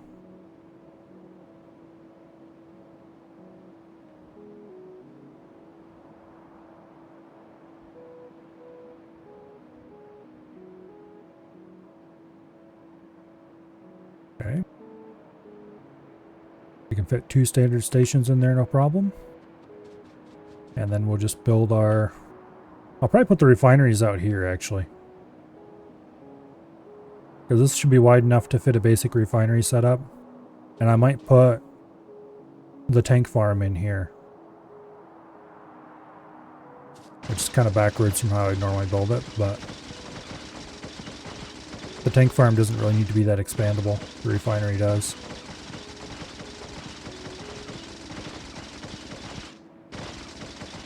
Let's clear up these rocks and trees first.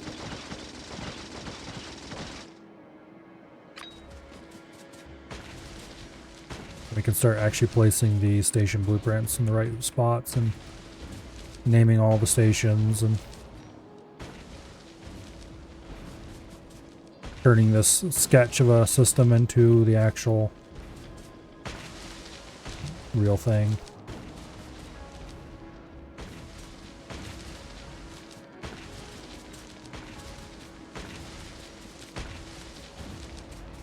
And I currently need to go get more grenades. I'll clear out a few last trees with just a machine gun.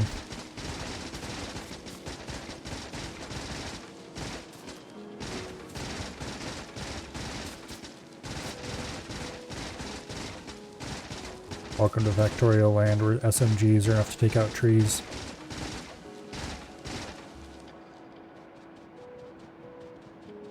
Okay.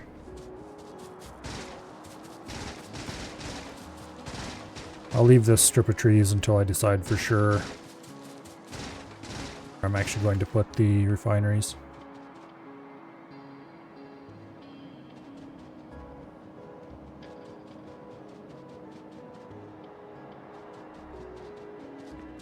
Get rid of the rocks.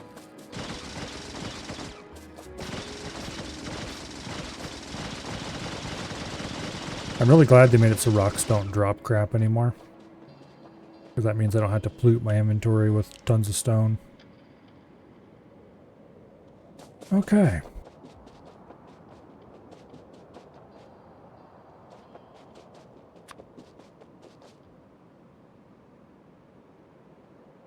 We'll start with a fluid loading bay. And this is for pet gas.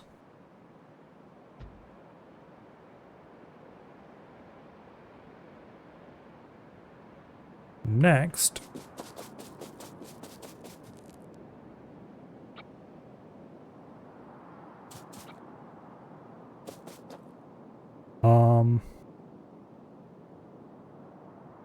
build the rest of them. We're actually going to build the tracks so I can see where the train placement goes.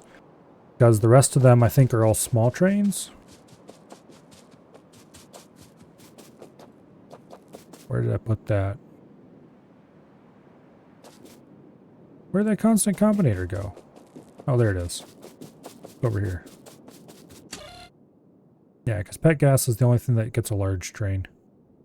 Everything else gets a single engine, single car, small train.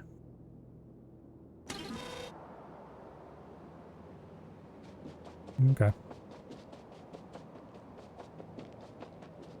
And down here is a similar-ish story.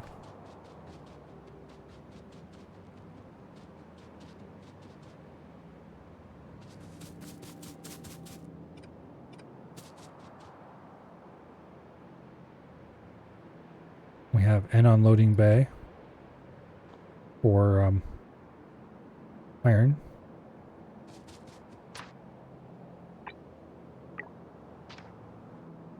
And then everything else is going to have to be sized to the trains because this one is a double-ended bi-directional train. Oh, Mr. Rock. Alright, well, let's build what we can before we go back.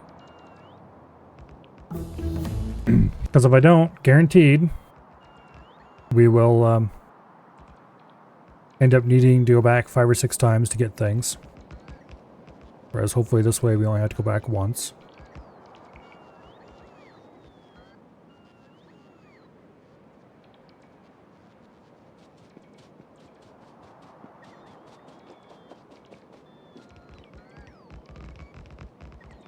It'd be nice if we had enough rail on us, but I kind of doubt it.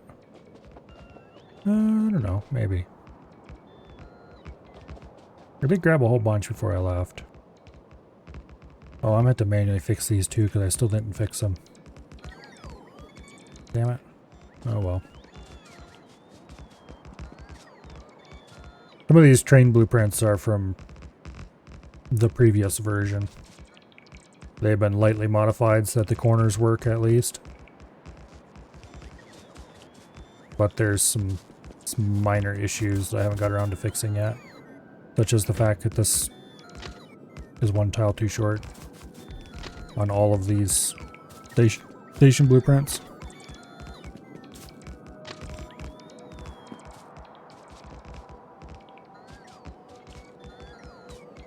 Okay, we need to build...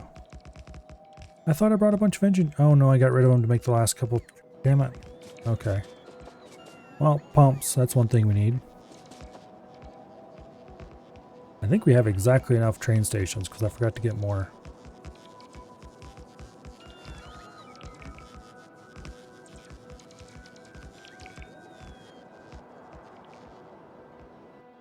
Am I actually out of...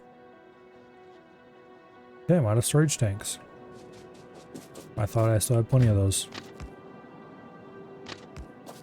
I guess I'm just too used to having plenty of those and didn't bother to check.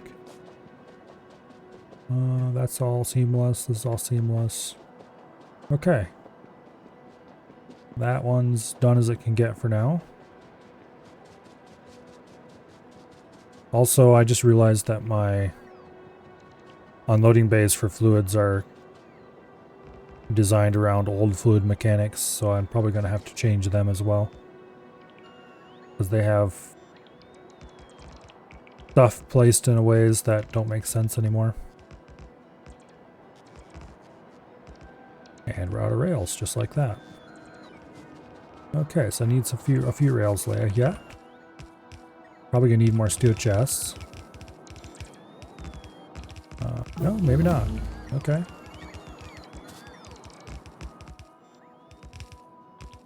Looks like I'm okay on belt stuff. Maybe? Barely.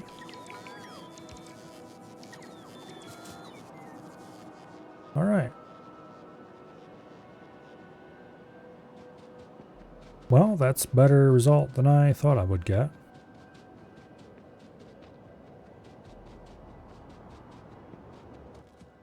Let's take the old personal train home. And let's grab some stuff. I don't have any rocket fuel on me anymore because I dumped it all. Let's see. Best place to go right now is going to be here. Because we need to go pick up inserters, belt machinery.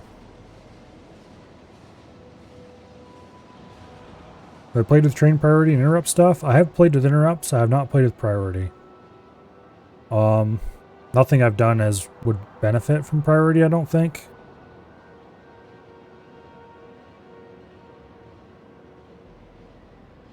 Maybe a benefit from priority. I don't really have anything that is higher priority than anything else at the moment in a way that matters. But I do have an interrupt on every single train to have them go refuel, so I don't have to deliver fuel to any particular location. I just have a refueling station. That alone is amazing. One of the best changes. Okay, let's go ahead and grab a stack of splitters.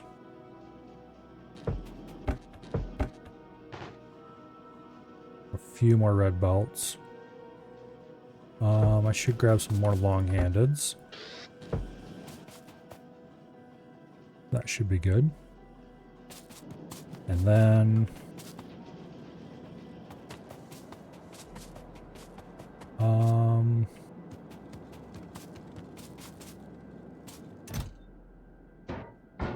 might as well grab a few steel chests. I don't need them right now, but a stack of storage tanks.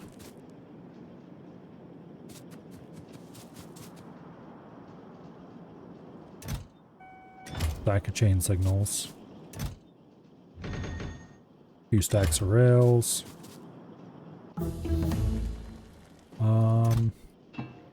Stack of pipe, because I know I'm going to need it. A few stacks of undergrounds, because I know I'm going to need it.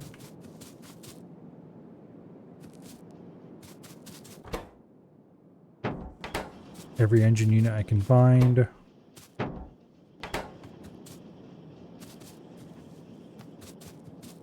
Without actually going out of my way and getting proper amounts of them. Nice sushi. Yeah, this is an old blueprint from a previous game that I just pasted in here and modified lightly. Well, modified more than a little bit, I guess. The old one had a bunch of stuff off the top here to have local manufacturing of various stuff.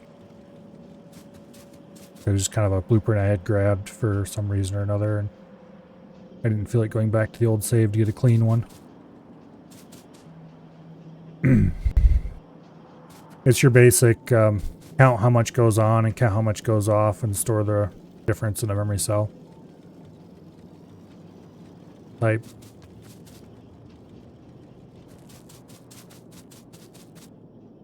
You could make better ones now.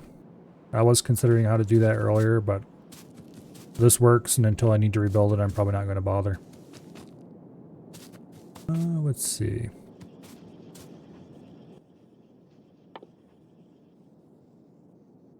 You have tier 2s of a lot of those modules. What do tier 2s cost again? Processing units and advanced circuits and 4 of the basics. Yeah, I should build a dedicated module factory somewhere. Low priority, but I should do it. What else do I need? Did I get everything? There's no way.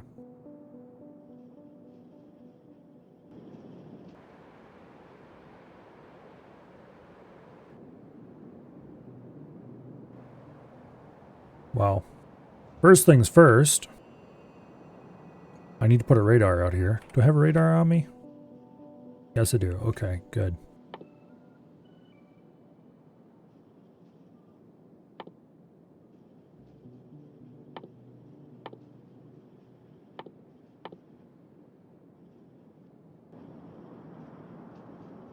I do have combinators.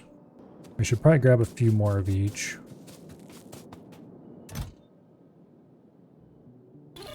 Half stack of each will be good. Where's the other there they are.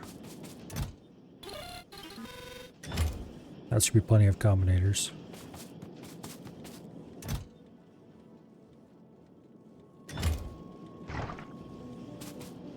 I don't think I have anywhere set up to make refineries themselves. What do I need to craft the refineries? Stone brick, steel, gear wheels, circuits, pipe. Okay, all of that's on the loop.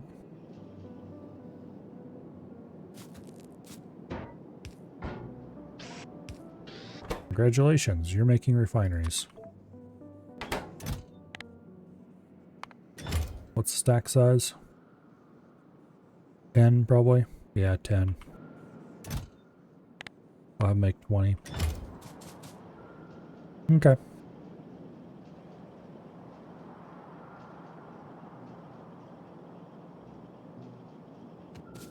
Grab another stack of power poles. And then it's time to get back out there. Where did I leave the train? Did I pick it up or did I leave it on the track? I picked it up. Okay, good.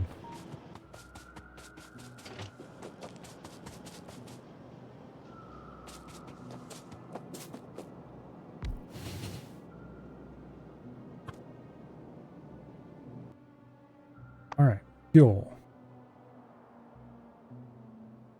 Touch of solid fuel.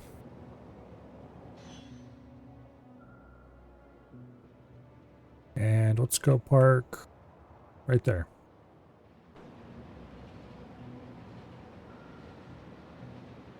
Get a chance to play around with more sushi with the new planet. I do like sushi belts. I use that controlled one. And then, where's the science? There it is. I use this uncontrolled type for science. Where it just feeds on based on a small detector segment.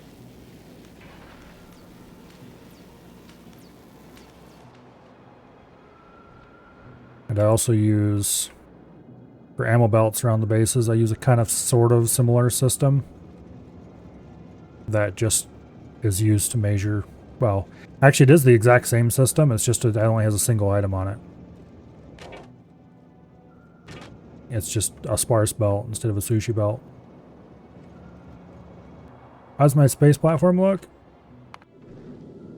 It's just a real simple space science platform. I'm definitely never going to try to move this thing, but I probably, if I need more materials, I would. Do I need more materials? I kind of do. I'm not producing enough ice.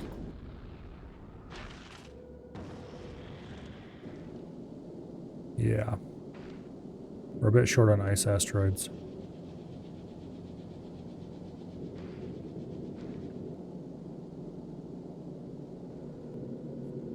I should probably add a loop around the outside so I can place a few more of these. These don't need to be this close together either. But move this one in a little bit and then, yeah, but I'm not gonna do that. Put another like 2, maybe 3 down this side and the same on this side. Feed them into the same system. If I did 3 on this side and 3 on this side,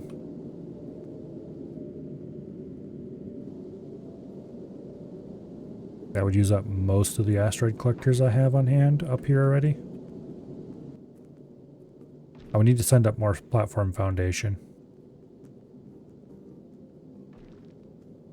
And I would need to send up more belts. That's no big deal. I should have enough rocket fuel to do that now. Anyway, that's for after I finish building this refinery.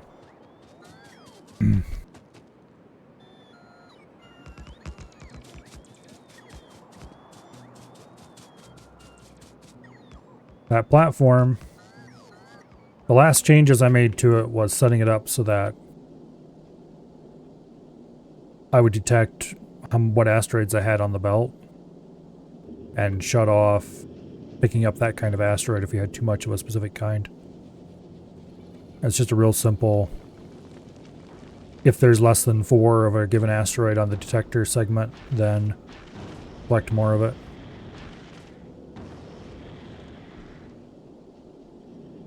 Very simple, easy to set up.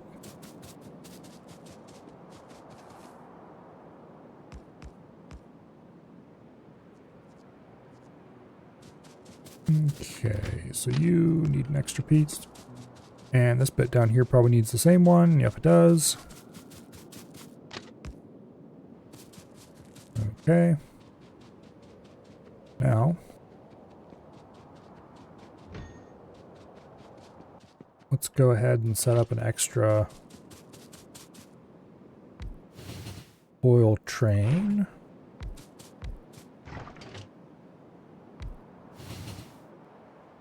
Where is the current oil train? Probably parked at the refinery. Indeed it is.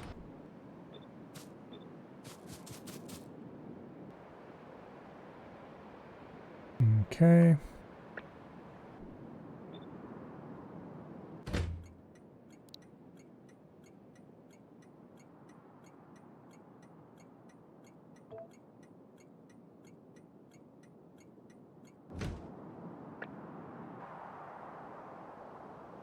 Now,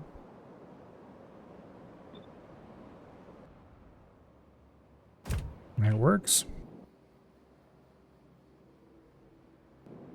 These don't have interrupts because they're assumed that they're going to reload at the refinery. Because they're an odd sized train for starters.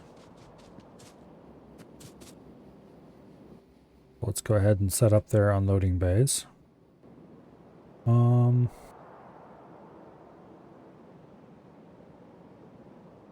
Yeah. How do I have...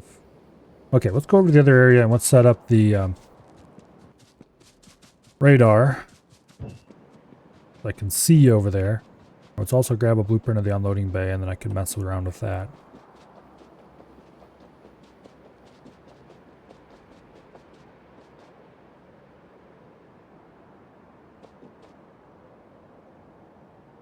That'll do. Okay. Big electric pole.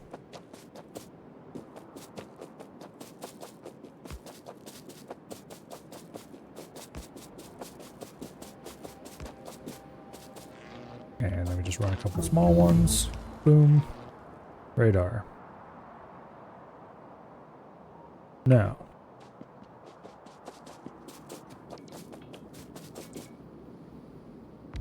This is a loading bay. I'm not sure why, but the unloading bay is for some reason called a loading bay in the blueprint. And I think it was probably a blueprint copy accident at some point. And they both ended up being loading bays. I need to fix that when I fix everything else. In any case, these are no longer particularly relevant.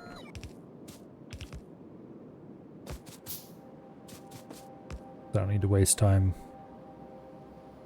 piling in extra pumps that I don't need. I think I got stuck a little with train refueling. End up having to make refueling stations per train type. Anything smart for that? No. I don't know if you really could do anything smart for that. Because I don't think you can get...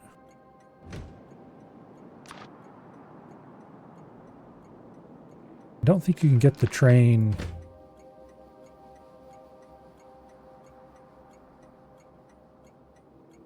No, not really. You can get the train ID, and if you made a lookup table of train ID to what type of train it was, you could do something with that. But that would be insanity.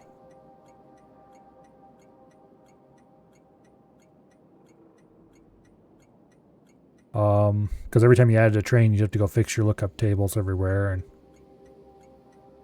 no.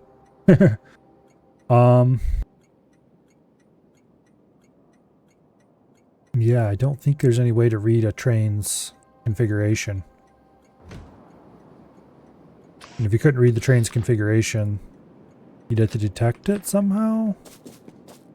And how would you tell the difference between a cargo wagon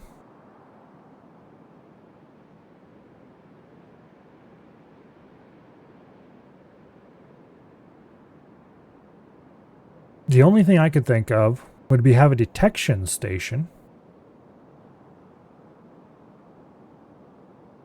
that somehow measures the train by whether or not it checks each car to see if it can insert an item. And if it can insert and remove non-fuel items, then it knows it's a train car but not a locomotive. If it can't insert an item, then it's fine. Then you just disable and enable each refueling based on that. But that would get pretty tricky in a hurry. And you'd have to use some kind of timer. You check the train and then you refuel it. You'd have to have a state machine of some sort. I don't think it'd be worth the effort. It'd be way easier just to build individual stations per train type.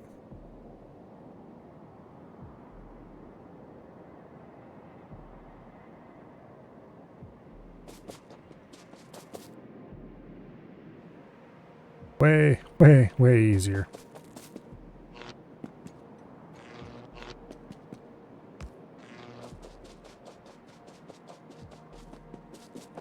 Because, yeah, well, like I said,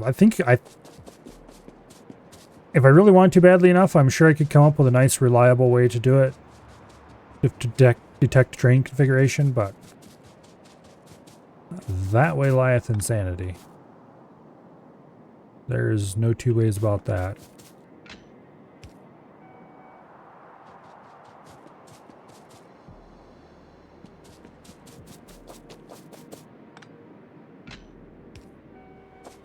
Okay.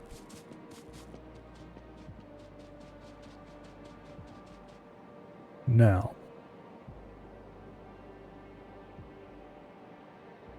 next things next, I want to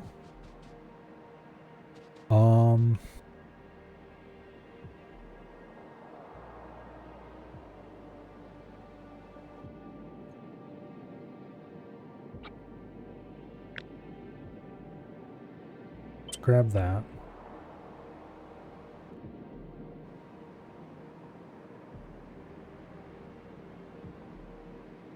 That should be an unloading system for 2 cars with 2 pumps per car.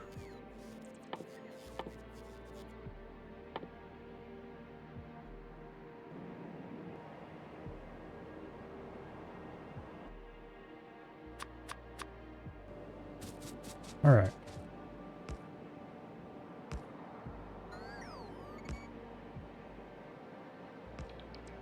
Then we'll just run a little bit of rocket fuel over here to refuel this train directly while it sits at the spot. Because the rocket fuel will be right here. We can probably just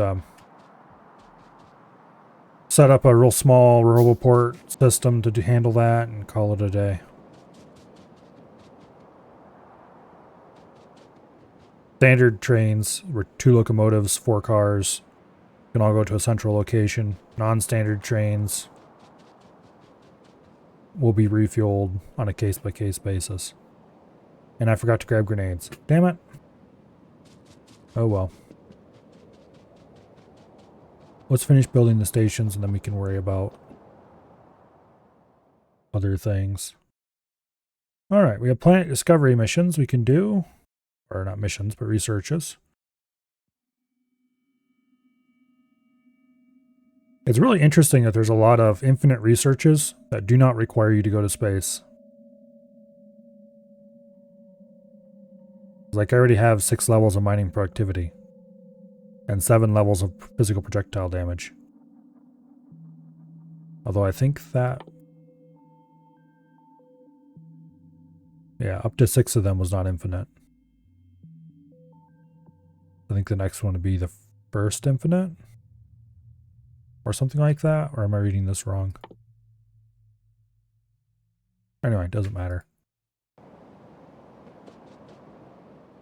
I'm not sure which planet I want to go to first.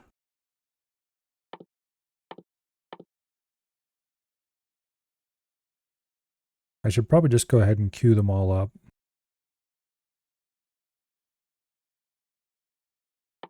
Let's grab Braking Force 5 and 7 first, because they're non-infinite.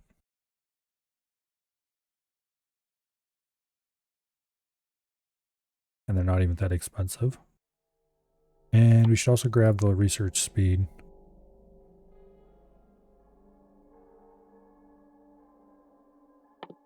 And let's grab stronger explosives. 2 levels of that.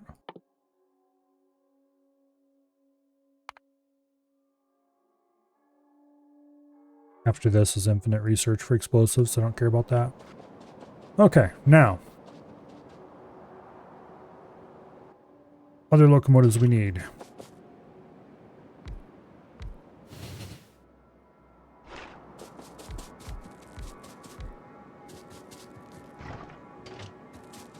We need loading setups.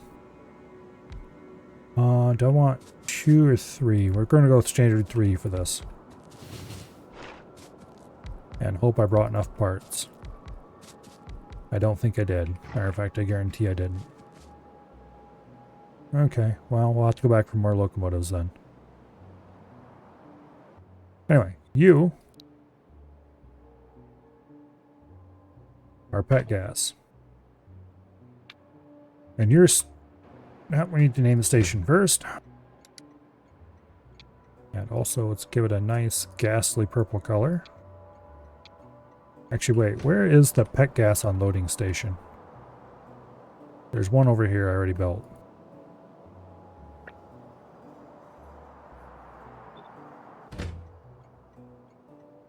Okay, we just need to rename this now. Boom. Enable train limit 3. Okay.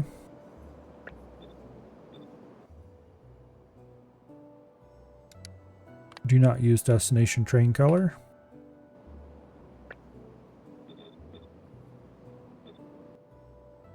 They're all part of the group already. Okay. Add station. Add gas loading. Add weight condition. Full cargo. Add station. Pet gas unloading. Add weight condition. Empty cargo. Add interrupt. Refuel. Boom.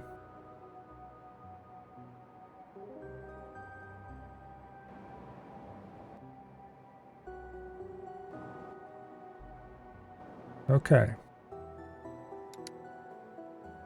These trains all really want to leave, but they don't have the fuel to do so. That is fine. I will give them starter fuel later. Now, what else do we need here? Pet gas, light oil, lubricant. We'll do it in that order.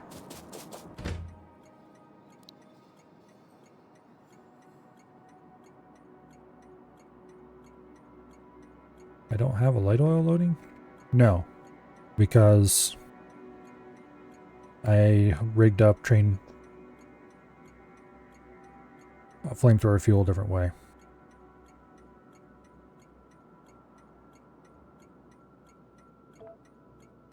Okay, light oil loading, train limit 3. I'm gonna set it to 2. I'm only going to do 2 of each of the short trains. I want a more reddish yellow. 255, 175 should work.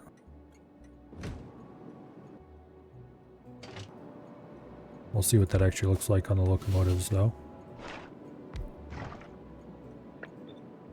That looks fine. Okay. Do not use destination color. Add station. Light oil loading. Add weight condition. Full cargo. This does not get an interrupt. Yet. I'll add a short refueling station later, I think.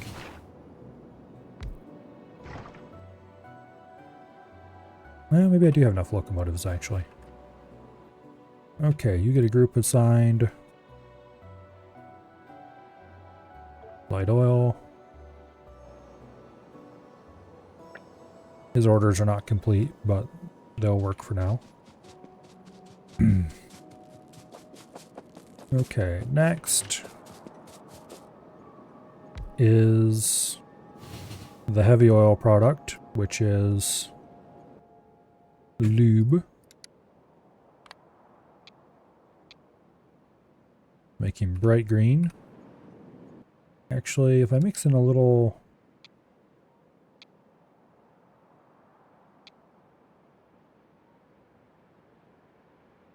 Yeah, how about that? That looks pretty cool. And it'll look slightly different from the uranium trains, which is, I guess, important. Okay. Lube train. Yeah, we'll just call them lube. Because train groups, we don't need to add the train part. Okay. Enable train limit. We'll leave it at 3. Color's already set.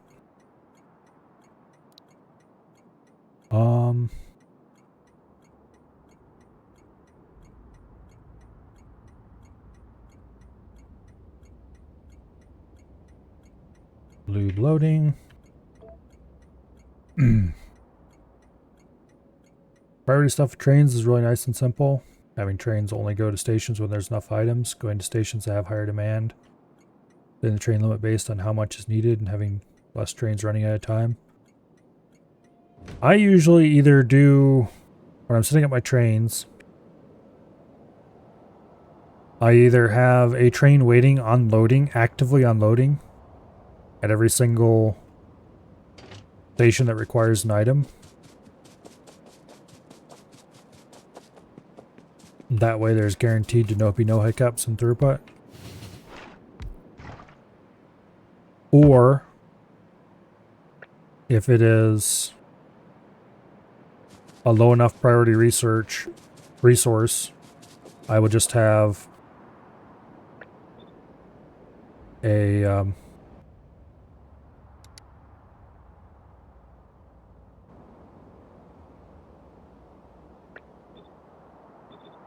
what do I call it? I'll just have a bit of circuitry to turn the train stop on and off.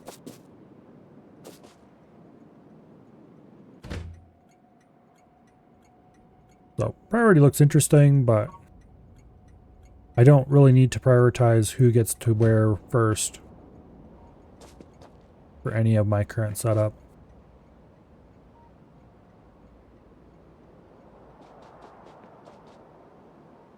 Just make sure there's enough waiting bays and stuff everywhere, and that train stop limits are set rationally. And it all works beautifully. But I believe I'm about... no, I still got enough to set up one more. Okay. What else do we have? This is gotta be a nice ghastly yellow color.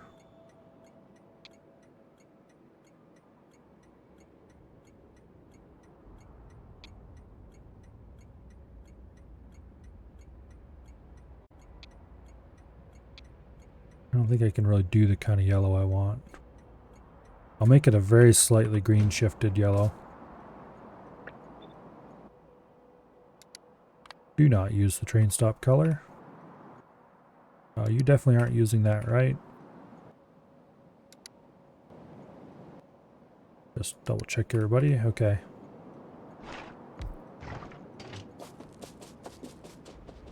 Looks like I did bring enough train parts.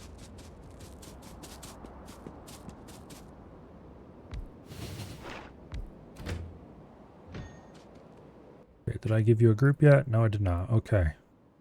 You are sulfuric. Would help if I put an L in sulfuric acid. Actually, I already have a sulfuric acid group. What is your color, actually, Mr. Sulfuric Acid Train? I just remembered your existence. You're just bright yellow. Okay.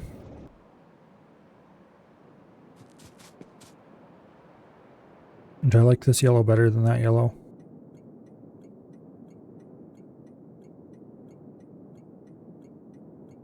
No. I don't think it really matters. They're really similar.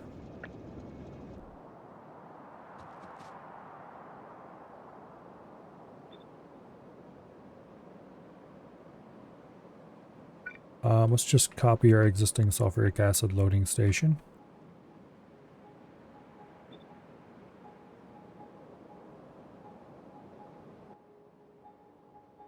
Okay, we only need one sulfuric acid. Oh, that's right. I am using the standard refuel interrupt. Let's not do that. We'll fix that later. Actually, no. We're not going to use the standard interrupt. We could use the standard interrupt for the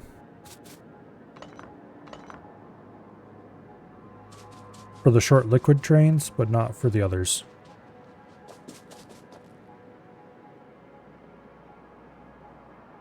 Bought mall rebuilt. Helps that it's all of 2 blueprints. Most of the effort was rebuilding the parameterization for those. Now all of my, we need more of what this is making lamps, our classic Ridgeway tunnel, high pressure sodium lamp yellow. The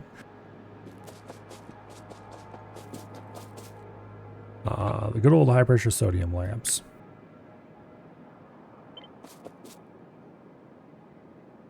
Okay.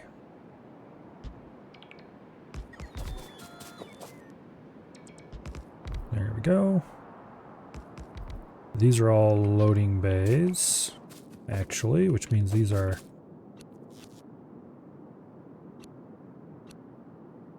backwards. Yeah, why did I flip those around? Anyway, doesn't matter.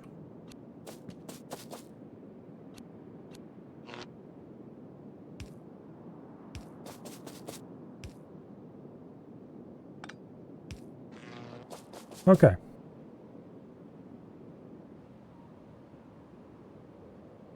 Yeah, these are all loading bays. And then this one is a special one, because it is the first train that is just cargo.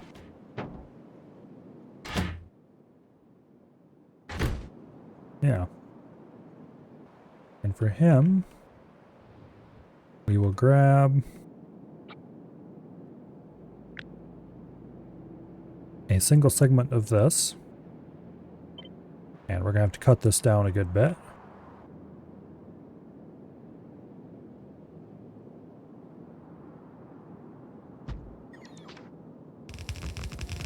Back here, you little bastards. I'm not done with that. Okay, this gets set to 6.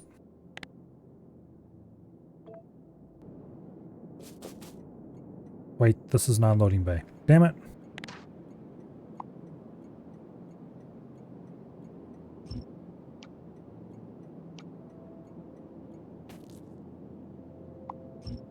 Okay, go robots, go. I need to get... Oh, where's that? Unloading bay, non-modular.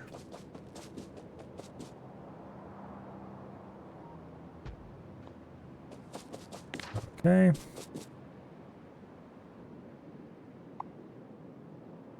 Cut that out.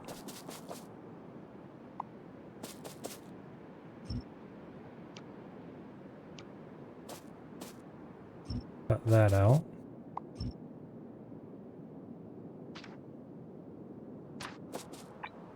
Convert all that to red belt. Okay, that goes there.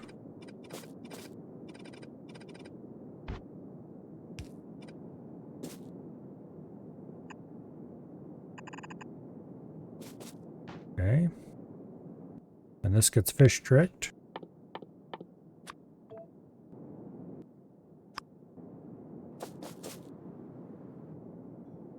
Lovely.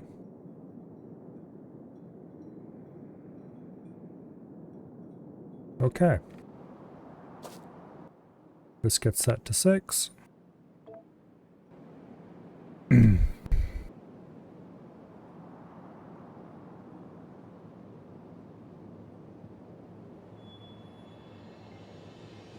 Okay, this should work.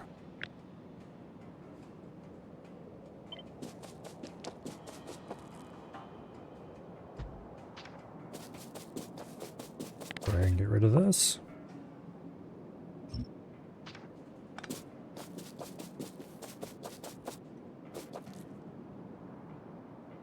This is another unloader.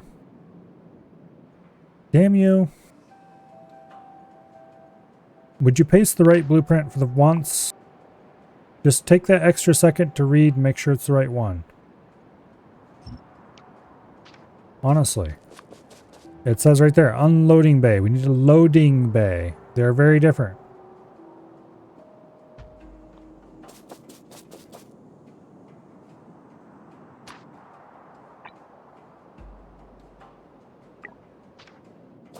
All right.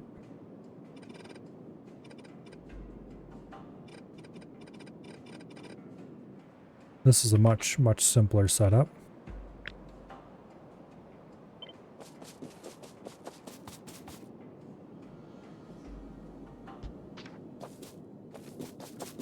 Go ahead and reverse these.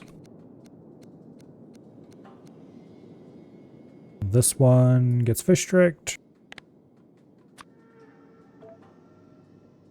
That's perfect. Okay. That's not needed. This gets set to 6. Okay. Finally. After pasting the wrong damn blueprint 4 or 5 times in a row, we finally had the right thing.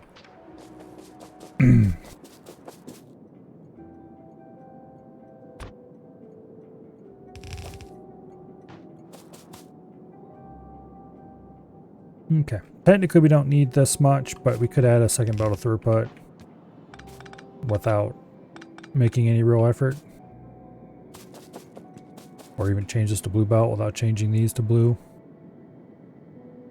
Anyway, doesn't really matter. We're doing it that way because I said so, that's why. Now,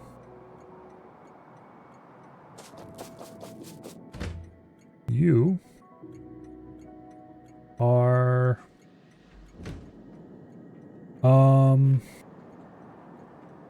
rocket fuel. What color would I use for rocket fuel?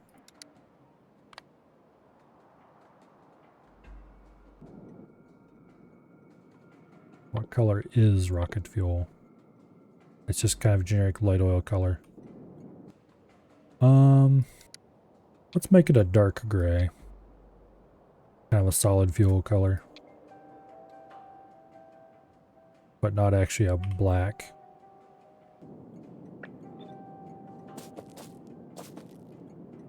Yeah, that'll do. Okay.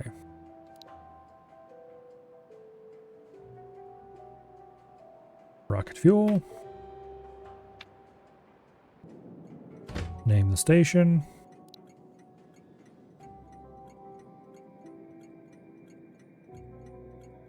Rocket fuel loading.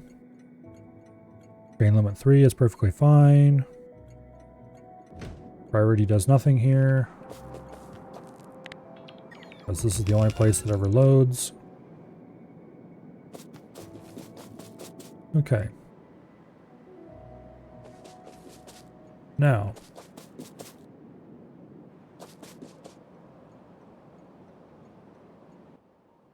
Add station.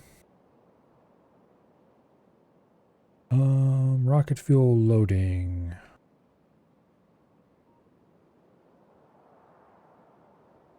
Where's that? There. Add weight condition, full cargo. Interrupts will be handled later. Grab a copy of that. And we'll go dump one over here on this track.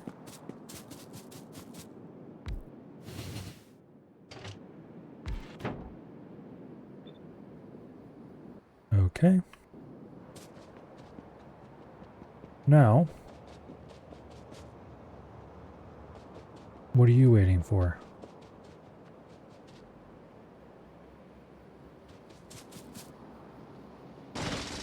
Let's get rid of this first, and we'll figure out why the signals are being wonky.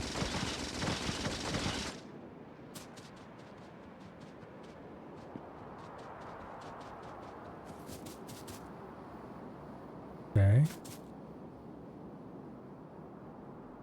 Why are you two red? You should be able to see past that. What in the world is going on? Okay, these two are both red.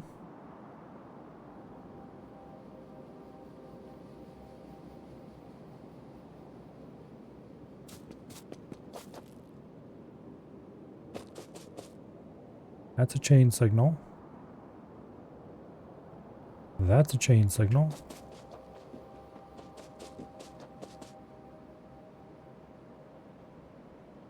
I should put a standard signal here. Doesn't need to be, but... Wait, that was what was blocking it? Oh, because this one's trying to path out, so it's holding. Doesn't make sense. It shouldn't have been holding that open because it was out of fuel.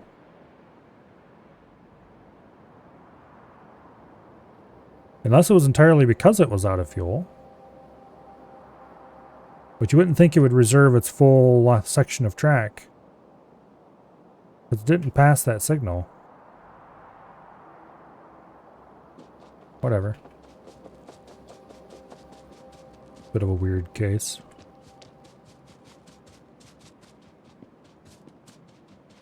This one should get a standard signal as well. Because there's enough of a straight track between these two that I think the longest trains can fit inside that block. So unconditionally allowing them in there won't block anything. And even if it did, it wouldn't matter because... Yeah. Anyway.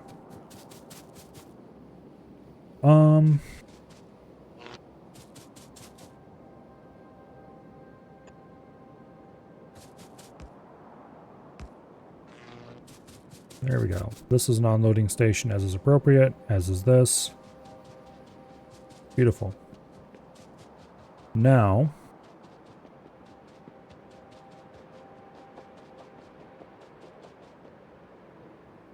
I think all the trains we need are here. They're all set. We just need to set up train refueling. The long trains, they can continue going to the old refinery to fuel. But I don't think I'm going to do that. I think I'm going to set up the new one. And have them all come here to refuel from now on. I'll add a refueling station down here somewhere. Probably. Probably just a simple one of these loop types. And stick it here or off here. Probably off here into this area. And then just ship rocket fuel down there. I'll have to expand it with 2 out tracks, one for short trains and one for longs. Or just put 2 stations on the same track. That works as well. As long as they're inside the same signal block.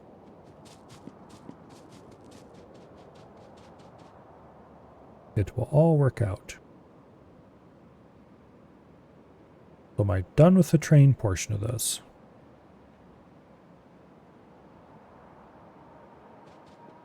I think so. So now it's on to the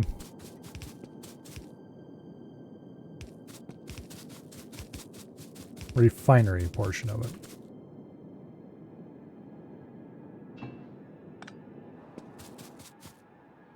So I don't have any refineries on me, but I know where I can get some.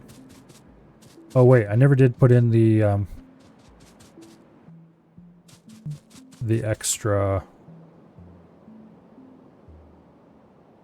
here. I did forget a couple trains. Where's the iron unloading station? Boom. Boom. 2 train limit.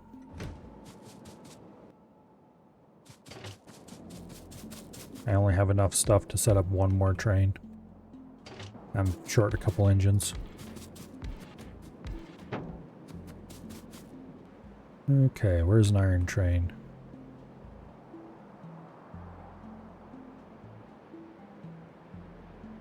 Got lots of ore trains sitting around. Okay. Iron plate unloading right there.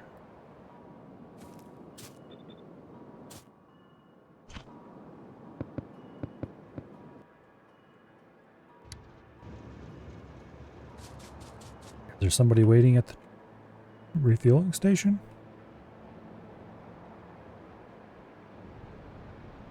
No.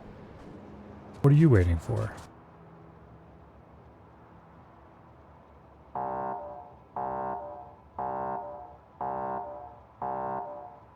Too much heavy metal. I need to go fix that. It's a really easy fix and we're right here, so it's not like it's going to be a big deal. But that's the alarm that the U-238 storage is full.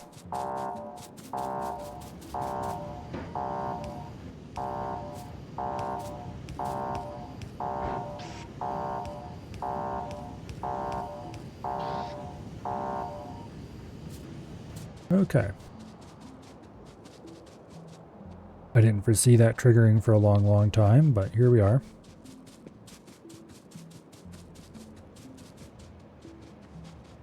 What are you sleeping about? You've got a place to go.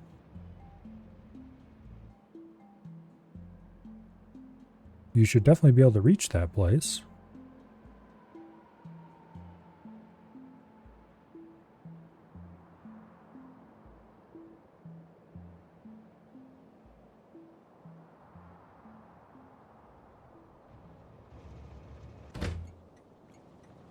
Oh.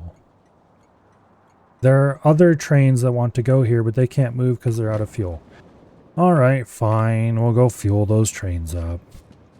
Apparently they really do reserve everything, even though they're completely stopped.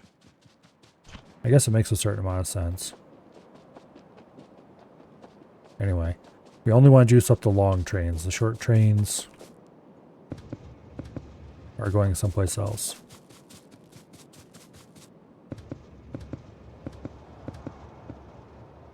Alright.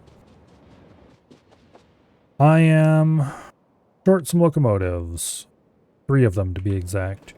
1 for me and 2 for another iron train, because I generally want to add 2 every time I add a station. But it's not exactly a crashing emergency, so... Actually, I'm going to set this place to only accept 1 train limit. Because I don't want another one waiting. I do want one waiting here unloading at all times, but I don't want another one waiting.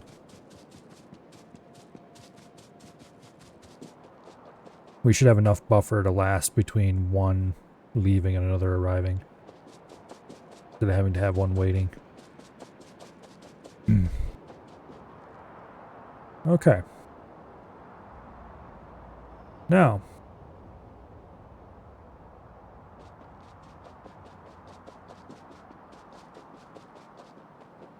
Now, I need a train to take me back to the base so I can get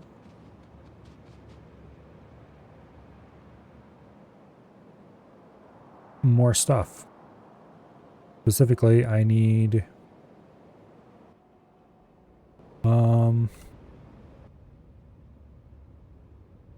oh, what do I need? More locomotives, of course. I also needed the refineries that I started building. I do have 2 refineries on me, but I need to get more. This train should move soon.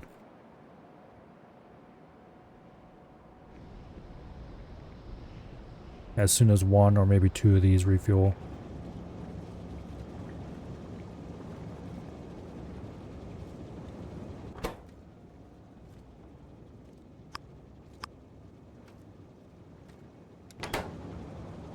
Okay, well, it'd help if I hadn't used up absolutely massive amounts of solid fuel making rocket fuel.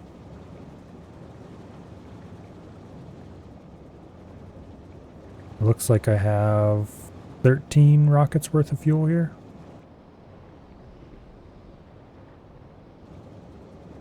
So maybe this train won't move for a while after all.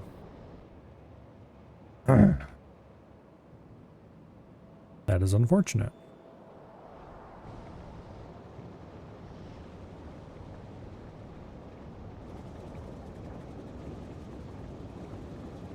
Yeah. Well, I don't feel like walking, but we can take the car. I saw something in the patch notes today that cars refuel themselves. Interesting. You don't have to give them fuel anymore, you just get in and drive. Okay. Well.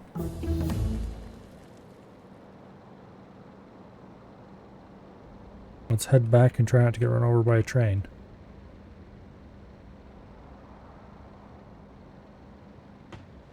That's most of the only clear driving areas are where the train lines run.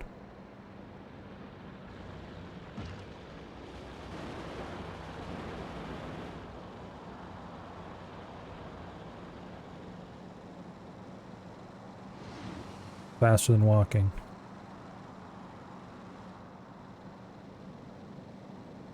Never did finish that.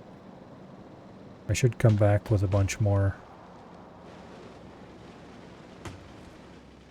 Okay, look you little idiots. Get on board and stay on board.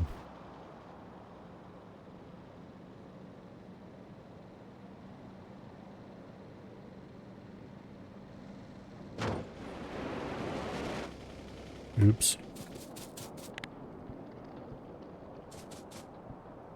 I forgot to remove that. I need to get rid of these.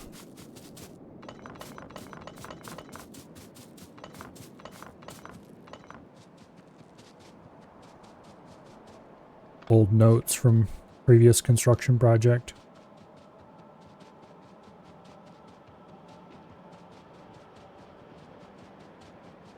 This whole thing was built to produce 3 standard units of all sciences. A standard unit is 1 per second, assuming that a crafting machine has a crafting rate of 1.0. So basically, it's easy math. If you look at, say, let's say red science, that would mean you can just go, oh, 5-second crafting time, that means you need 5 crafting machines to produce a standard unit. And then you can, oh, it takes 1 copper plate, well that means I need, well, copper plate's a bad example because the crafting machine speed is different for that. But let's say iron gear wheel. I need 1 iron gear wheel.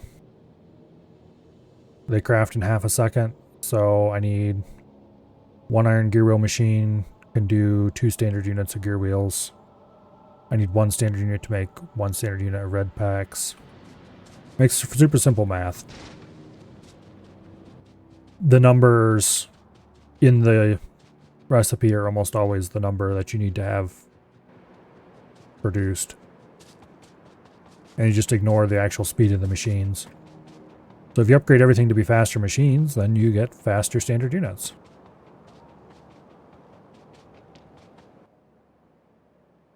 But anyway, that whole thing was set up to produce 3 standard units because that way purple and yellow science only needed 21 machines each.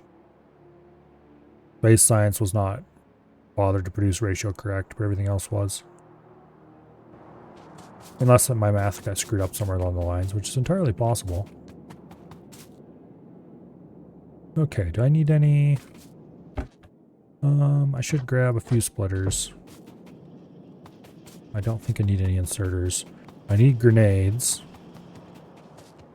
which I'm not producing up here anymore, so I have to go down to get those. I need locomotives.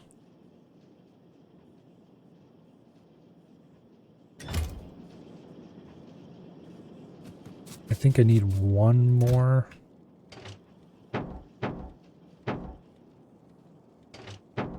I'll take 2 more. Always nice to have a spare locomotive car in your inventory, just in case you want to haul something large. Oh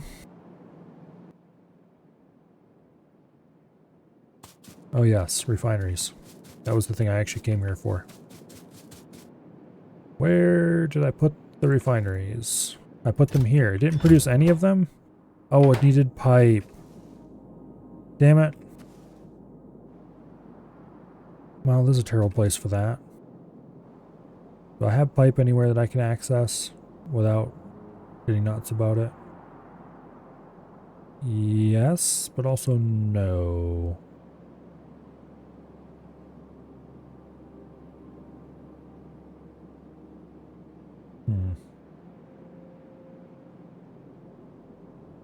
Well, the refineries I was expecting to be here weren't here. Make a long story short, I'm just going to stick some pipe in there. That'll make 10 of them.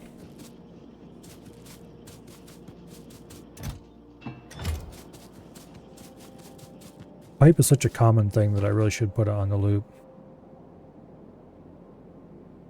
I could move this. Put the refineries here, put the pipe over here or something, or put the, let's see, where else could I conveniently, do I have a pipe machine I could access?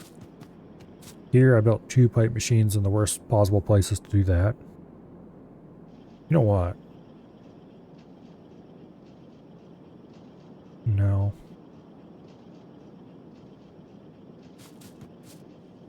Okay, where else to have pipe? That's used.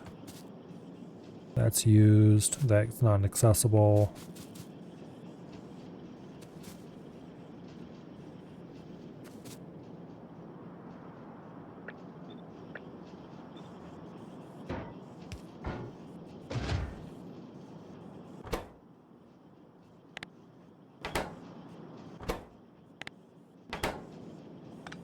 Okay.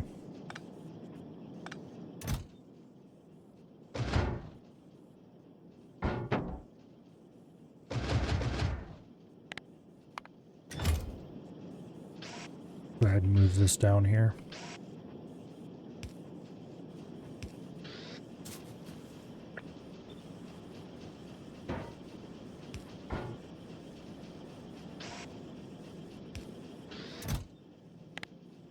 One stack should be enough for now.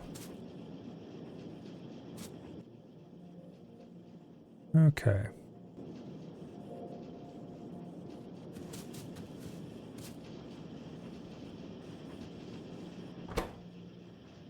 Once this is done, I'm going to reset the recipe.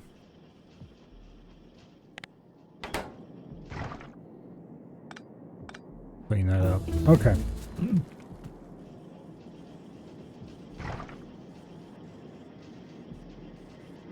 I don't know how many refineries I want to build.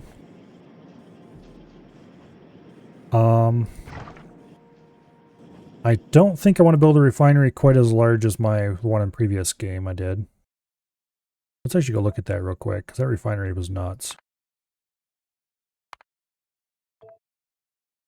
Do not fix it, just load it. The save's going to be quite broken, but that's fine.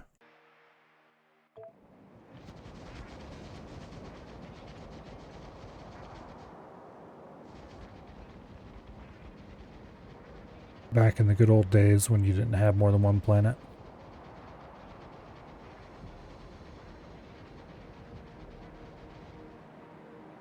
So, refinery.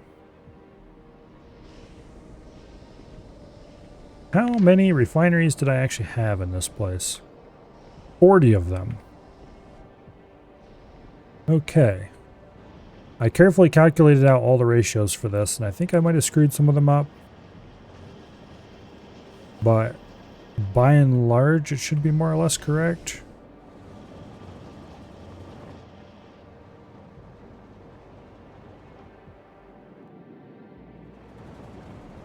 Am I producing all of my solid fuel from... No, okay. One line is light oil and one line is pet gas. And there's a big old rocket fuel line.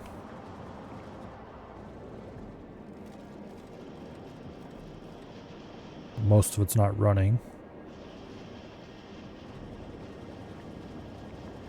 I'm not sure what these were sized to.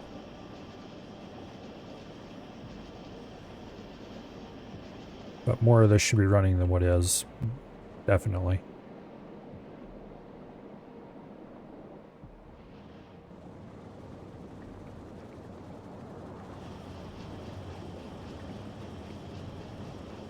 It might be just that it's sized to accept as much as what this could produce if both sides of this were running flat out, which should never happen. Also, we're producing a just insane amount of sulfuric acid here. And like, there's no way I could ever use this much lubes. I don't know why this is this big either. I think what I did is I sized it so that each of these would consume the maximum production, which is nuts. And then we have the trains. Full 4-car trains loaded with every single product this place makes. Which is just way too much. Most of these trains were never set up properly. They're just empties sitting there waiting to be assigned a task.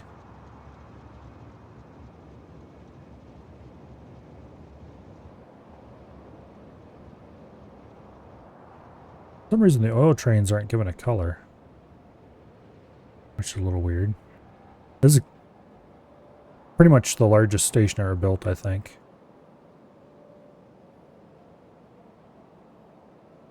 Maybe this one's larger. Actually, this one's definitely larger.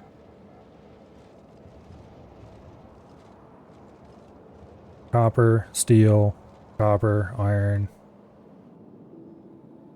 rocket fuel, red circuits out, blue circuits out,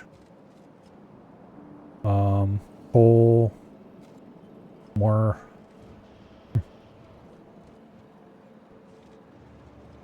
Let's see what else was in here. Just red and blue circuits being loaded out on this station. Oh, pet gas, sulfuric acid.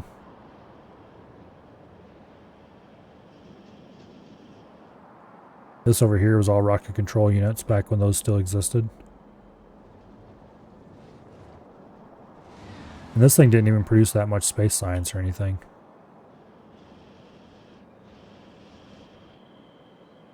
Some of these, like these smelter stations are way smaller than my current ones.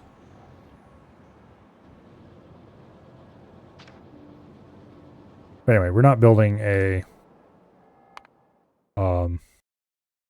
refinery that large. It's just not happening. How do my loaders, non-loaders work? For like trains? Let's see if I can find one that's in range of a radar. This place isn't very good because it doesn't have very many of them. Let's see. Well, here's a loader.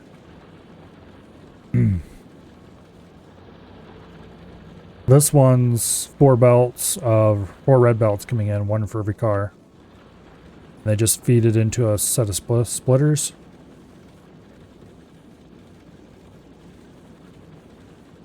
The reason I use the splitters is because that way it Oh, this was originally designed to use blue belts, and it just worked better that way. You could squeeze more through.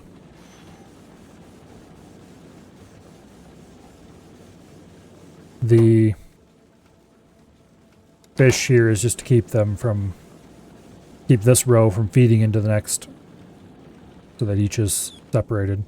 And then there's a bit of circuitry here at the top that takes the reading from all chests, divides it by the number of chests, and feeds it back out for the inserters. And then each inserter is set to, if everything is less than or equal to the average.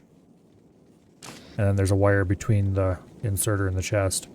So basically they will only fill the chest if the chest is equal to or less than the average of all the other chests.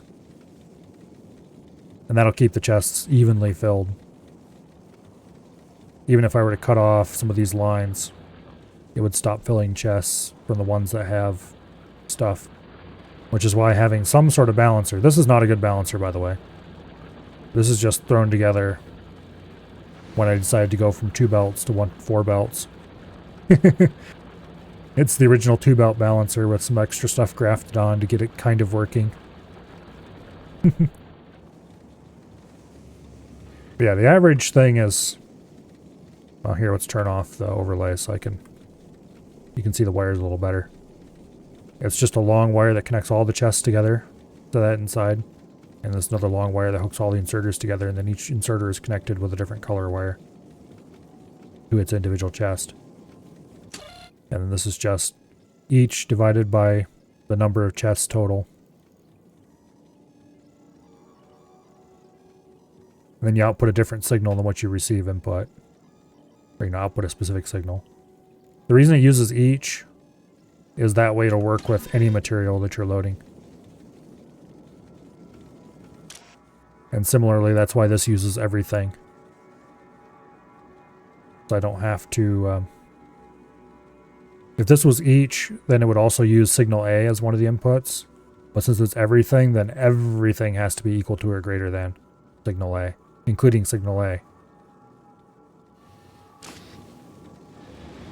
That way it's fully generic. The unloader works the same way, except obviously it's reversed. Instead of this line being the one that's controlled, it's this line is the one that's being controlled. So they don't load out of the train until their chest is equal to or below average. But otherwise it's exactly the same. Let's see. Yeah, like here's an unloader. Same thing. Everything equal to or greater than average. Wait, is that equal? Is it equal to and greater than for one or here? Let me check if that's... That might be another difference. Wrong one. Yeah. For those it's greater than instead of less than. This is not my design. I don't remember where I saw it first. But I saw it somewhere. And I've made some version of it ever since. But the only thing you ever have to do is set this number to however many chests you have. Which is 6 per train car. If you forget to do that, it acts really weird and doesn't work quite right.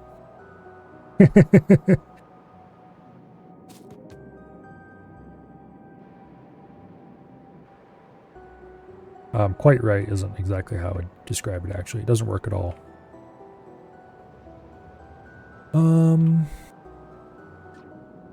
Let's go ahead and grab a few more oil refineries. 24 is more than enough. I doubt we'll build that many. I guess I'll just build whatever feels right and work from there. Okay, let's get a locomotive on the track and get back over there. Fuel. Solid fuel.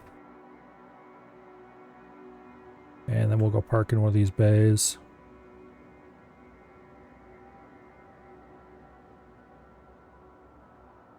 That one seems good enough. I need to grab more rocket fuel just for my personal use in my own trains.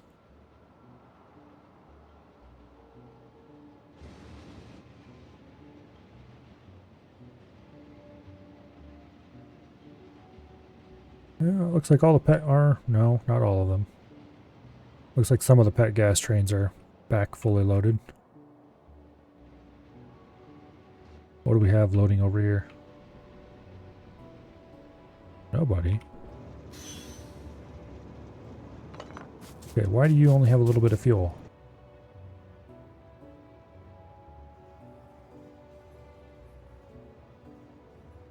What are you blocked by? Oh, you're blocked by all these bays being full. Okay, that's normal and fine. That is fine. That'll clear itself up and no problem without me having to do anything. Alright, let's go place the refineries. I forgot grenades again. Alright, back we go to the factory to get grenades. You would think I would remember one of these days. But alas. While we're here, let's grab some rocket fuel.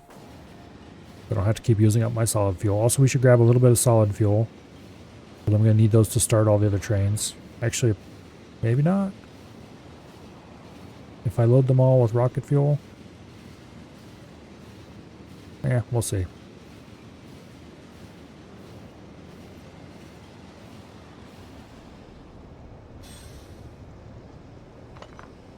Alright, let's grab a couple of stacks of rocket fuel.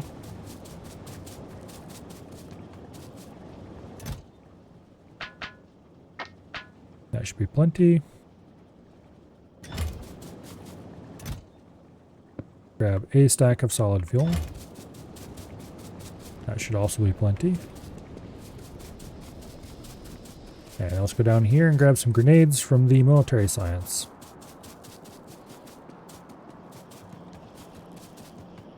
Need a stack or two. Couldn't need any more than that.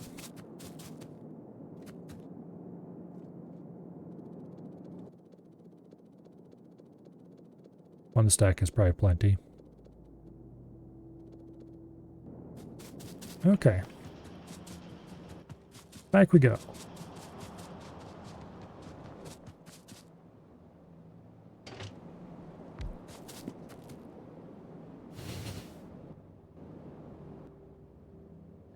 Now,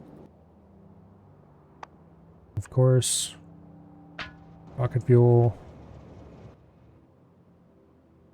And let's go back over here.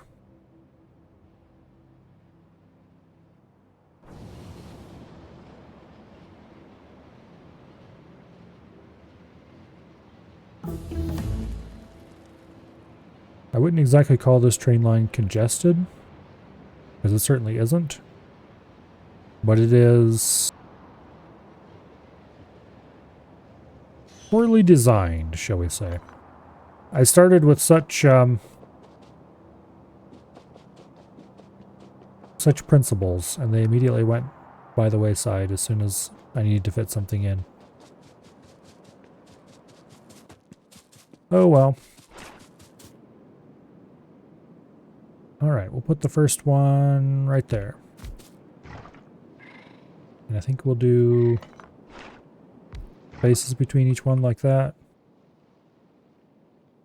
Well, technically, we probably don't need to do that anymore. Let's bomb this stuff out first.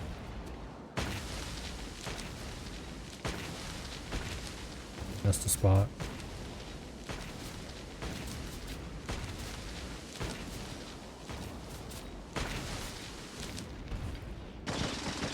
Bastards to shoot rocks.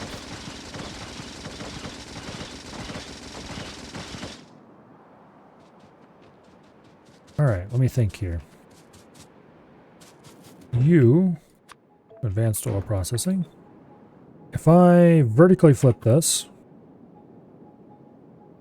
I could leave them without a space in between them. There. Let's experiment. Vertical flip. Okay, so this is the old way of doing it without any vertical flip. And you can't quite reach across them with a power pole. So it's probably not worth doing it this way. Probably better just leave a gap.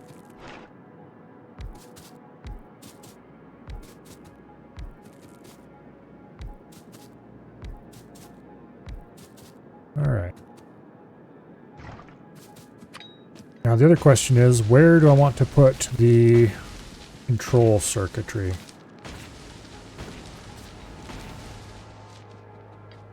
How many do I got here?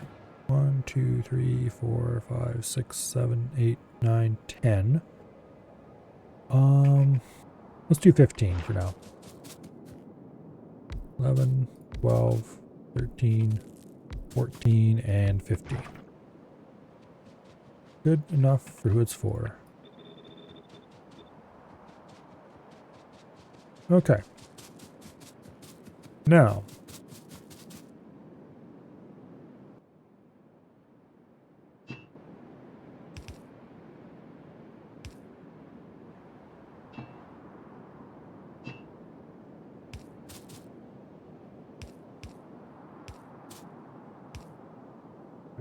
Dang it.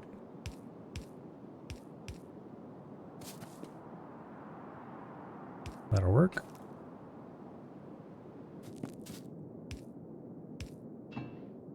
And then we take this and like so.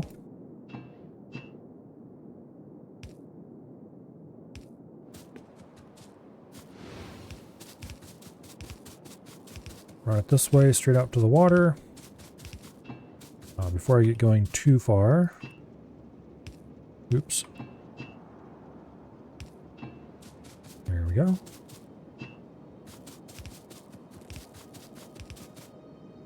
I think I have an offshore pump on me. I have multiple offshore pumps on me.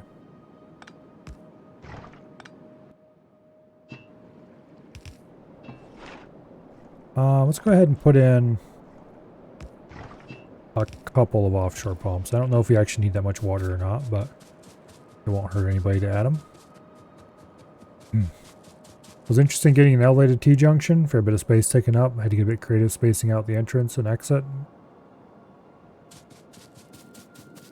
Yeah, I haven't really spent serious effort messing with elevated tracks yet. I've done just enough to kind of get a real basic feel for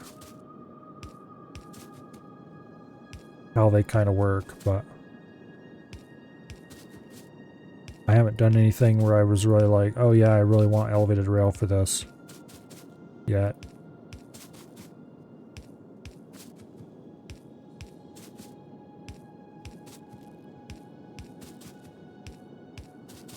It's definitely going to be an awesome thing to have in the toolbox.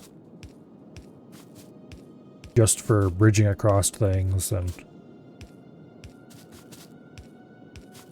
stuff like that, but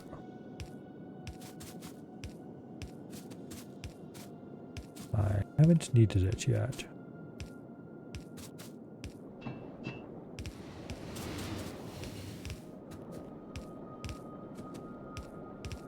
Those are probably the iron trains right there. Which reminds me, I think I need to set up one more iron train. Actually, I probably don't, because I did set that to be a single train limit.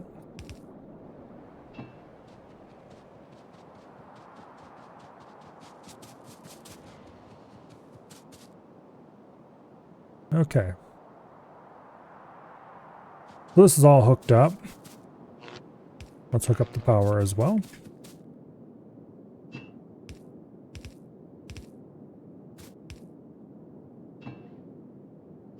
I'll blueprint this part of it because otherwise I will want to go insane.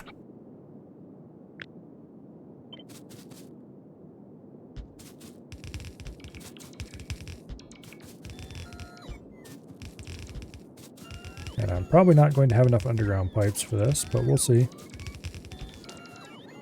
I did grab a whole bunch of them before we left on the initial trip.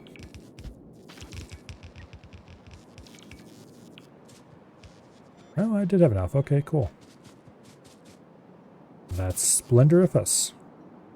No, I didn't have enough. I'm one short. Well, I wasn't going to build those anyway, I guess.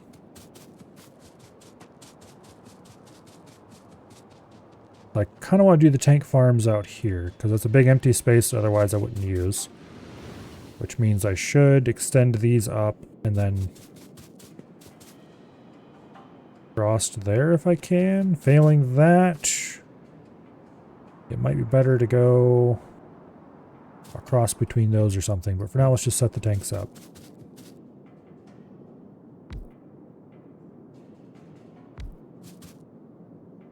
Okay. Move you apart by one. Leave a nice 3 gap between them for no particular reason.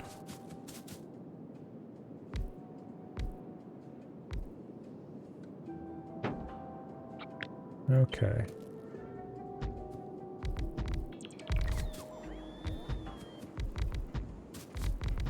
There's no real reason to have a giant tank farm except that I kind of want to. Also, I have just decided that I don't quite want it there. I want it more central. So, how about there? How many is that? 18? Let's do 2 more.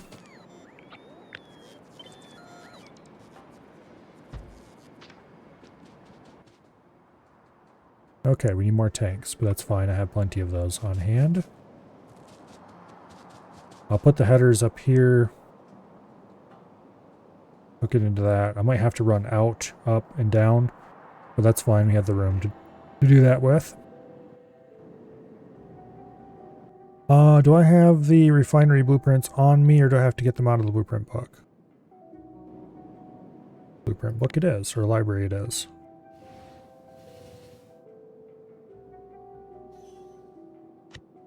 Okay. The refinery control block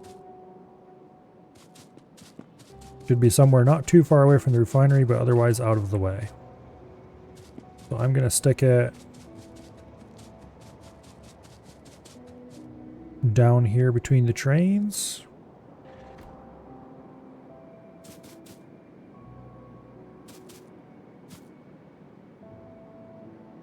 Yeah, that'll be fine. Okay, now I think the only wire required to run this is the green wire.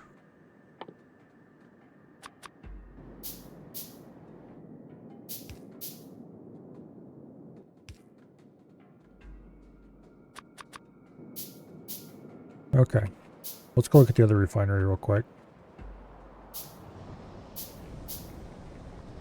How is this one hooked up? Yep, just green wire. Green wire to all those. Green wire to all the tanks. Green wire to the output. Okay. Green wire it is.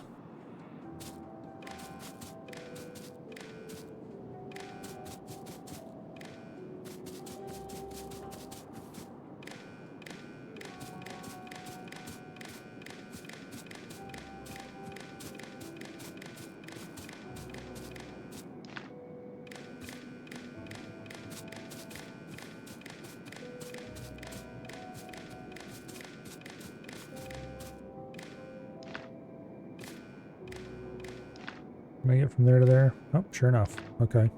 Looks a little janky, but it'll work.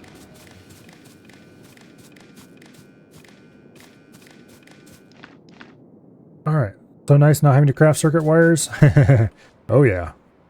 Alright, so we have 20 of each type. We need to go enter that into the configuration. This was originally set up for 16 apparently.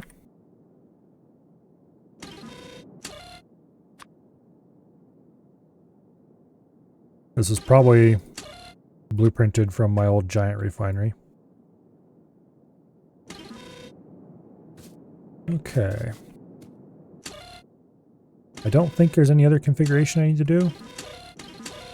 No, everything else is pre-configured. Okay, cool. So what this thing does is it takes the reading of how much of each type of oil is available from your tank farm in on the grain wire. It divides it by the number of tanks in each tank farm, which is what these constant combinators set. And then it sends that through a bunch of circuitry to determine A, should the refinery be running at all? As in, should we be refining crude? And should we be cracking each of the three types of product? In the case of pet gas, instead of cracking, you make solid fuel. But otherwise, basically, should we be taking this product and disposing of it somehow? Because we have too much of it.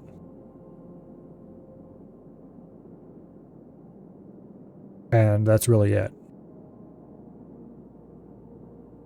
So if you're too low on a product, then it says we need to run the refinery. And if you're too high on a product, then it will convert it into the next whatever.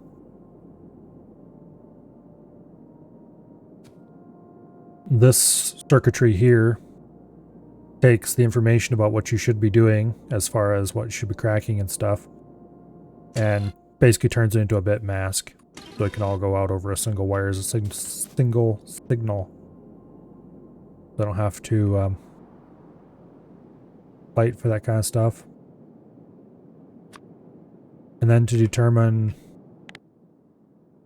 what goes where, well, here. I need to go get undergrounds and more of these tanks. When we get back, we can actually finish linking everything together and making the header.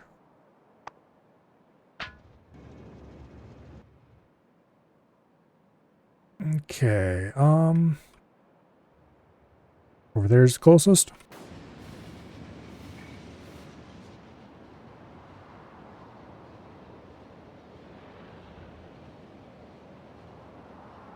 I pretty much use that circuit block for all my refineries simply because it just makes them run smoothly. It's not terribly complicated. I made it several years ago. That actual blueprint is newer than the basic concept. I've had older versions of that blueprint that worked exactly the same, but I either lost them for one reason or another, or I think my oldest version of that blueprint got lost because I didn't actually save it to the blueprint library because that didn't exist at the time. And it ended up, I let too many Factorio versions pass and I didn't feel like updating the save by loading old versions of the game. Alright, we are here for undergrounds and tanks. And I walked right past where I need to go to get them. Okay, tanks. Grab one stack of tanks. And undergrounds, we will grab a lot of them. We'll grab a stack of normal pipes too. And that should be everything we need, I think. I'm going to grab a stack of radars because I used my last radar up a little while ago.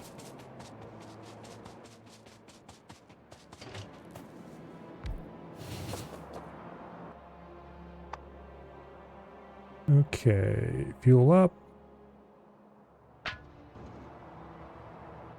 Would help if I remember not to exit that menu when I wanted to actually go somewhere. And we'll go park over here.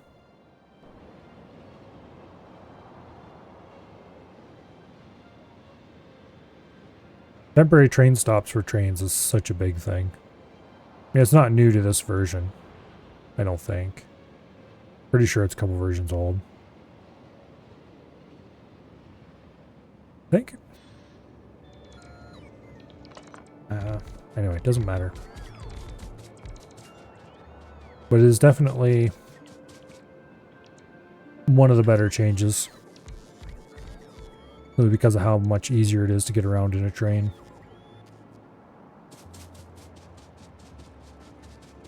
Okay, so now we need to put in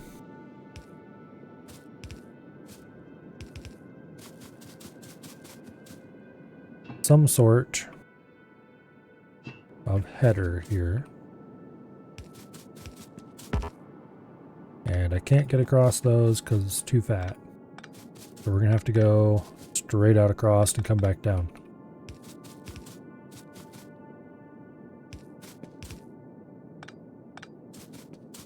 Which works.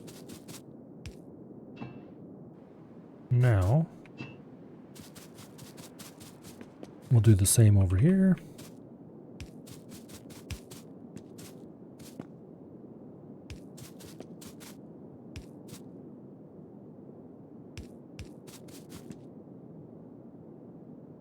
Okay, that's annoying.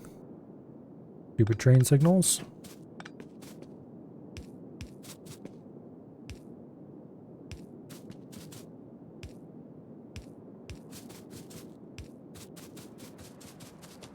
Now,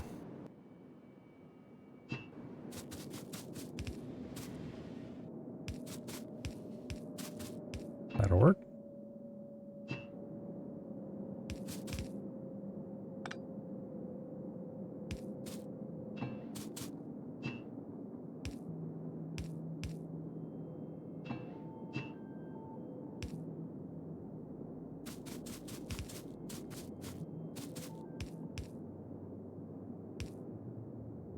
Okay.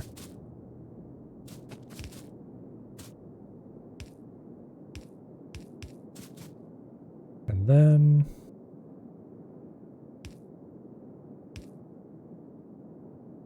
like that.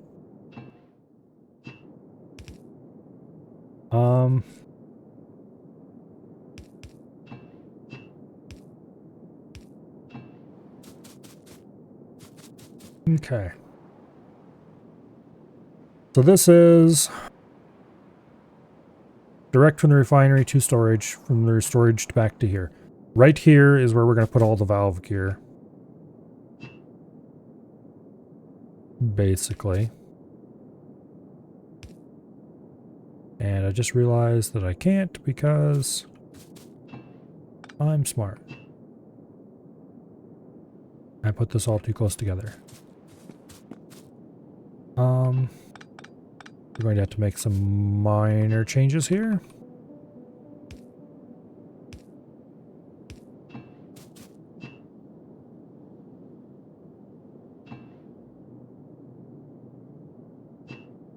That's not going to work.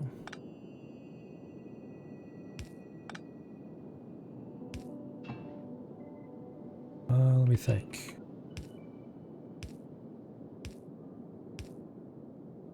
Okay. However, that's not going to work either because we need to have E off on here. What we really need to do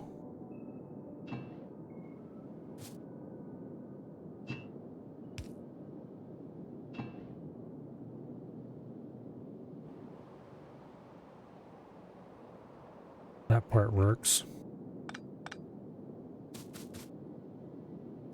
I'm going to have to put in something over here like this.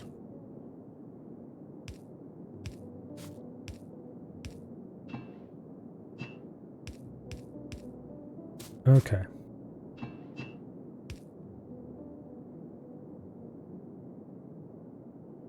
Now,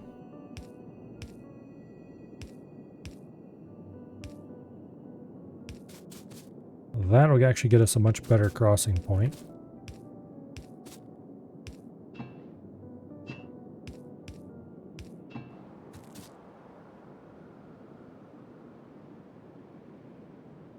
Okay, so this is the pet gas line. This is the light oil line. This is the heavy oil line. Boom, boom, boom. Pet gas, light oil, heavy oil.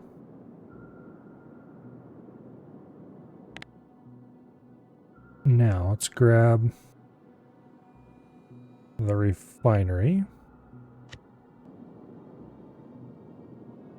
And we need to do some fancy stuff here.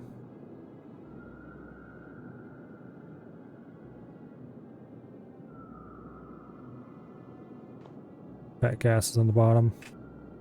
Damn it, why did I do that? Refinery, where to put it? There. Okay. Except I don't actually want to do it quite that way. Damn it. Actually... Okay, these need to be moved. I just realized I need to do some stuff here that I did not previously consider.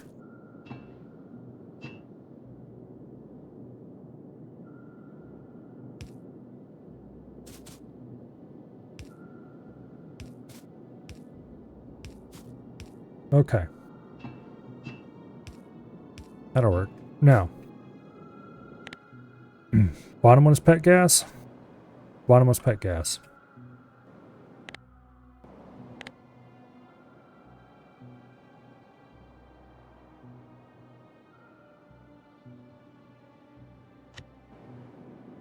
Okay. Pet gas. Light oil. Heavy oil. And additionally, we have bypasses for those for unconditional oil use.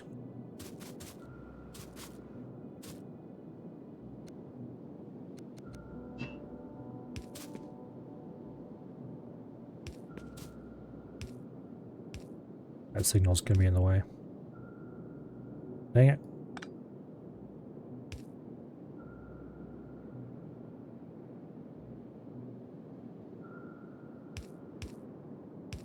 Well, consistency in all things. Let's do this.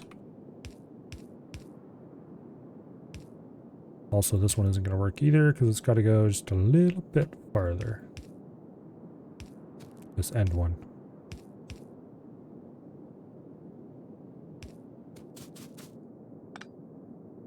So let's extend them all out to there.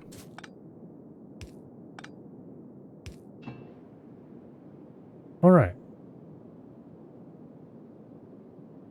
The way this is going to work, this line, if it ever has oil in it, or pet gas, then it needs to be turned to solid fuel.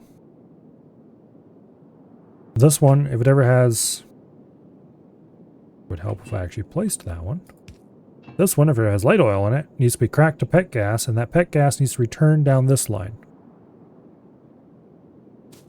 Similarly, if this ever has heavy oil, it needs to be cracked to light oil and return down this line.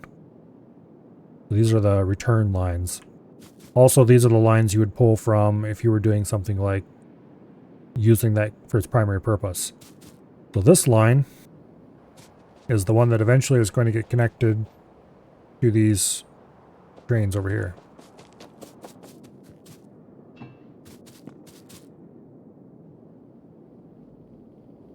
So this can't be a pump. It's bidirectional.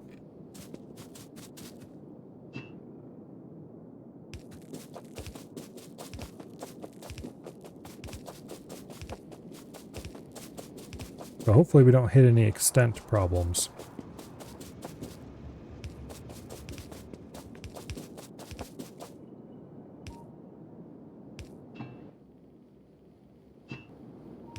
Boom. Pet gas on trains.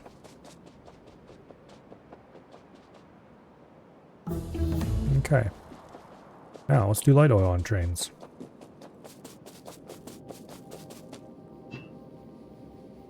This is the unconditional light oil. Yes, it is.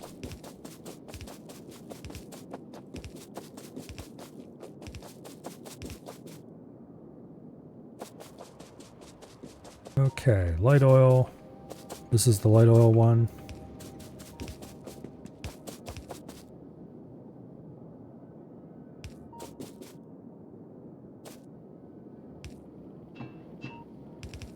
Boom. Light oil on trains. Pipeline extent isn't even bad. Okay, good. We'll have plenty of room to make this work then. Let's go ahead and research.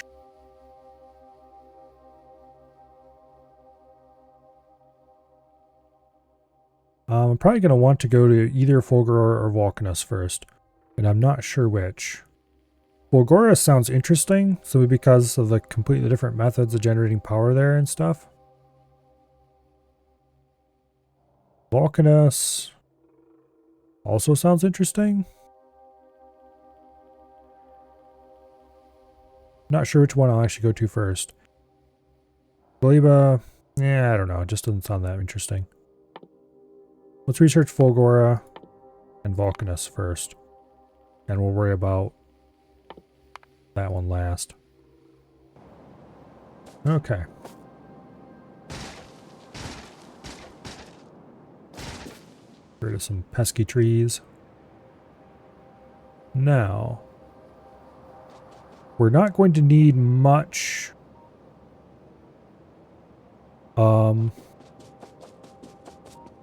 lube.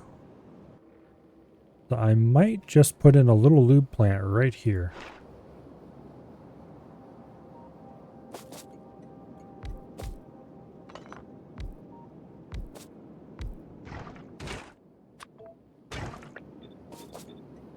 Should be able to fill drains quite easily off this little bit.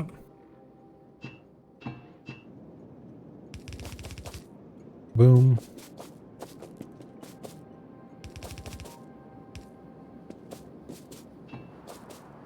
And this would connect to the unconditional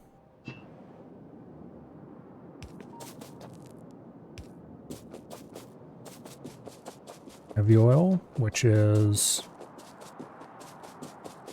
right there.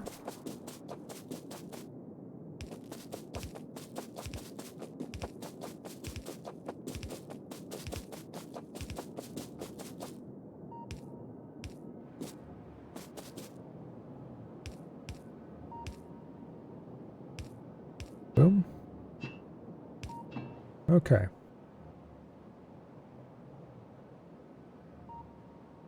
Interested in doing sort of fresh start, new plant, dive right into the new mechanics, or bring a bunch of starter stuff? I don't know. I'll probably bring at least some starter stuff, but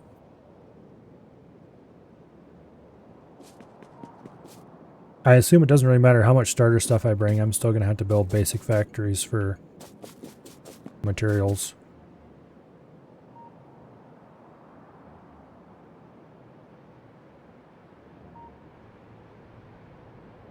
Okay. That's lube solved. Let's see, what are you? You're the light oil.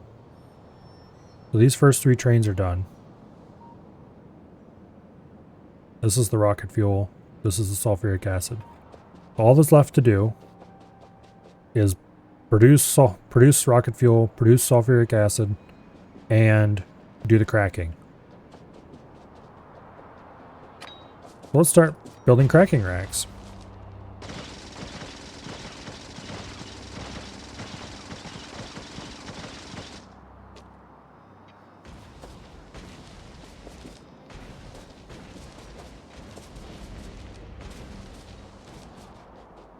Not sure how big of a cracking rack we're going to need for everything, but probably large. In the meantime, I should also get the refinery running. Which means I do need to wire this, don't I? It would help if I, didn't keep interrupting myself in the middle of everything I was doing. Go ahead and get this wired up. Not just for power, but also for control.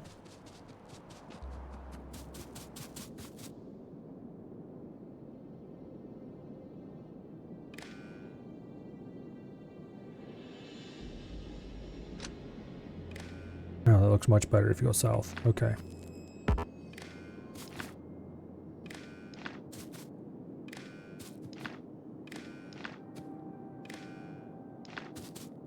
I also need to then connect all these poles together, but that's easy. Probably should just connect one of these up and make a blueprint, but oh well, too late now.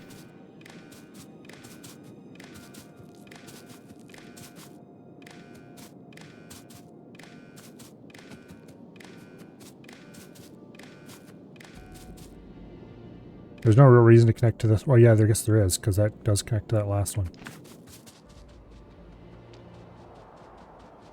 Alright, now we just need to connect this pole to that pole to here.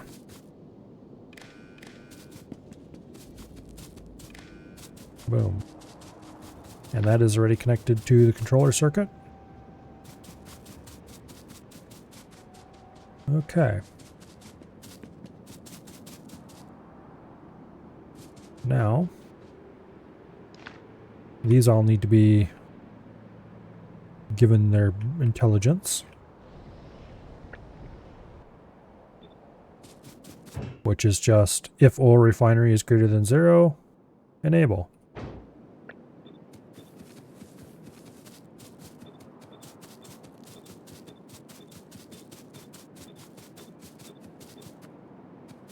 And currently they should actually be receiving oil refinery 1. Yep, they are. Okay. That means basically refine now, please. Okay, these all need to be connected and wired.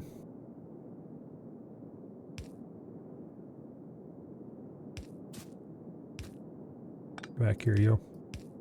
Okay. Green wire to there. And then green wire gets run to the input here.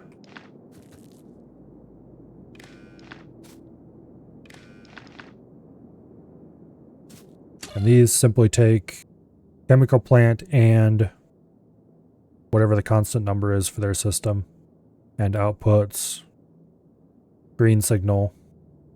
And then these just turn on with green signal greater than 0. The constant numbers being 2, 4, and 8, I think.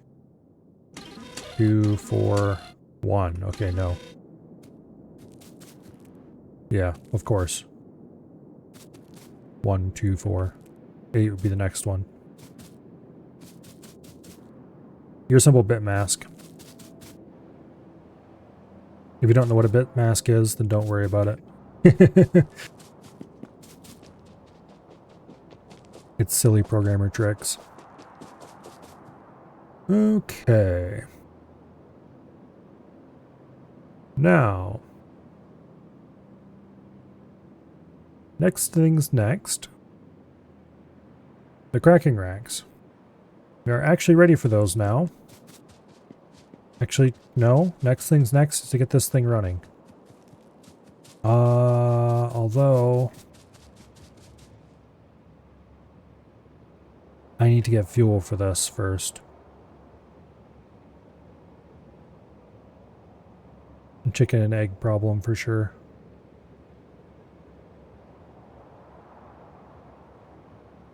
If you don't know what a bitmask is, you should have been around for when I was designing a computer. Yes. Yes, you should have been. Also, I kind of want to play that game again. So, be warned, everyone. Things could get very technical in a few months. If they ever release the update they keep teasing for the last year or two, then we might do some stuff.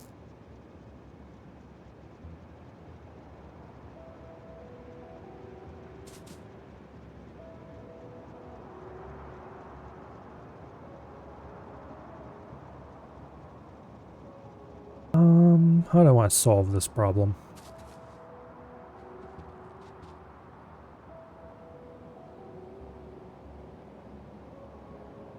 I probably should just go get a bunch of fuel, manually fuel it, and let it run, and hope we get the thing finished before then.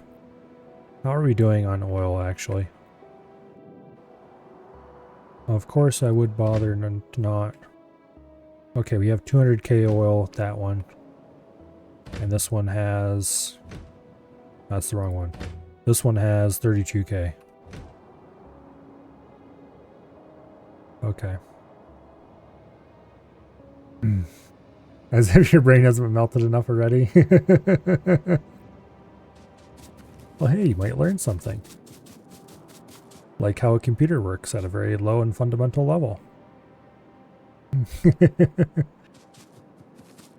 For those who weren't here for the incident that they are crying about, once upon a time, I played a cool little game called Turing Complete. And if you are at all interested in how computers work at a low level, Turing Complete is an amazing way to either A, have fun, or B, learn about it. Because it will teach you all the concepts you need to know to design your own computer, your own CPU, from scratch. Except, of course, for the concepts related to how electricity works at that level. Because there's some real world things that get in the way when you start dealing with how electricity deals with electronics at a small enough scale. It's purely dealing with the logic and not the electrical. But most people don't care about that part anyway, so.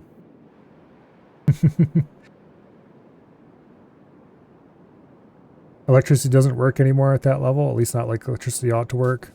Yeah. And you start having to deal with realities of very tiny amounts of voltage and trying to measure them, and fun things happen. And you get really small, then you have to start dealing with things that have names like quantum tunneling, and then you start wondering where you have gone wrong.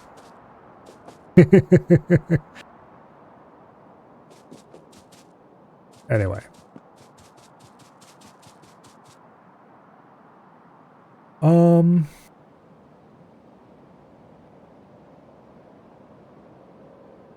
Let's get this thing started. I'm not going to put the cracking racks in first. I'm actually going to build a rocket fuel plant first. And then I'll put the cracking racks in after that. So we want unconditional light oil.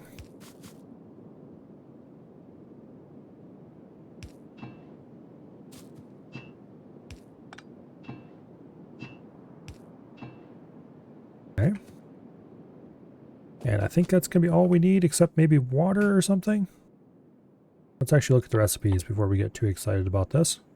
Yeah, just light oil. And then to make the rocket fuel, we just need light oil again. So, very easy. Figuring out all the correct ratios will be a little different. But anyway, Turing Complete is a really amazing game. It does a very good job of teaching you how it all works. So, if you actually play through it, you'll come away with it, hopefully with less brain hurt and more knowledge.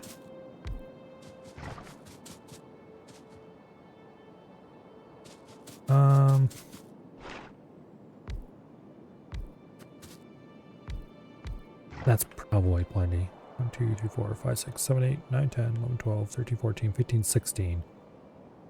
Yeah, if 16 is not enough, then I don't know what is.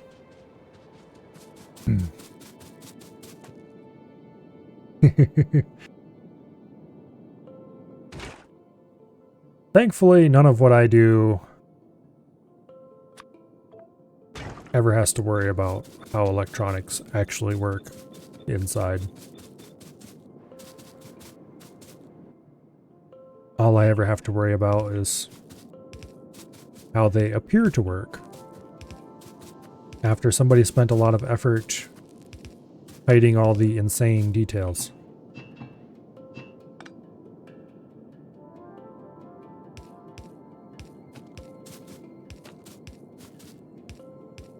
And that makes them a lot more fun.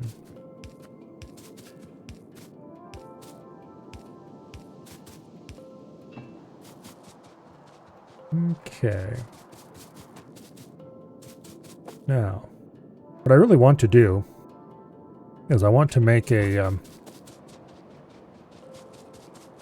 processor that uses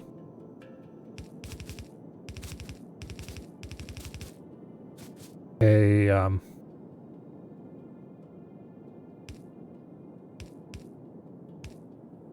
with variable length instruction decoding and a few other cool little things like that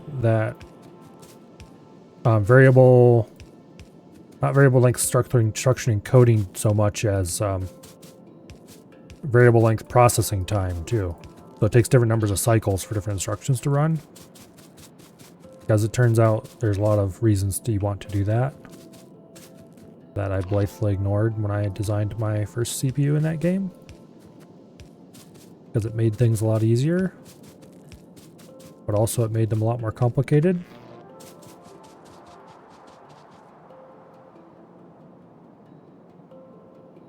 Alright, this should work. Half of them are putting on one side and half on the other. And we should get a belt more or less evenly balanced side to side. And then we just take that and we stuff it down. How do I do this part?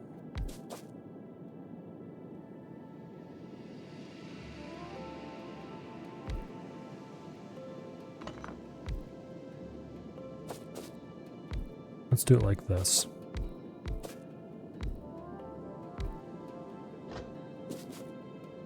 Make a couple of cells for now. We can expand it as needed.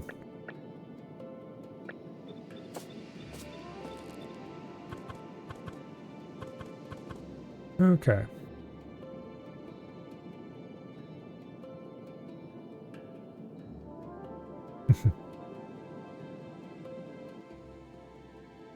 Now, I am once again running out of pipe.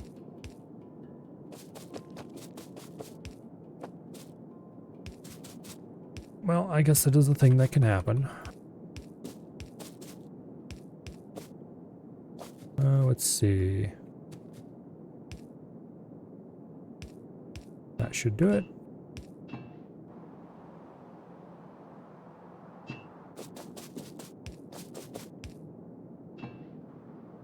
Okay. Now, output, output,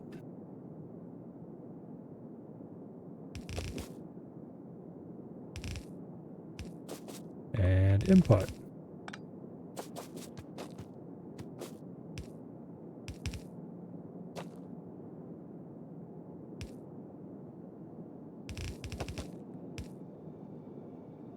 Boom. Side load that, and we should get a more or less evenly flowing thing of rocket fuel. Some will be sent over here to fuel this train. The rest will be sent over here to load that train.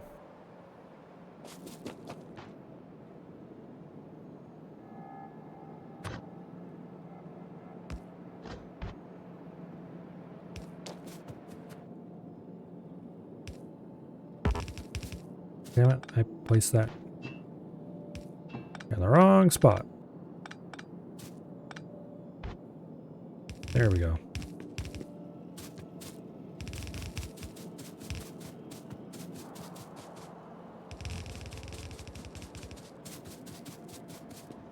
Okay.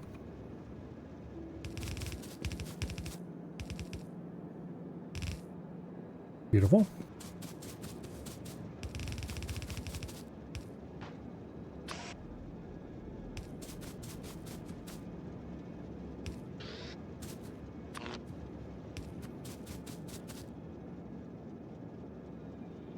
Okay. Also 3 fuel trains.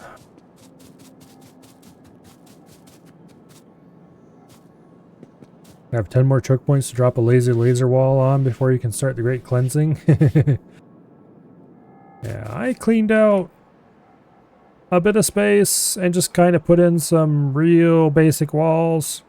So far, I don't think these two walls have been attacked at all. Or if they have, it's been very small. This wall's a little bit more ambitious. Where did I get the ammo for that wall? Or is it just not, it doesn't have any? It's entirely possible that this wall simply has no ammo. But it should have flamethrower fuel, so I guess that counts.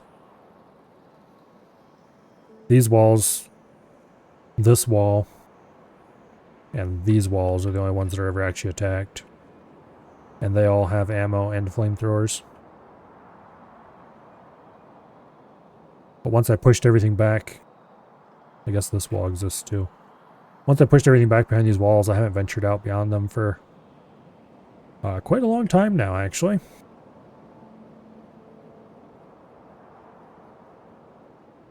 I've got everything I need inside here for now, and I am going to just leave it that way until I have to go out for more resources. Or until I run out of space in here, which is probably what will happen first. Let me think. That's set up. Gonna run this up to here. Yeah. That is the unconditional heavy oil right there.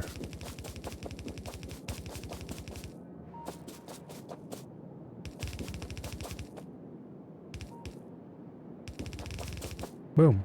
Rocket fuel for the loader. Alright. Obviously, I'm not going to have this tiny number of rocket fuel manufacturing, but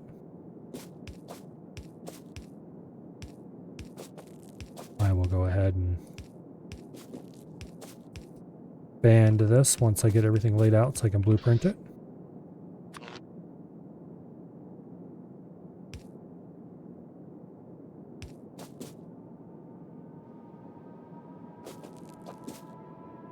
Okay.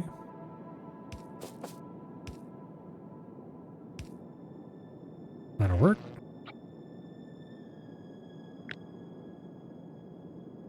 Not ideal, obviously, but it'll work.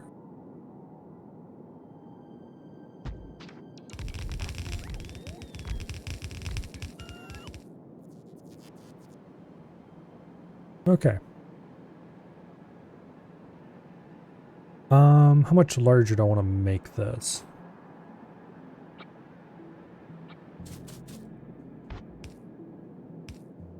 Extend those so I don't have to do that.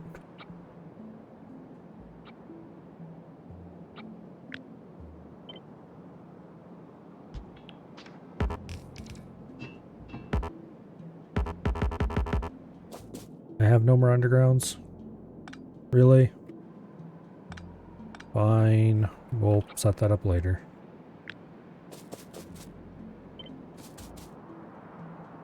Let's do that and call it good enough for now.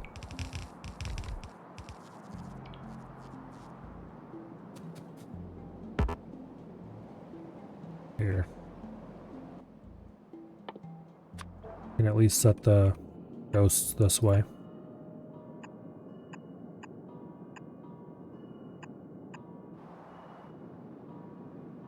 Okay. Now we just need to go get some undergrounds, and we need to load this train with enough fuel so that I can leave and come back.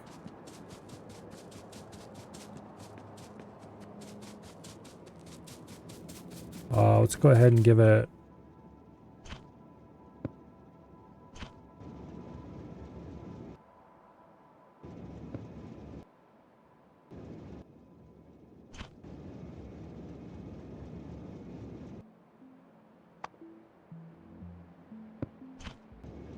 Let's give it 25 solid front and rear.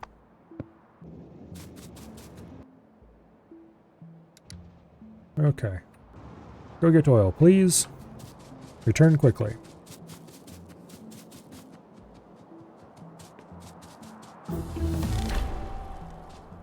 Fulgora briefing. Fulgora is a dry, barren planet with no signs of life and dangerous lightning activity and the frequent night cycles. Solar panels much less effective, however lightning can be collected with a lightning rod and stored in the accumulator. There are no natural resources found anywhere on the planet. The only things available are leftovers in the form of scrap. What might have been oceans is now full of heavy oil that can be extracted with an offshore pump. Ocean isn't landfillable until much later, but it can be crossed by elevated rails. Okay. But not in the deep parts because you need additional research, but that's fine.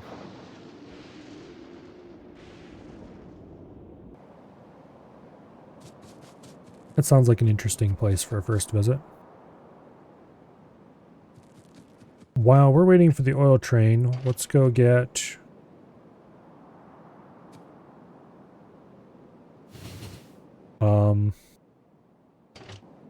more pipes. I think it's pretty likely that I'll go to Fulgora first. Because it did sound like one of the more interesting planets in the Factorio Friday facts about it.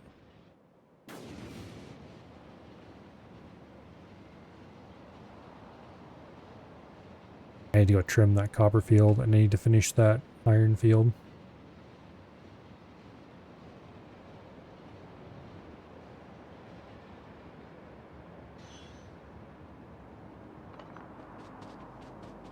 Okay.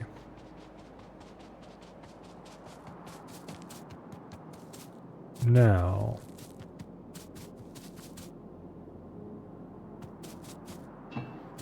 $200 pipe to grounds, and we'll grab another stack of standard pipe.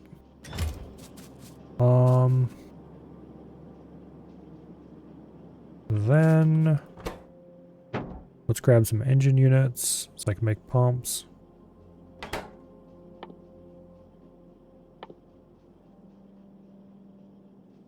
Yeah, lightning rod. Stone brick, copper cable, steel plate. Protects a small area from lightning strikes and converts the electricity into the electric network. Okay.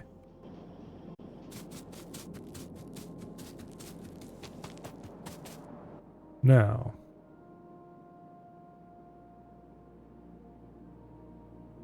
what am I going to keep? What else do I need? Probably should get more electric poles because I'm getting low on those. Should get both kinds actually. Grab a stack of mediums.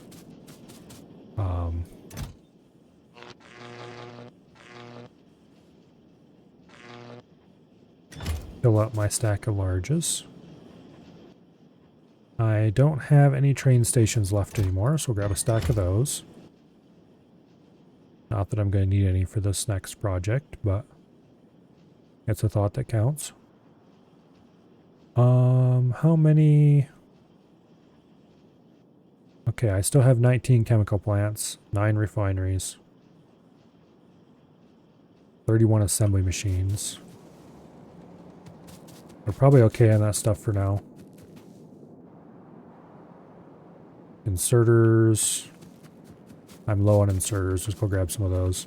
Also, I should grab more belts.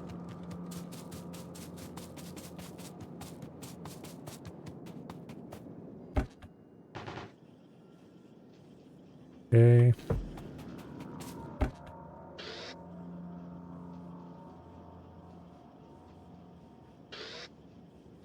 That should be good enough. All right. Back we go.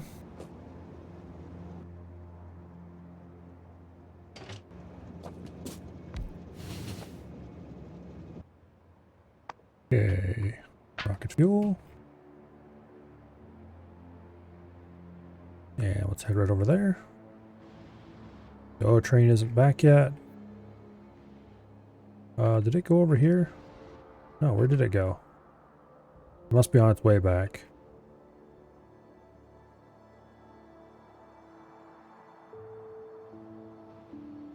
Okay, there's one of the oil trains. That is not the one we sent out because it's fueled with coal.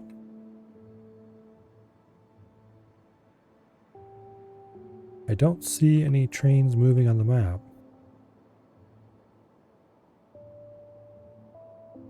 Alright, where the heck is the yellow train?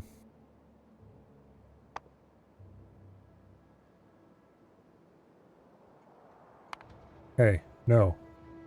Bad. Don't do that. That has train limit 1 now.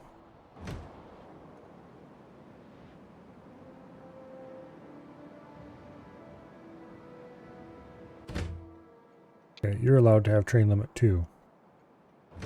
Because the other train station's going to go away eventually anyway. Okay, now.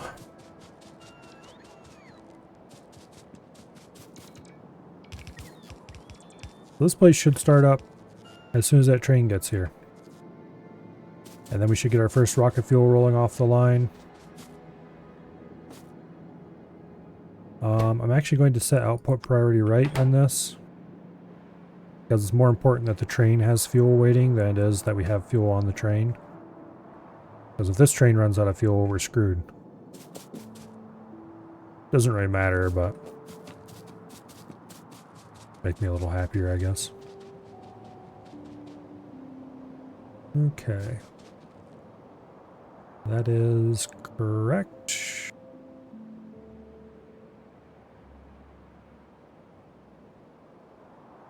There's the light oil. Okay. There's our first load of oil, which should be sucked off that train in record time.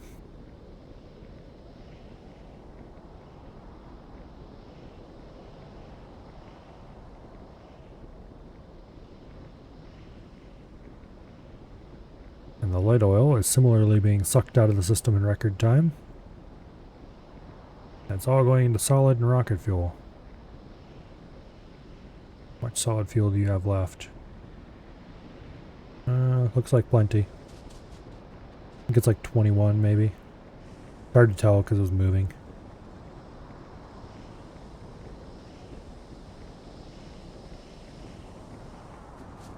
Okay, so if we want to increase anything over here, it's definitely going to be the solid fuel production and not the rocket fuel production.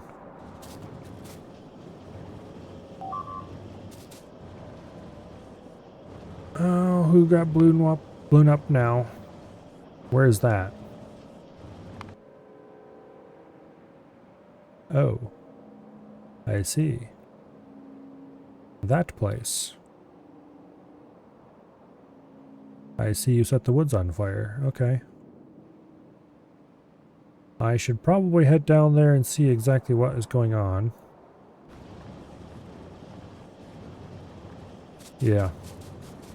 We'll let this run. I'll take the car down there and see what's going on.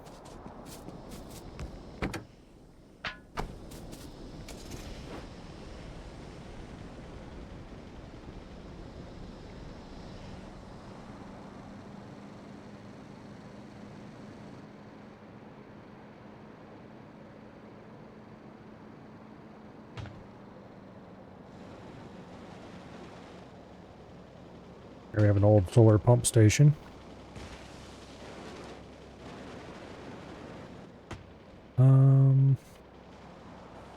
Around this way.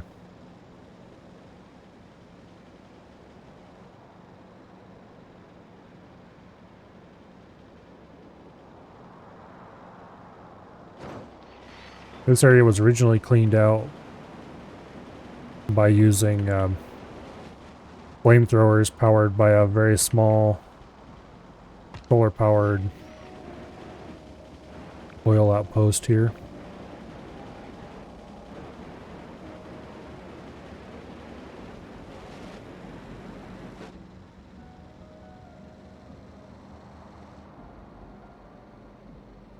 Okay, so this is not actually supplied with ammo, as I stated earlier. I suspected it probably wasn't. And somebody got roasted by a flamethrower, and most of the forest burned out, it looks like. Okay. Well, it's probably just an expansion party, so I'm not going to worry about it. The flamethrowers can deal with it.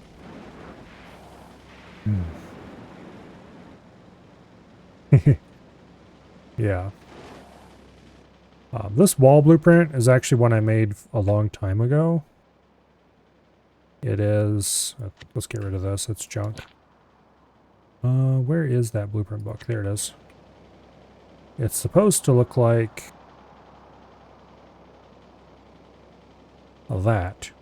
These are all sized based on the size of a roboport. And then the cool thing is... you can upgrade them by simply pasting in place to make them much more concerning to the biters. I don't think this version has laser towers? Laser turrets? I thought I made a version that had laser turrets on it, but I guess not. But they would go in behind the flamethrowers anyway, I think. Or between them, maybe.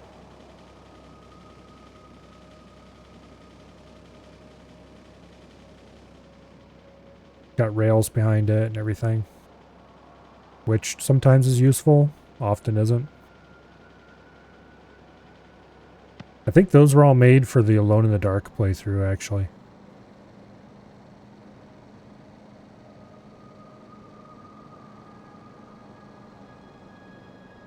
The Alone in the Dark playthrough was a playthrough I did... oh, how long ago was it now? A while ago, anyway. Quite a while ago, because I think they had just announced they were working on Space Age when I started Alone in the Dark. Because I decided I wanted to play more Factorio, but Space Age was coming out soon, so I didn't want to start a proper run. Soon being like a year later, but anyway. So, what I did was just load that save up. It's not going to have any of its mods, but that's fine.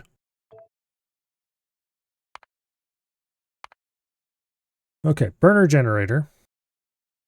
Just gives you a little burner generator. Burns coal, produces power directly. It's super inefficient, but that's needed for bootstrapping. Mineable cliffs, because I turned cliffs up to max because, I don't know, I felt like it. Dark night, which makes night darker. It actually gets pitch black out when the trees aren't, when the sun isn't up. Day phase adjuster. This was used to make it so the sun never comes up.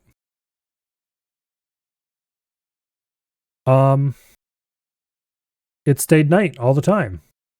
And it didn't just look like night. It was actually night. So there was no solar. It would be literally impossible to use a solar panel. Iron small electric pole, because I completely turned off trees. Because that was a good idea. Mini trains, which is a cool little mod that gives you small trains, because I wanted to do trains, and smaller, cheaper trains seemed like a good idea for that. It turned out they were pretty cool. No lakes is a mod that simply makes it so that there is no water on the map. Just none. No water at all.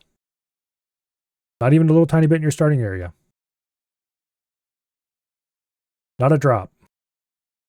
Starting inventory. This was used to give me a starting pump jack or two, I think it was. Searchlight, which seemed interesting at the time, and I didn't end up really using it.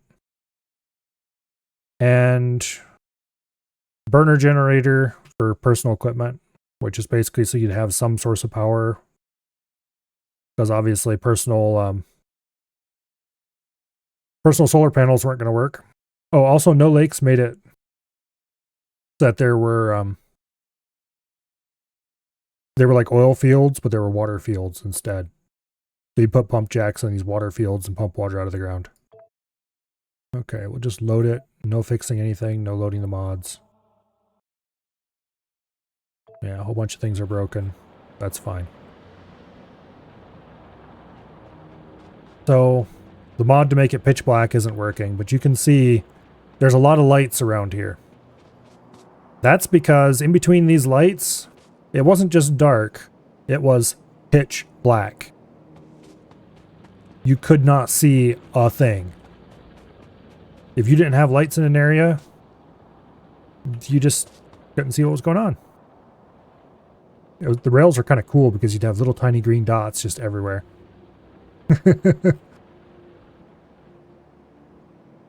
Here we had the starting science setup that produced a little tiny bit of science before the biters completely overran it. It was built on top of a plateau because that was the only way I could protect it at the time. And even then, spitters just destroyed it all. Now it's inside of walls, so it's safe. Big old thick walls because they needed it. Obviously, these were all pumping water at one point, but the mod's not loaded, so we don't have that water there. This was the starting power plant. If I had lost this, I would have lost the whole run. So there was like a little wall here, a little wall here, a wall here, big old wall here. Most of that's gone now because I removed it all. I used a lot of cliffs to my advantage to defend stuff. Just total disasters of rail everywhere. Little tiny train stations everywhere. Most of these should have a train sitting at them, but they don't because that mod isn't loaded. This whole main line, only one train could be on it at a time. Which led to great inefficiency, but it worked really good in the early game. Late game, not so much. Lots of little tiny stations at each section of wall to deliver ammo and deliver oil for flamethrowers. Getting flamethrowers for these walls was so huge because finally we could have something that killed biters quickly instead of having to waste all my ammo.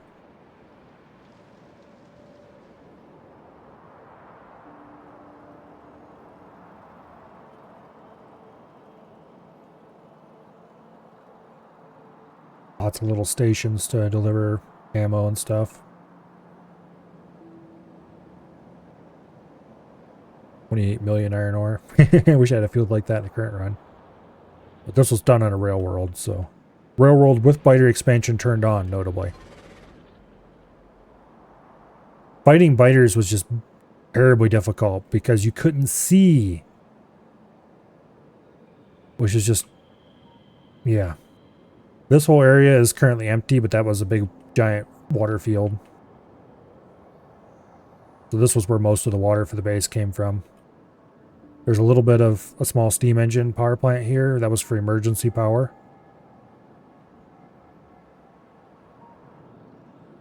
So that if I lost power to the rest of the base, I wouldn't lose water. Because if I lost water, we were screwed. There's no water, no power. Because the only way to make power, every single way to make power except solar panels, involves water. Matter of fact, since this water isn't pumping anymore, this is going to start honking my alarm at us soon.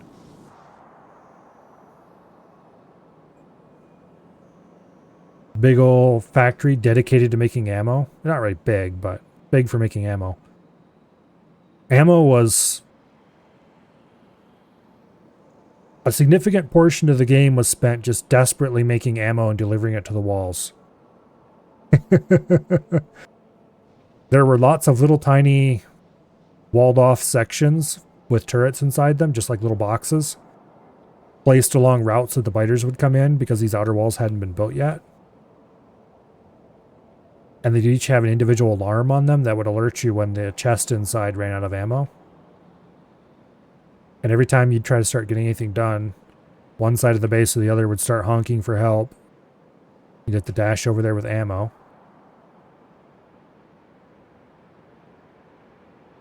And you basically, as soon as you made enough ammo that you thought you might have enough, you would immediately have to go distribute it all over the place. And it turned out you didn't have enough. And this was just an actual nightmare. It was a fun nightmare. But it was an actual nightmare. There was a lot of running around desperately distributing ammo. You couldn't see biters coming in because it was too dark. Until the flamethrowers lit them up, and then you'd see fire out there. It was a really fun run. But you may notice that there's no rocket launched here. I did not play until I launched the rocket. I played until I reached a point that the base was no longer under constant threat. And then I stopped. This took actually quite a while to get to this point. There was a huge chunk of the early part of the game where there just was no science being done because every single bit of resources had to go into producing ammo or producing gun turrets so we could try to build walls.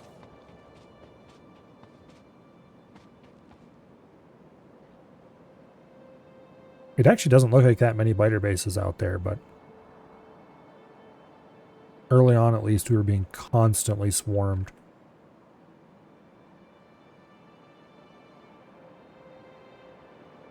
Anyway, that was that playthrough. Someday, maybe we'll do it again.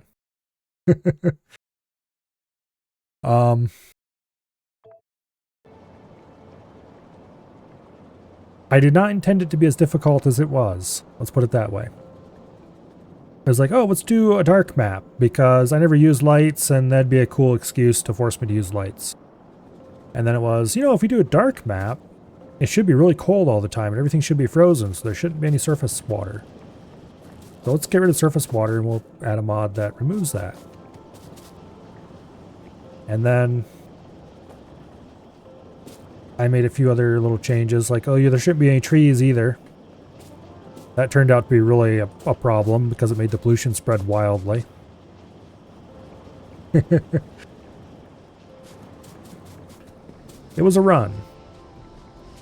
A lot of things that I thought would make it slightly more difficult stacked together to make it much more difficult.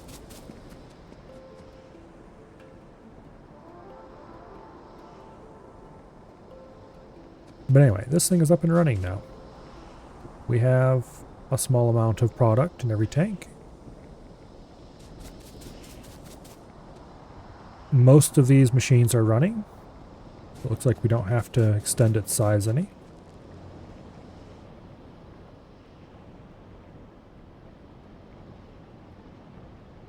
We might be producing a small surplus of oil. If we are, it's certainly not very much.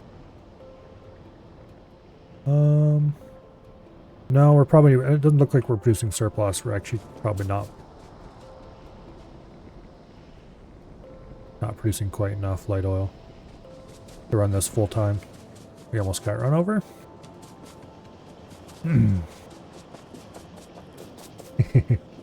But anyway, it was a really fun run. It was super hard, but it was fun.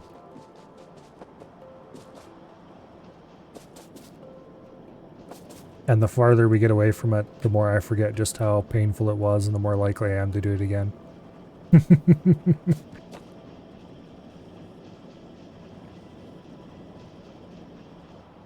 Anyway. It's going to be a little while till this line completely fills, and then we can start loading the train. First, though, let's put in the cracking rack.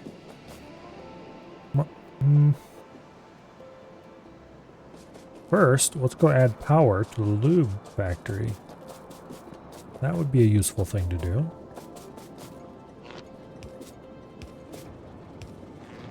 There, that can actually run full speed now. Also, I need to put in a refueling station for small trains. I think I'm going to run the fuel down parallel to the track and we'll put in a refueling station way down here somewhere.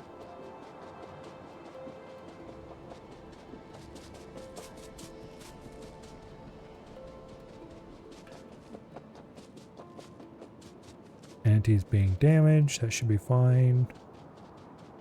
Where exactly do I want to put the new refueling station?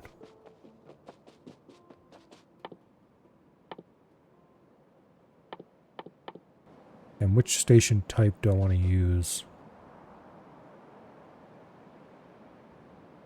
I should probably put it...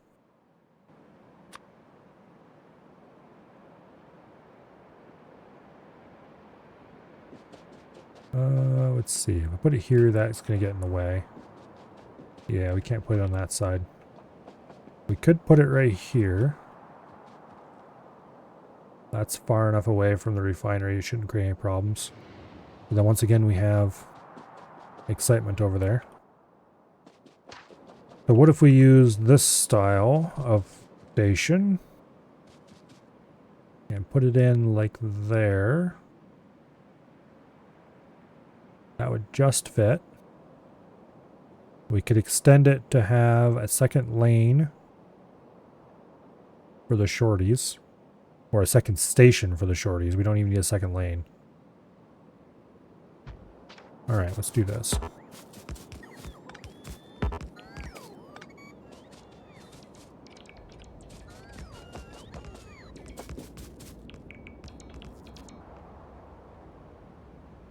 Okay.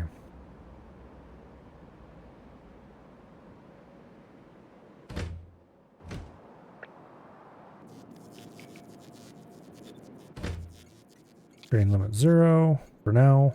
I have to change that because it doesn't actually have any fuel delivered yet.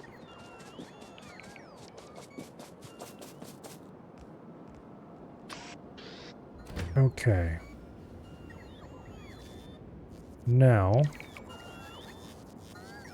I want to put in a second train stop for short trains.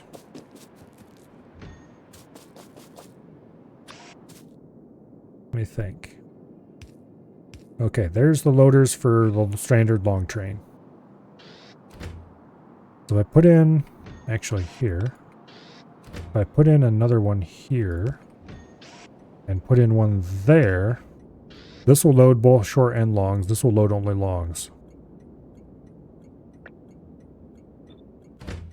So this one, train fuel, short,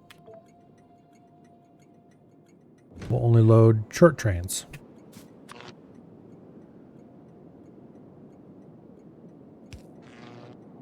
That should work.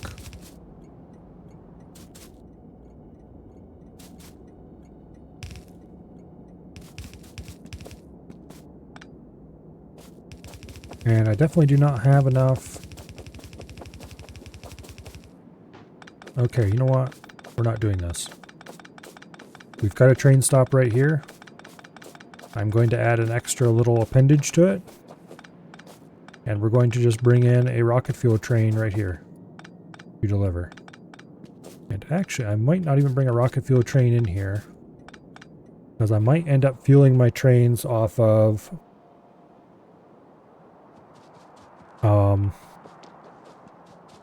what do I call it?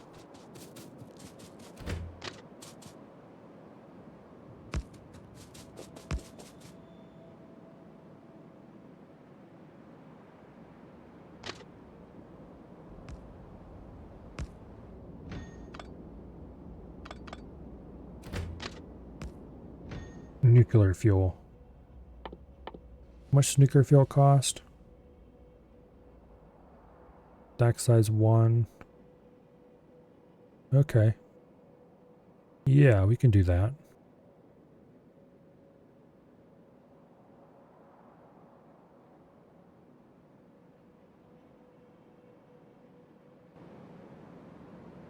Let me think about this for a second.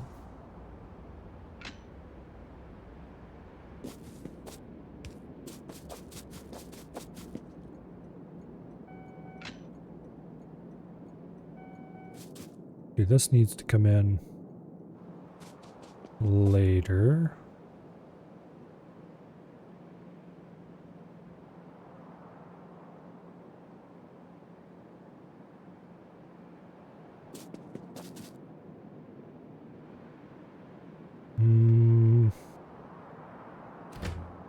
Yeah, we're gonna have to run this to its own separate.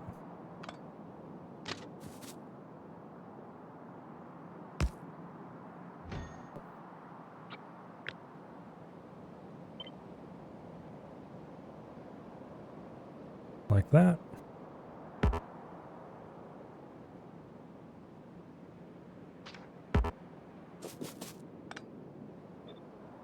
Have to make some minor changes here.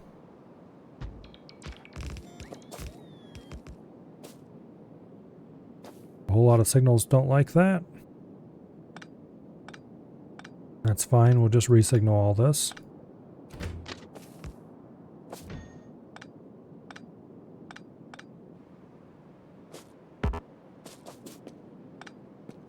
Okay. Boom.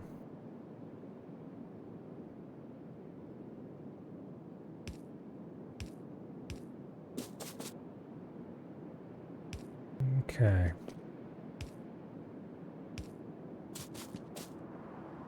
That'll do.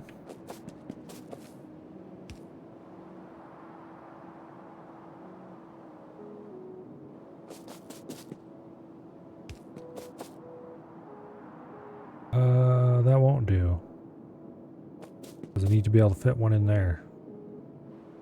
Dang it.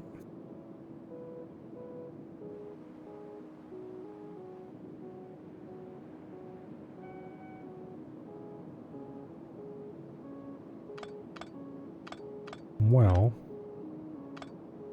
I can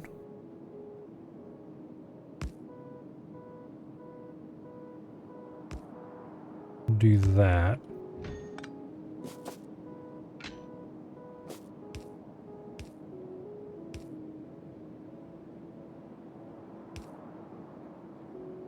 Like so. Yeah, that'll work. Alright. It's not the most split up things could ever be, but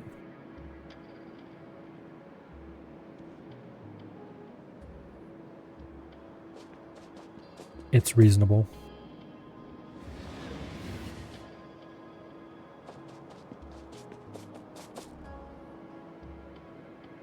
Okay. Now,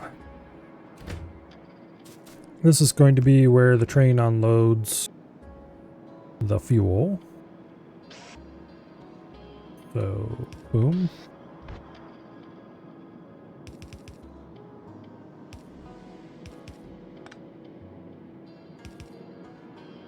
Oh, come on.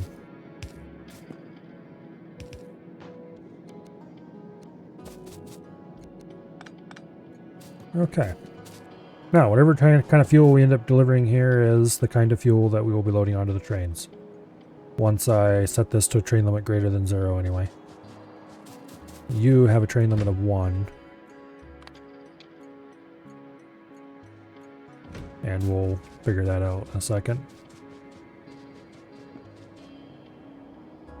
First, let's go up and look at the train station at the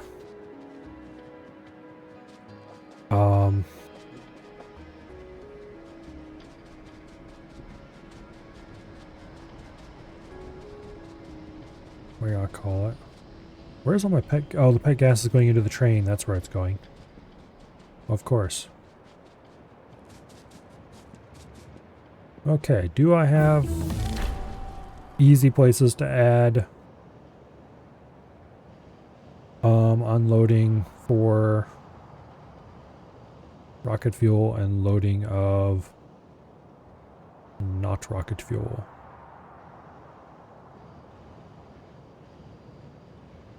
Alright, this one was originally intended to be for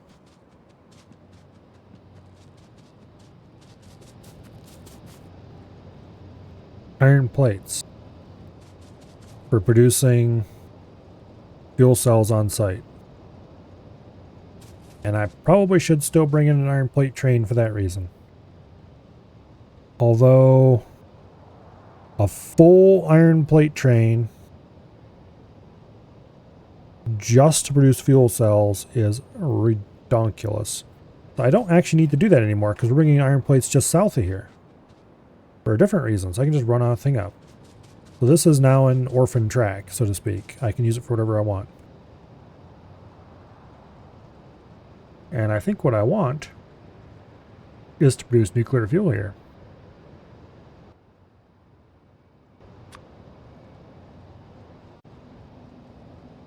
Let's find the station template. And we'll put it in as close to the other station as we can.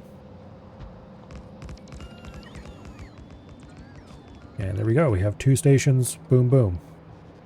One of these is going to bring in rocket fuel and unload it relatively slowly and turn it into nuclear fuel and load it more or less directly onto the train. Actually, I should probably position them just a little bit apart so I can put a couple of assemblers in between.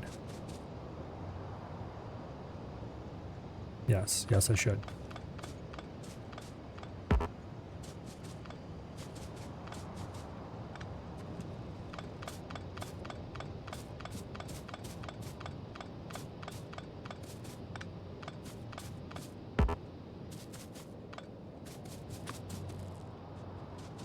Okay. We'll position them as far apart as we can, actually, which is there, without interfering with the operation of the power plant. And that should give us enough room to unload from one onto a belt, past a bunch of machines, onto a belt, and back.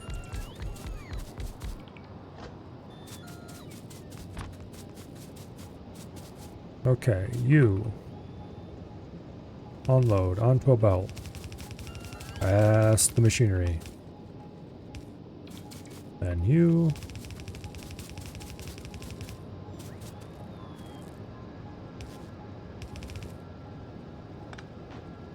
okay.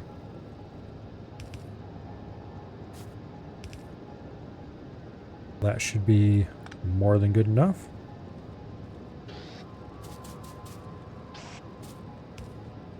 We'll need to run a belt of 235 past there, but that's no problem.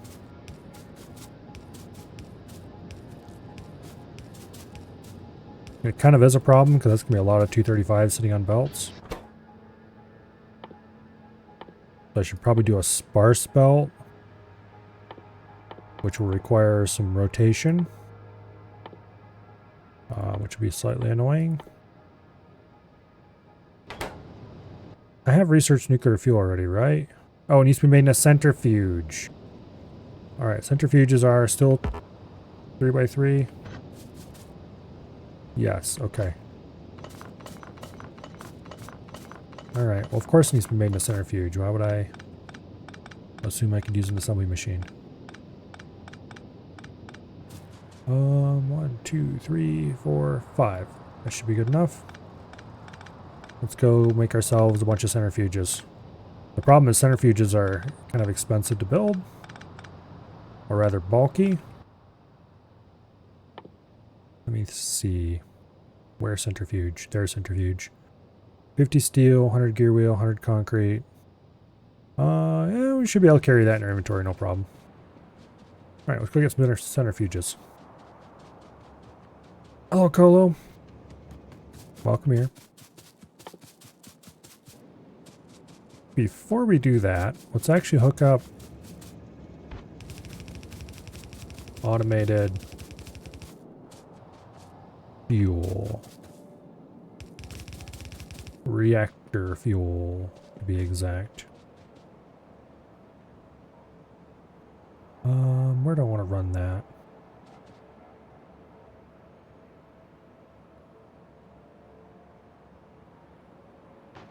What I want to do actually is run Coverx, so let's just leave that there for now and I'll run it to where it needs to go later. Once I've figured out how much... Let's just make a whole bunch of centrifuges because we're going to need them for Coverx as well. Playing the game and don't want your company? It's not that I don't want your company, Colo. It's that I'd rather play single player my first time through. Also, you know me. I always play everything single player. Except EDF and Crab. Those are exceptions. I think we'll grab 1,000 concrete. That should get us 10 centrifuges.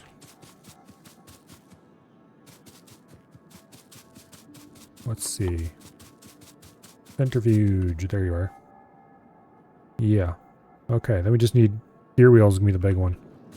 Alright. I played a lot of Crab single player. I did do that.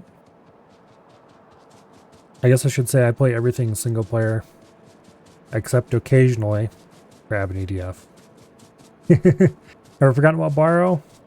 Now see, I've never actually played Borrow. That wasn't instigated by AF.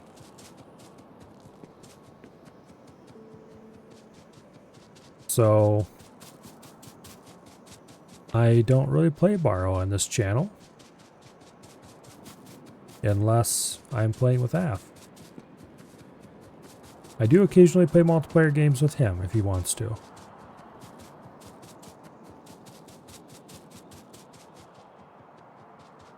I think I need to trim that field too. Anyway.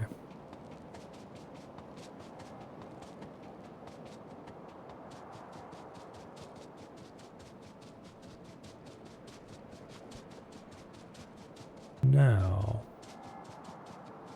I'm going to need an actual shit ton of gear wheels.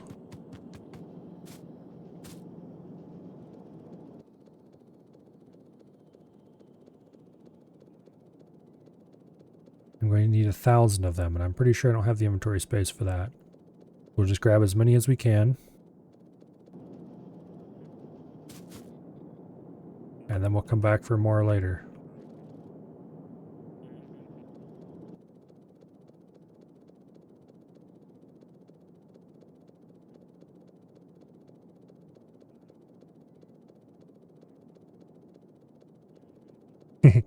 Always that AF guy, you don't know if he streams. Yeah.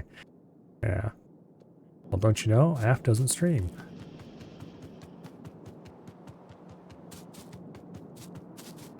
Although we do raid him an awful lot. Despite that fact. Okay, what else do we need? Advanced circuits. And steel. I have enough steel to make a couple of them on me, so we'll just go grab advanced circuits for now.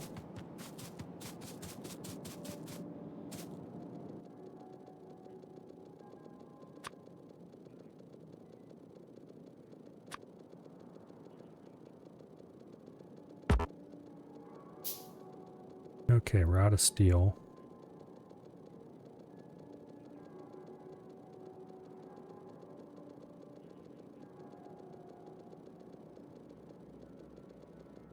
Okay.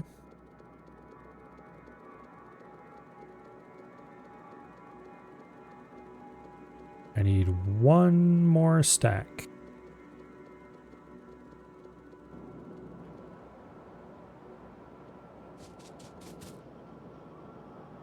Oh, we basically drained that line.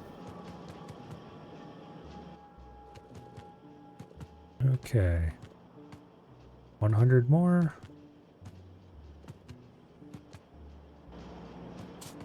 Let's get them off here.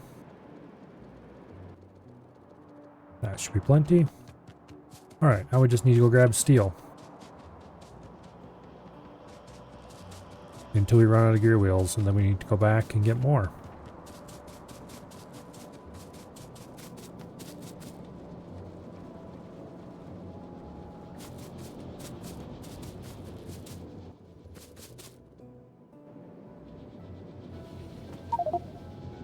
Inventory is full.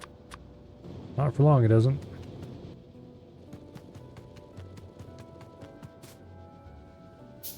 Let's see. We have 1, 2, 3, 4 more stacks. Yeah, we should have enough. Let's get a little bit more steel. That should be plenty.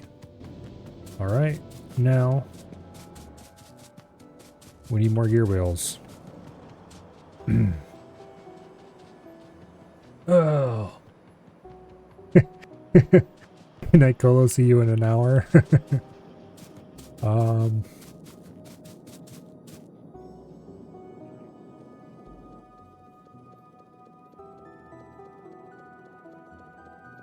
true, but you don't have to say it, Treebeard.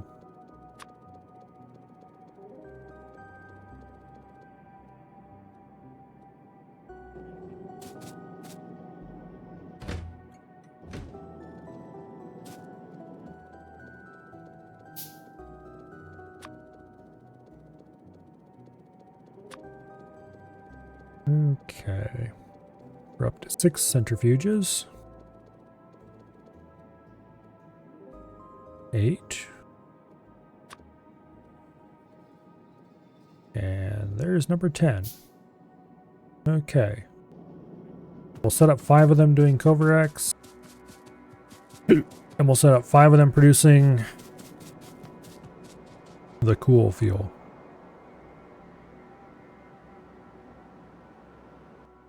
Now, we're trained. They're trained.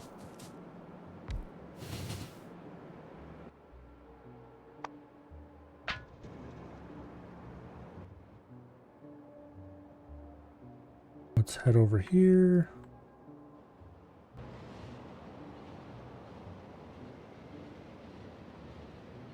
Down we go. And around. And off to the marvelous savior of our giant pollution cloud. Or otherwise known as the reason we don't have a giant pollution cloud down by the old power plant. Centrifuge. 1, 2, 3, 4, and 5.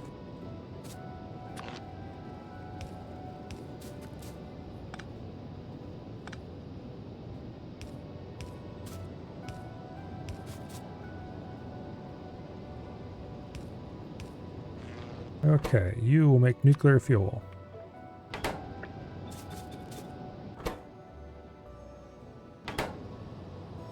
The 235 is going to be the annoying part. For sure. We'll just produce enough of that via Covarex that we don't have to worry about a ton of it sitting on a line somewhere.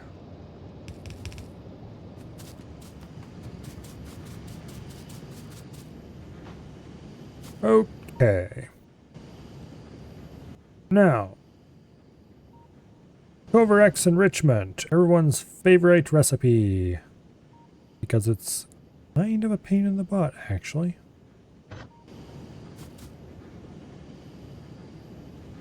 I think we're going to do it the easy way for once.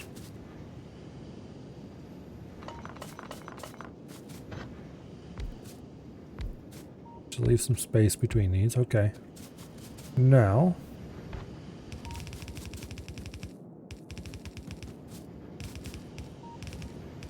incoming 238, incoming 235.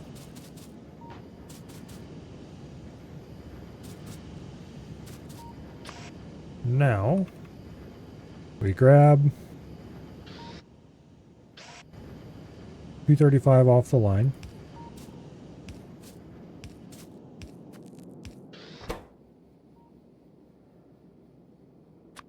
We only need a little bit of 238 comparatively. So that can be long-handed in.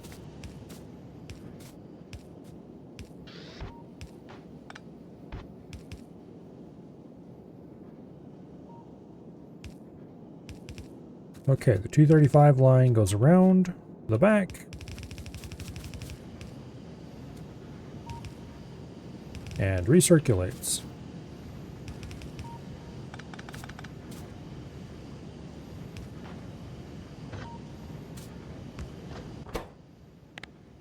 This is fish trick. Actually, here. That is not fish trick. This is going to side load.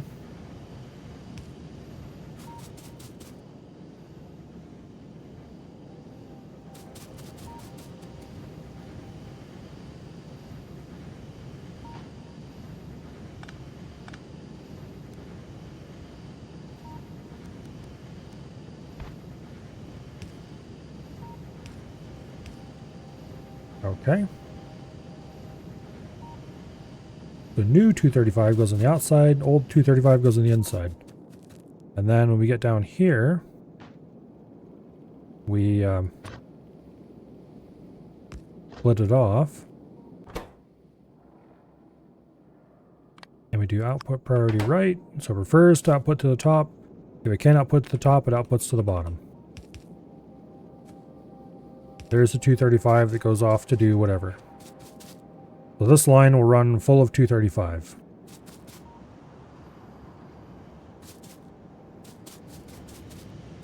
The 238 line will go off to get stored. But only if it can't go to the south as well. Let's do output priority left. Nope, right.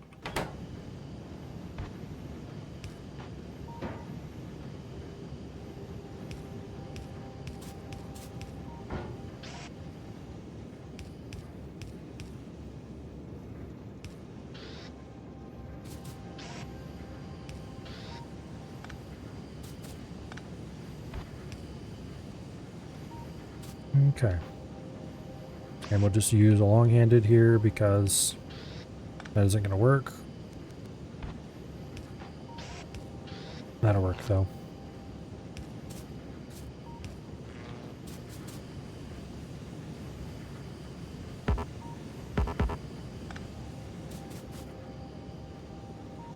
Okay. I should have blueprinted that. Oh well. Now I'm going to have to set it up again.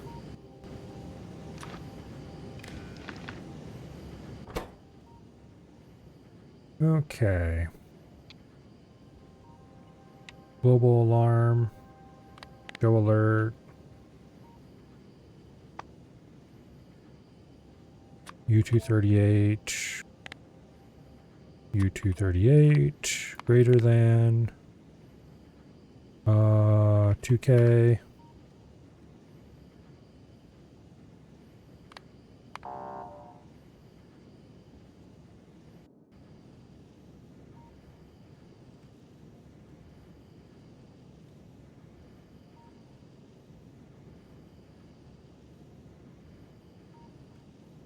Okay.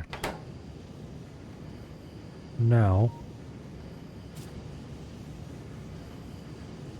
we're probably also going to want to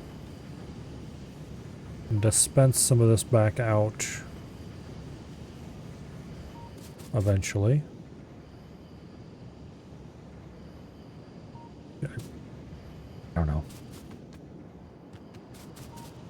We'll leave it alone for now. I might want to stop storing it for now, though, and just let it run out. Alright, so first things first.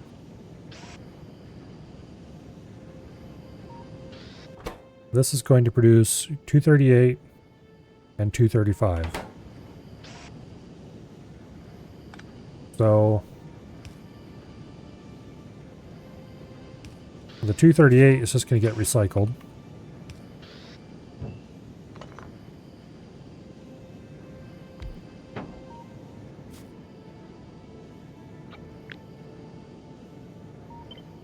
Actually, first you need to be set to use filters. U238. Boom.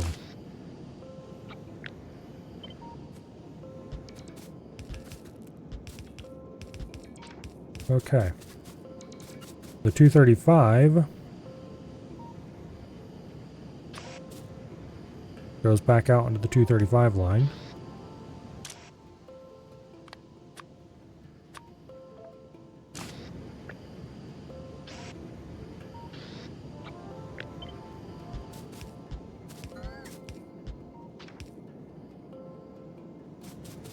All right.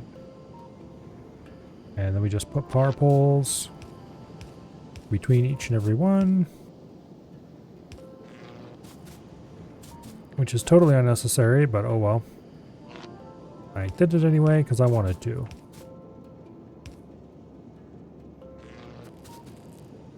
Okay.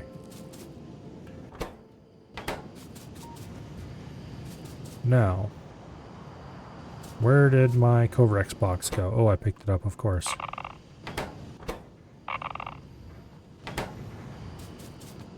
Get a couple of those jump started.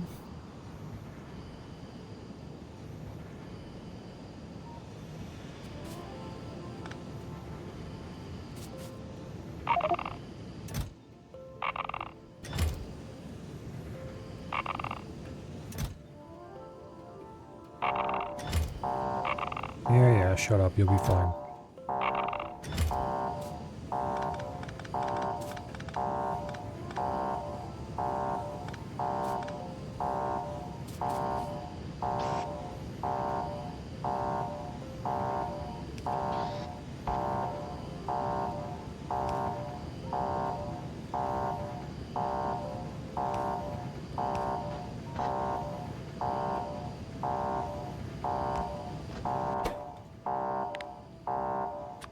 Fish trick it.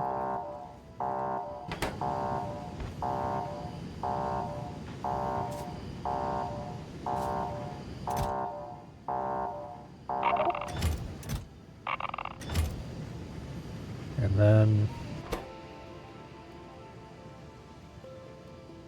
input priority right. Boom. All right. I should slowly empty these storages out.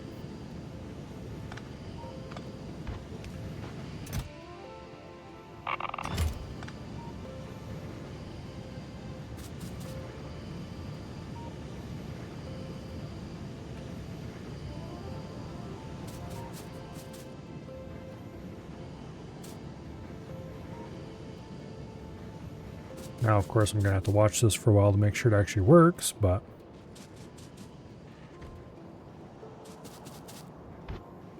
Okay, so the 235...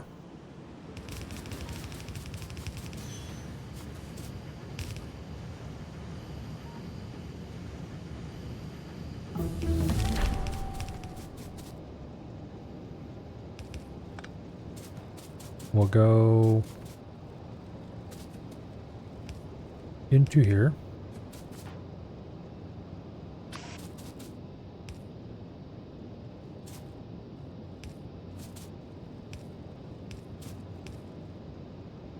Like so. And that will get us our beautiful loads of fuel once we eventually get a train to come here and pick it up. Okay, we discovered briefings for a couple more planets. Let's see. Get out of here. Vulcanus briefing.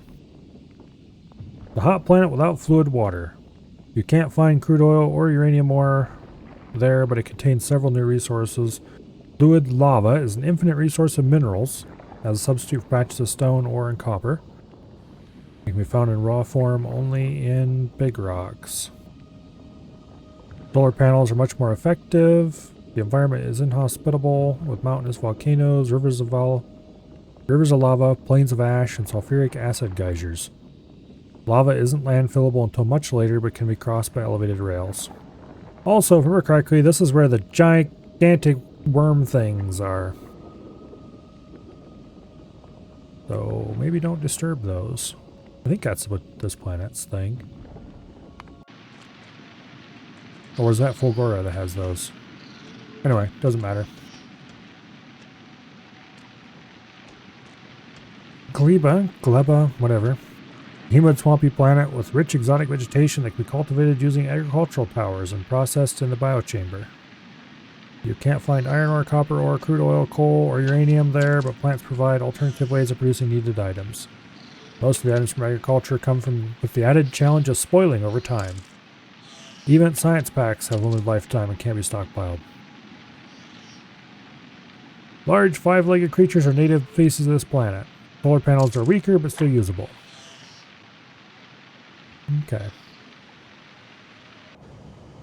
I don't know who would ever use solar panels anyway. Use calcite to get steam, water, and heavy oil. Okay, those are all things that don't unlock until you find a specific item on the planet, though. Let's go for military 4, simply because we should probably unlock some of the things that are behind it, like Power Armor Mark II. But I really wouldn't mind having Power Armor Mark II and uranium ammo.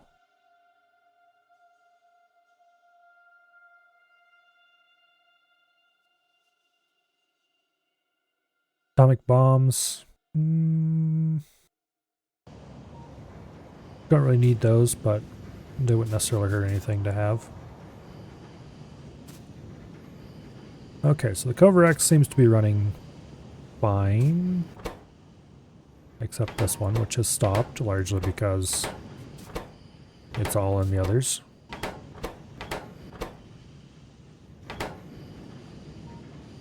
It'll take a while before we get enough 235 circulating in here to really jumpstart all 5 consistently.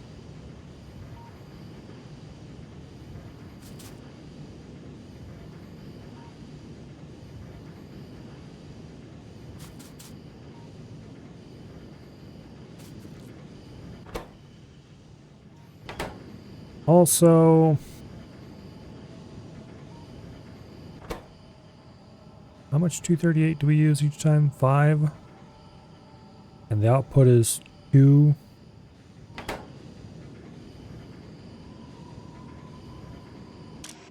I'm going to limit your stack size to 1. That way, I'm going to hope I can control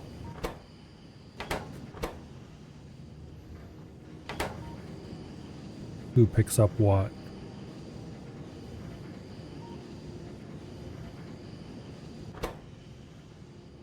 Yeah, okay. Looks like it's working to recirculate it enough. Because see, the idea is, instead of trying to take the 238 out of here, the excess, and dump it back on a line somewhere, we just feed it straight back into the machine.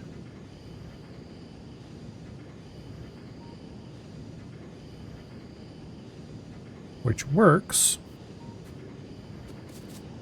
if you can keep it from picking up too much new 238 and clogging it.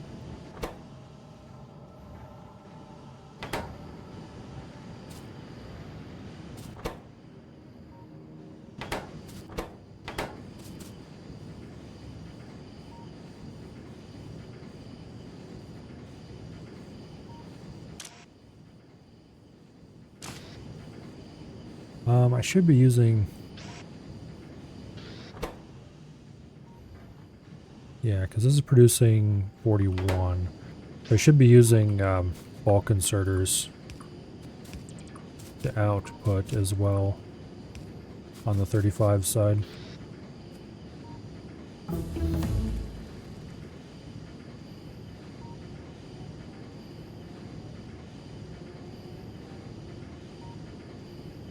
Also, maybe it wouldn't hurt to output above the input.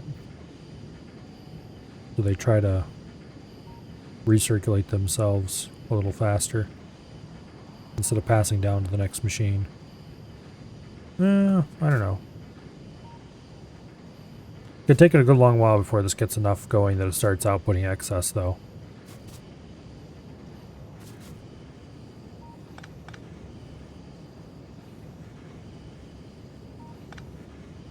Just remove that alarm horn because we're not actually using it.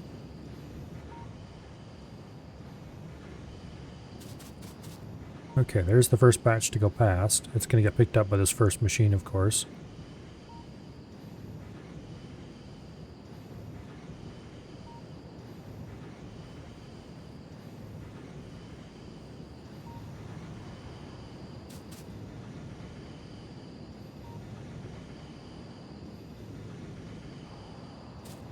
But anyway, I think this will work. It's not building up too much 38, it doesn't look like. Oh, wait. This one's got 38 stuck in it.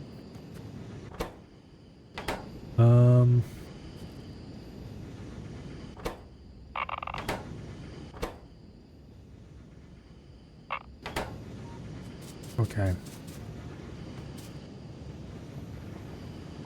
Might be a modest issue.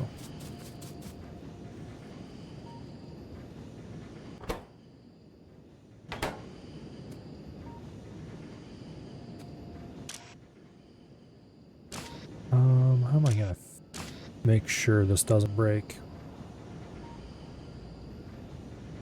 Ever. Right now there's a bit too much potential for breaking. I might just have to do circulation anyway.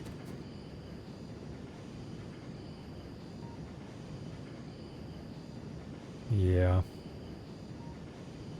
Well, I don't technically have to circulate. What I can do, which will work just as well, is to just run. We don't need these.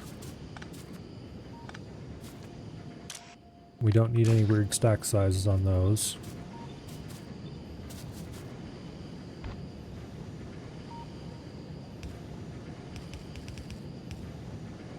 We can just feed that into there, and then we do an input priority right.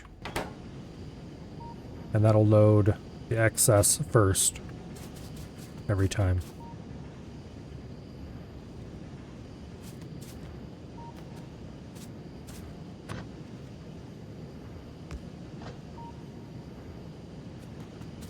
Okay. That'll be much more reliable. A little less cool, but much more reliable. Also cheaper in inserters. More expensive in belts.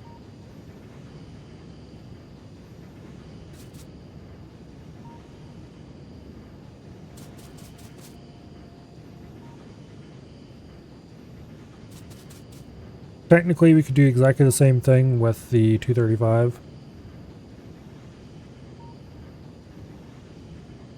Just prioritize sticking one feed back in over the other. Or rather, what you would do is you would use a, well, exactly like this. Send one into the system and one out. When the system fills, it then starts ejecting.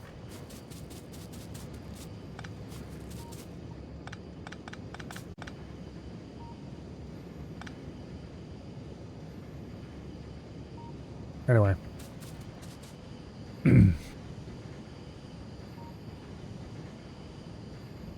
That's something to worry about later, though.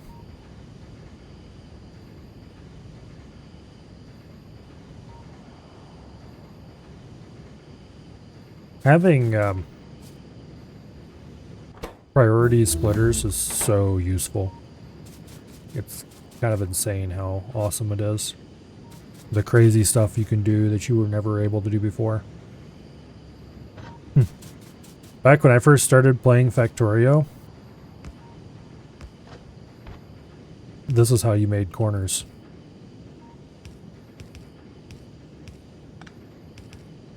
Because stuff didn't move the same speed around corners as they moved on straight belt. So you had to add extra throughput every time you made a corner. Or you'd end up with items that were spaced out along the belt.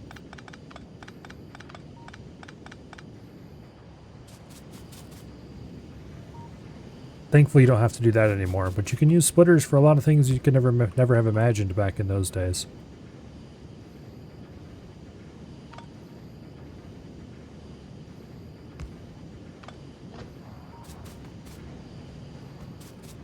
Also, I remember correctly, sideloading into undergrounds wasn't... Or was that a thing then already? I think it was a thing then already.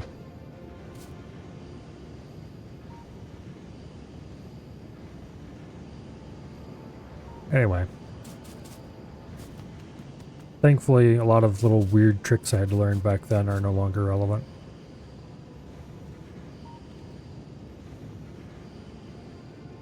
Except very rarely. Sometimes, some weird little technique that was useful way back is useful for a different reason nowadays.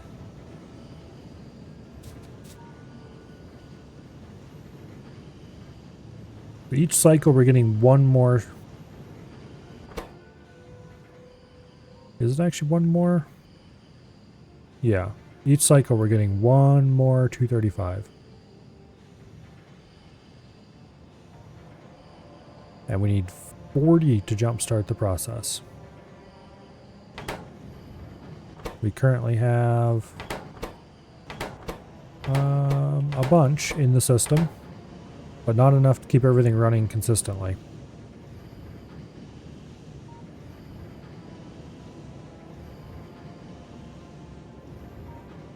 We've gained a lot from where we started, even.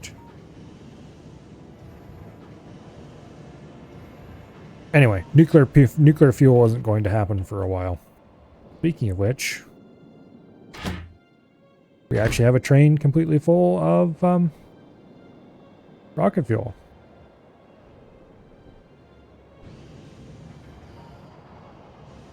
So how stubborn am I going to be about running all my trains on nuclear fuel?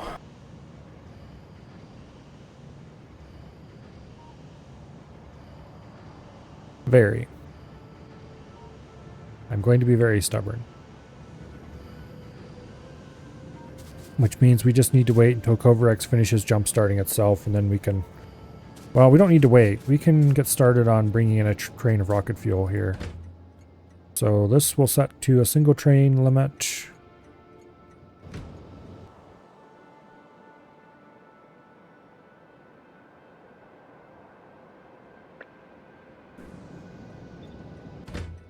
Okay, this is rocket fuel unloading. Train limit 1. Okay. And then the rocket fuel train. Add station.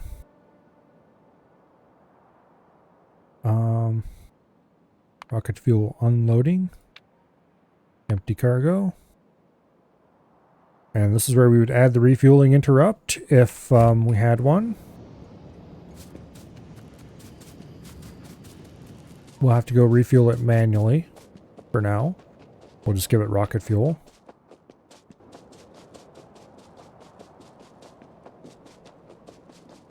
Because that train needs to get moving before we can ever have the new hotness.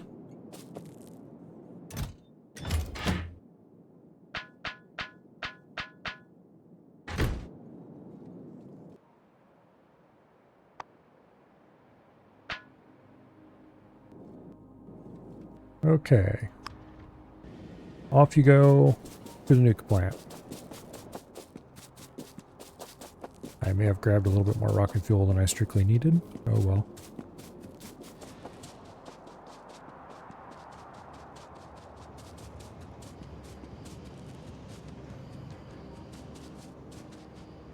Did I have a second? Yeah, I did have a second rocket fuel train. Let's go refuel. Let's go fuel that up too. So you can at least go load. And also, I probably should just have those fuel themselves right there at the plant. I will give him 1 stack of fuel and set him to automatic. But I'm not going to actually have him go off and get full fuel. We'll wait till we have enough Coverx to, or you know, enough to keep Coverx going full speed and start outputting onto that belt. I should go take this time to make more centrifuges.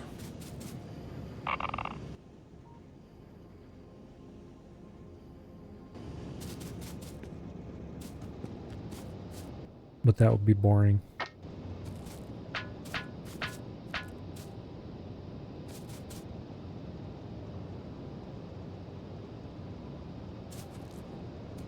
What I need to do, though, is I need to set up a nuclear fuel train. Just one.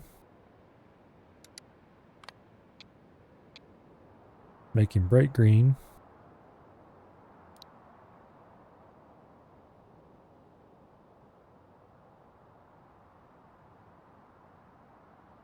Nuke fuel. Okay. Bright green. Train limit 1. Name it. Nuke fuel loading. Okay. And then we're going to unload that down here.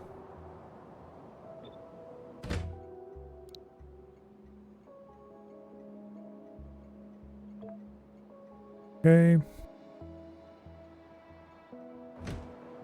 That's already all set up.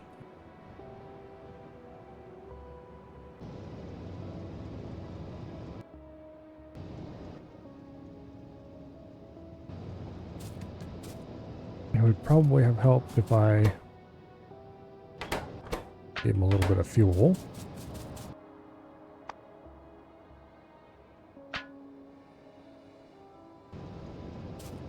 Okay, so this thing is going to fill up on nuclear fuel.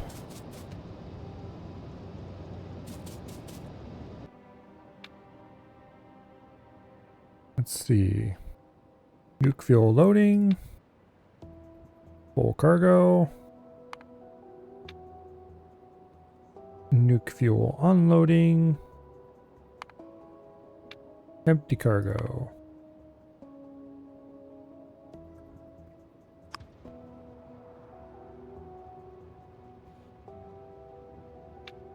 And then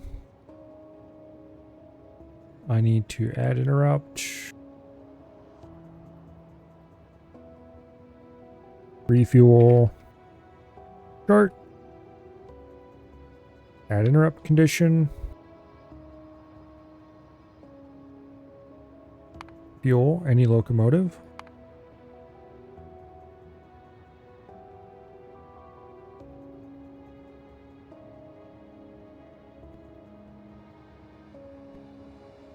Okay. Fuel. Less than.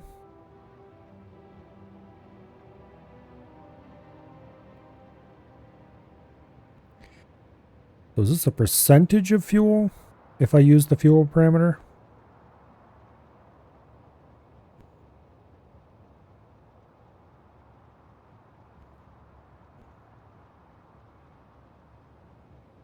Or is it the actual count of fuel items?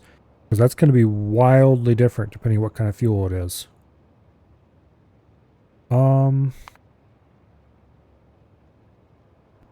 Yeah, I don't think the fuel parameter is going to be useful actually.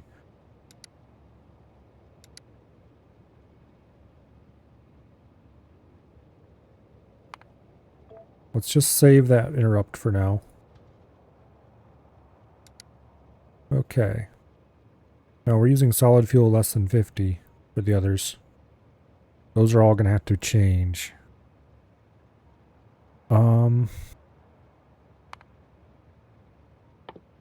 Let's do fuel less than 50, save interrupt.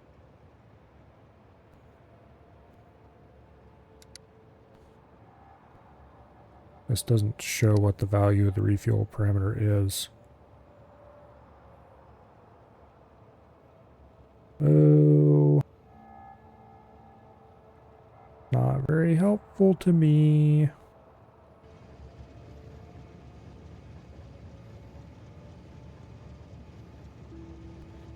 Because percentage, fuel less than 50% is useful. If it's not percentage, then it is going to have to be modified anyway when I change to something with a smaller stack size. Let me see if I can look this up.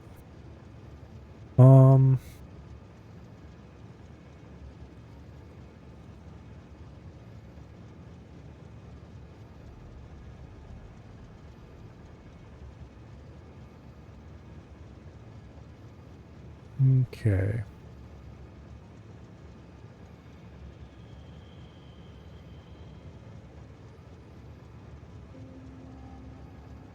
Actually, there's probably a way I can check to see what this signal actually gives out.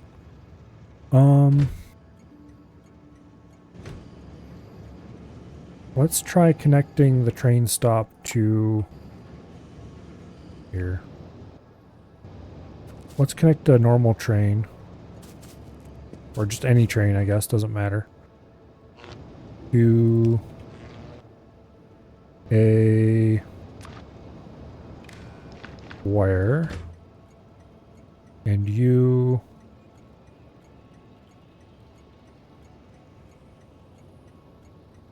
I want to read train contents. There we go. Okay, that's not useful though. Because it doesn't give me the fuel signal.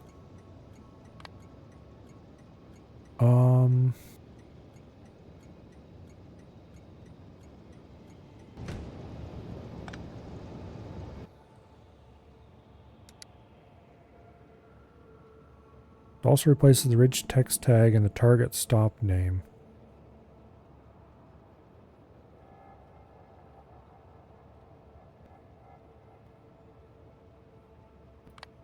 I want that set.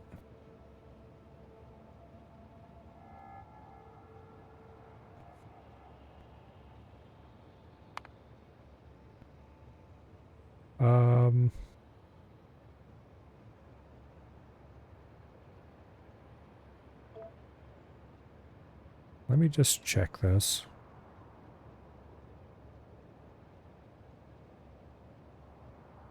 That's not useful. That's for a mod.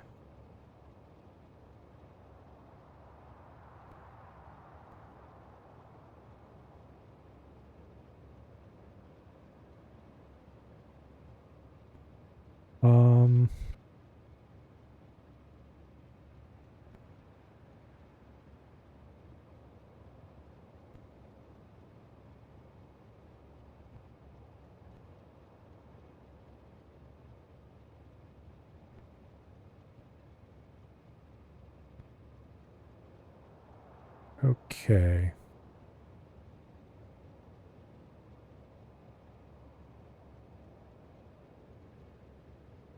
That doesn't tell me anything useful about that.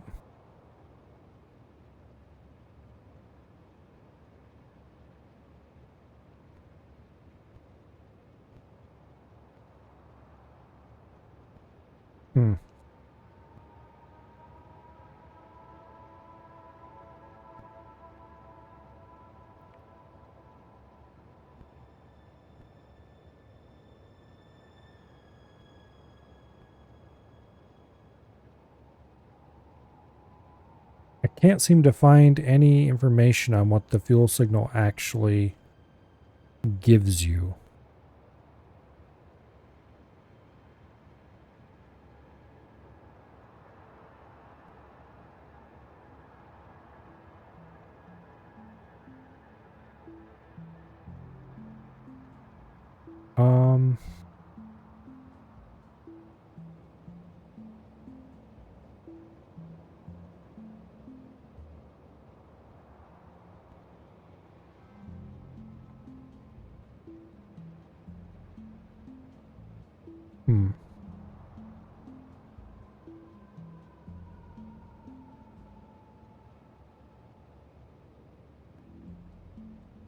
It looks like I'm going to have to do some fancy stuff specific to nuclear fuel anyway.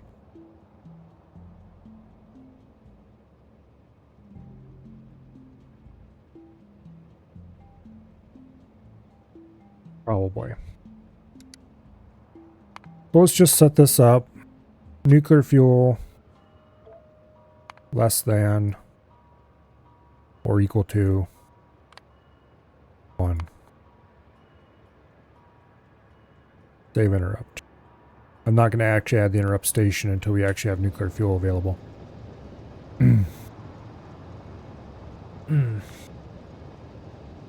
If I really want to know what the fuel parameter does, I'm going to have to test it experimentally, and I don't think I care enough to bother with that right now, I guess. Although I probably should. But since everything uses the same interrupt, I'll just change it around and order all trains to go there if their nuclear fuel is less than a certain amount. And then I'll just set something up to remove the solid fuel from trains.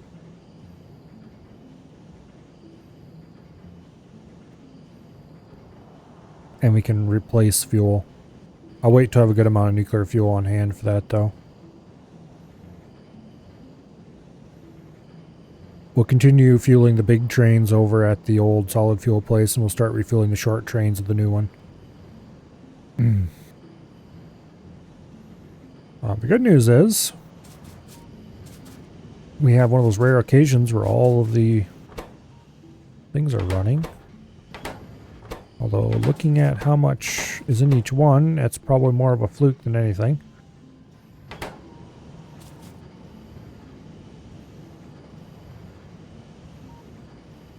Yeah, it's going to be a long, long time.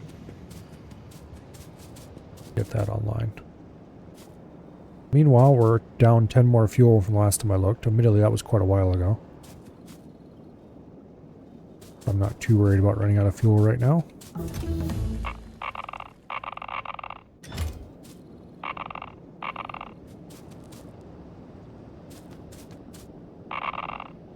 Oops.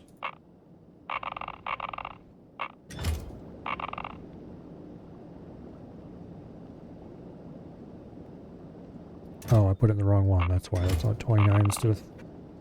Okay. Yeah, nuclear reactors are the best.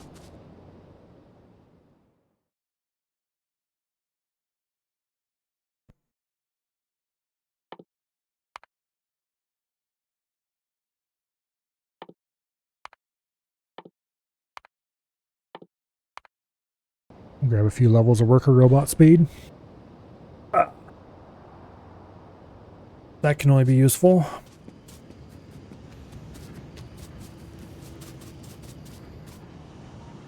$20, $20, $20, $20, almost $30, and $4. So we are building up some excess. We just need to build up a lot more excess.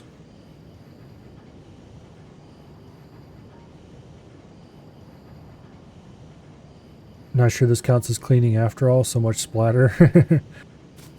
Are you out making a mess with said tank? Because if so, I fully approve. Making tank messes is the best. Unless you are in the middle of your base making a mess with a tank, in which case... Why? Please stop. There's biters everywhere. Use those instead.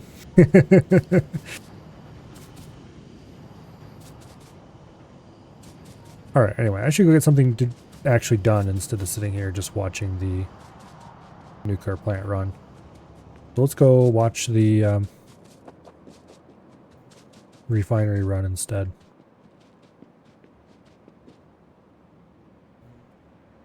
The petroleum gas... Oh wait, this is definitely not the first petroleum gas train. The other ones are gone somewhere. So they're probably over completely full and parked over here. Yep. There's one. There's the other. We actually have petroleum gas in this pipe now. This pipe ever actually used by anything? Yeah, it is. Okay. This actually hooks into the main pet gas line. That goes to the refinery and everything. Well, no it doesn't, because there's a cutoff right here. A pump. But I think this refinery is pretty much done producing pet gas, because the new one is producing all of it we need. Okay.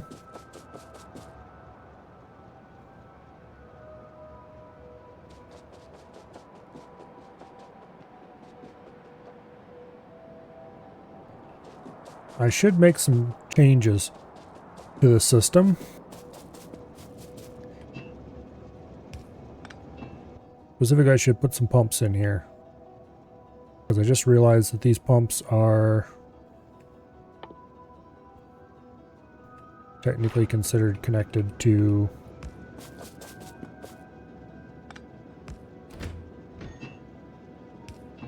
the, or these tanks are considered connected to the main network. I don't really want them to be.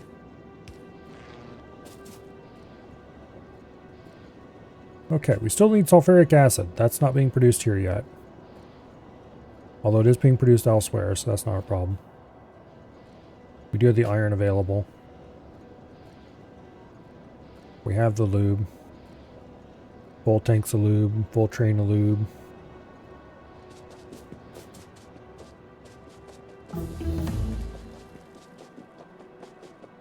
We still need to do the cracking, but honestly, except for heavy oil cracking, that actually might need to get done sooner rather than later. Because we're already completely starting to fill up on that. We're half full, almost, of our giant tank farm.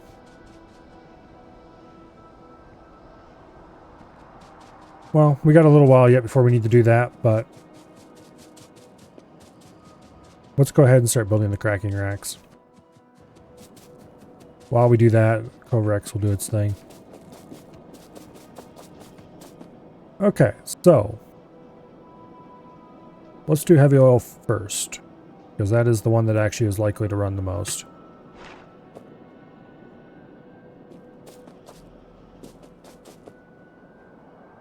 So let's go ahead and put the heavy oil cracking there.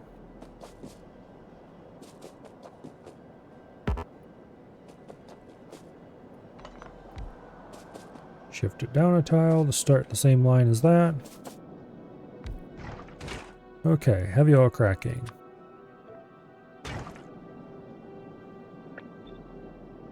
Vertical flip. Actually, I want to vertical flip the other way because I want the water in the middle. I am going to need to get water for this, but it's not like we're not surrounded in that. So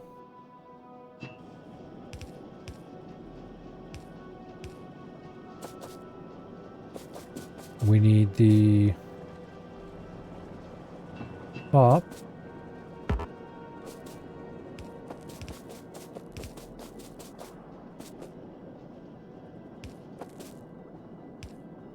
So this is the controlled heavy oil output, or the conditional heavy oil.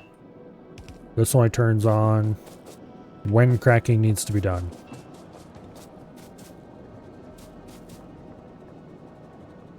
The unconditional heavy oil is, well, what its name suggests. That's the one that runs no matter what.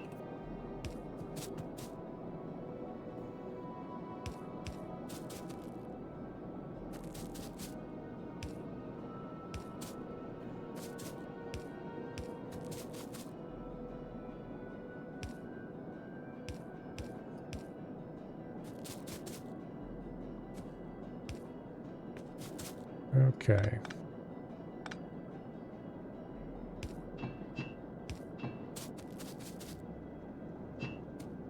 We'll just suck some water off that line.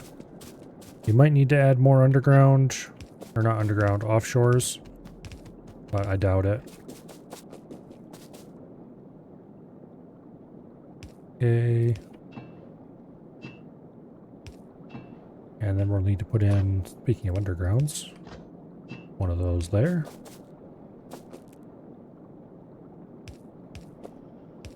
And boom.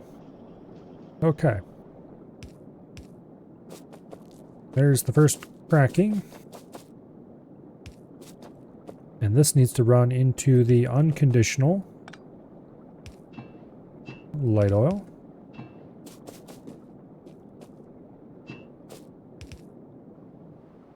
Okay.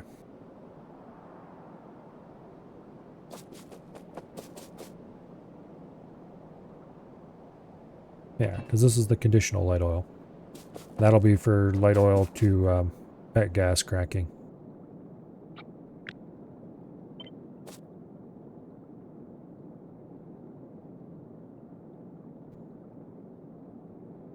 Okay. And actually, where do I want to put these? We'll put the power poles there. No, we won't. Because I'll put them there, then I can't put the undergrounds there.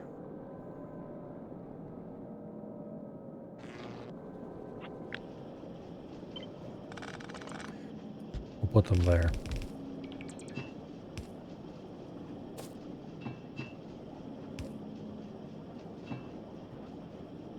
Okay.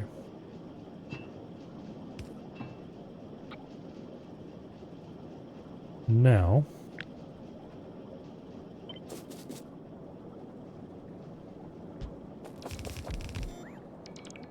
I don't know how many of these I need, but but I'm gonna guess it's a lot.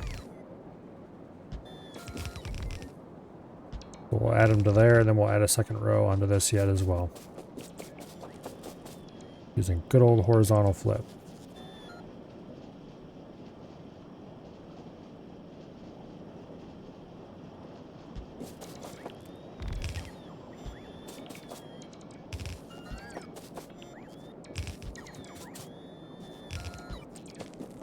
And of course, I forgot to put the power poles in the blueprint. That's fine, I can put them there. Actually, that works beautifully.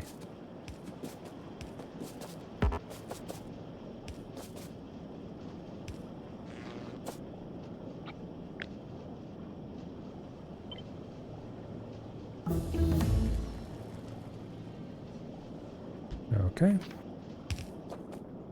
Now,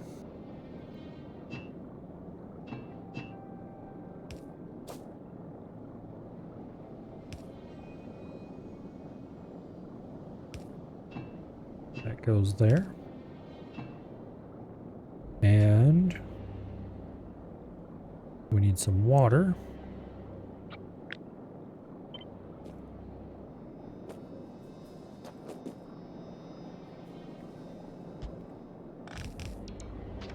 So the water goes there.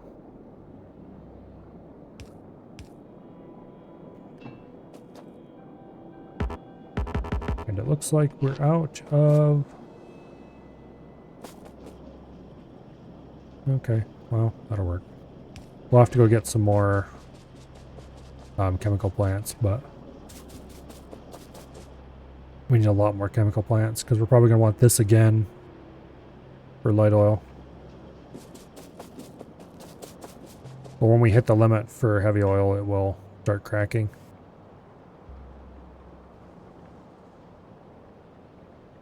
We'll probably actually never, well, it depends on just how much pet gas we keep using. If we actually feed all of this pet gas into our science factory, then we probably will never need to use pet gas.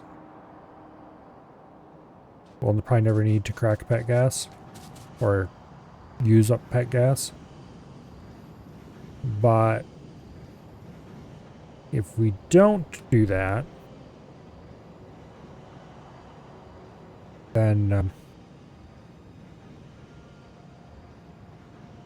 we're definitely going to be turning some pet gas into solid fuel.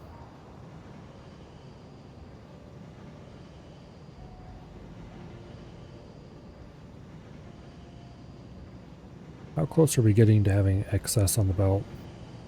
30, 30, 30, 40, 16. Okay. So, closer all the time. I suspect they'll keep like 80 on hand. Maybe. It's going to take a long time still. And while it would seem like it'd be speeded up by a lot to add more centrifuges, that's not really the case. Because each centrifuge is going to need to be charged. It would probably go faster. Well, no, it would go at exactly the same speed. It would produce more faster after it was finished charging, but it wouldn't make charging go any faster.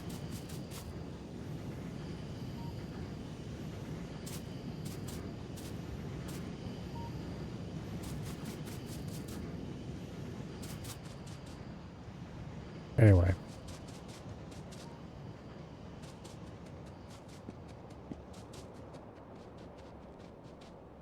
Well, let's go back and let's get more lamps. Where train? Their train. Okay. You get rocket fuel. And then we go over to here to get more chemical plants. There should be 30 of them waiting there. They actually go slower as each one takes some, but not enough to run until the whole system's primed again. Yeah.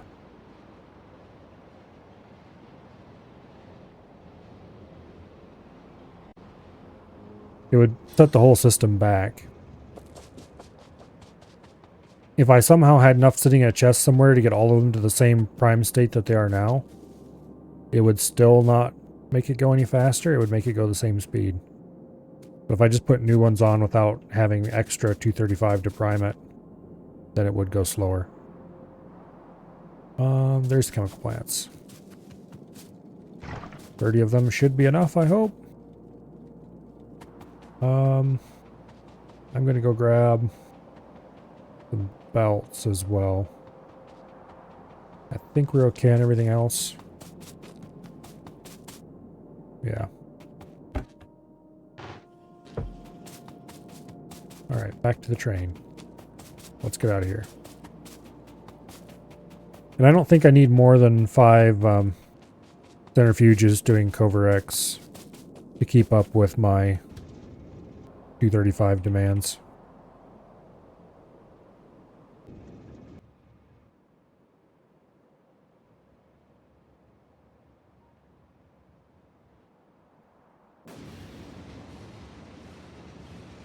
I just don't see that as a realistic possibility.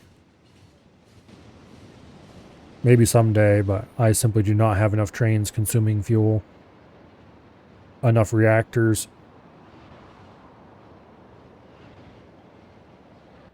I'm not mass producing nuclear bombs. I just don't need that much 235. Technically, I don't even need the Cover-X, because I was producing more than enough 235 to run the reactor just from this little refining operation. What the Cover-X will get me is more complete use of my uranium, and also the ability to spend it wildly on things like fuel. It is nice to see all the centrifuges are running more or less consistently now, though.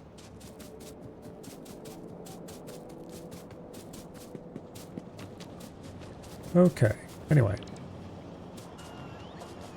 It is actually 10:50. And the shrimp light is still on, so that means I must have fixed something in the right direction this time.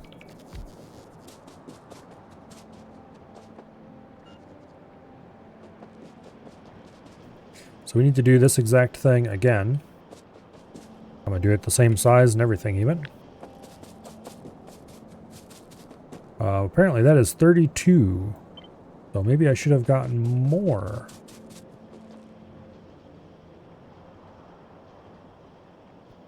Let's see. Let's leave 3 spots between. Could be good.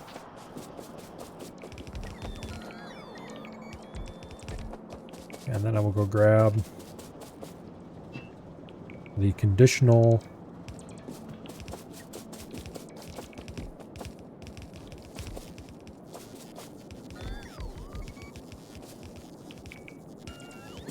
light oil.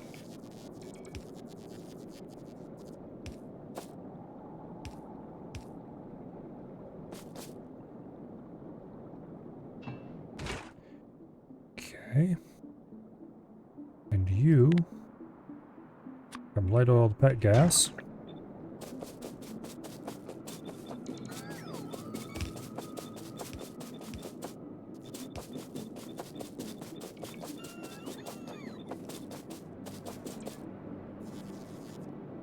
Okay. And of course, we are out of pipes. We'll have to do this method to at least do some basic specification of what we need to do here.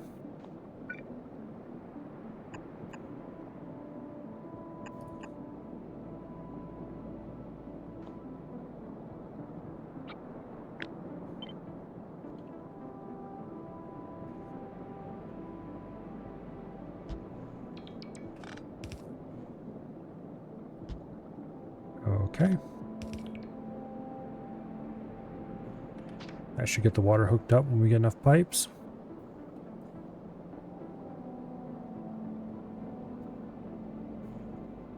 And the conditional light oil.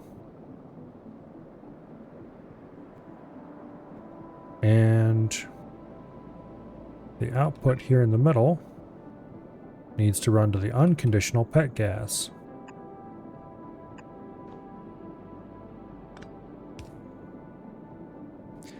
Actually, here, robots, shut off.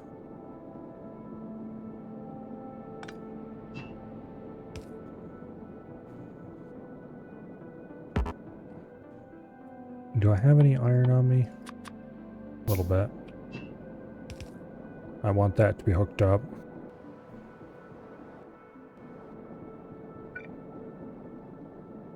Okay, unconditional pet gas connected. Notionally.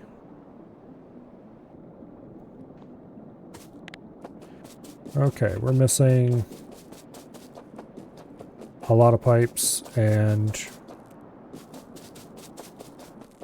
at least a lot of other things as well. Okay.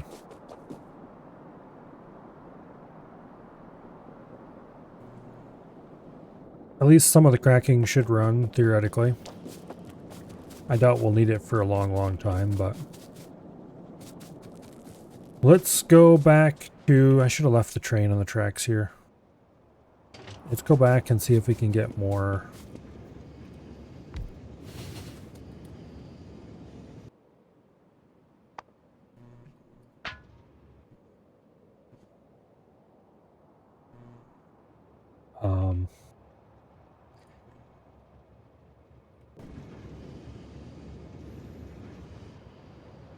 Oh, of course.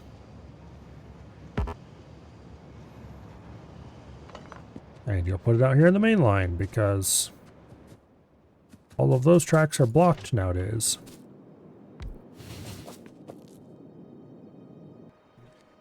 Fuel.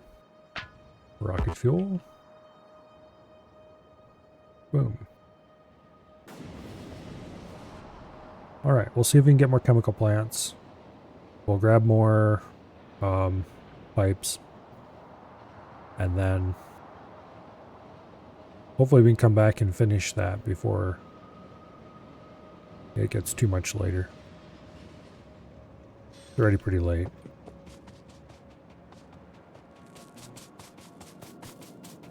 Let's see, we need at least 15 chemical plants. We have 30 of them, that's good. And we need a lot of pipes. I think that's all we need. Go get back in the train and get back out there.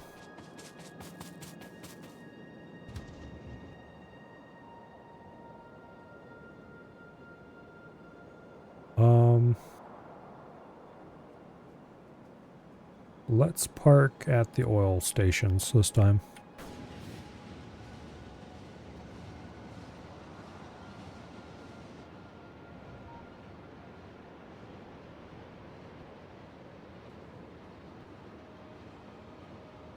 There's entirely too many junctions along some of these tracks.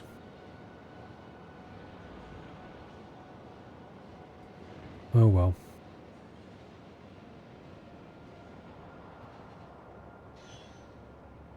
Alright. You're coming with me. And we're going over here. I'm going to trim these off before I forget to do it later. Very nice to have the much faster robots. And also to have the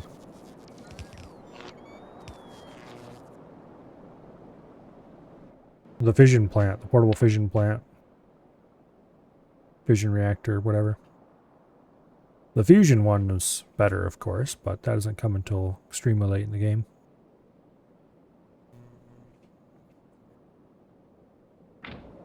I need to make Power Armor Mark II. I researched that and I completely forgot about it. I have efficiency modules. I just need to make the speed modules. Low density structures are available, engine units are available, processing units are available. If it wasn't for the speed modules, I could just crank this out in about a couple seconds. Alright. Note to self, Power Armor Mark II. Do not forget tomorrow.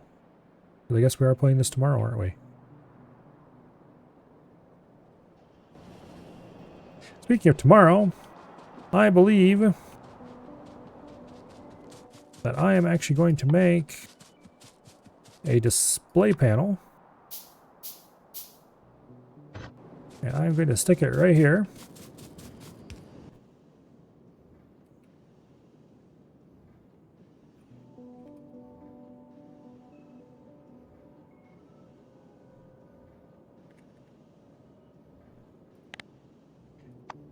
And I'm going to leave a note to myself so I don't forget to do this tomorrow. Because it is 10:59 and it is high time to wrap this up. No matter how much I don't want to.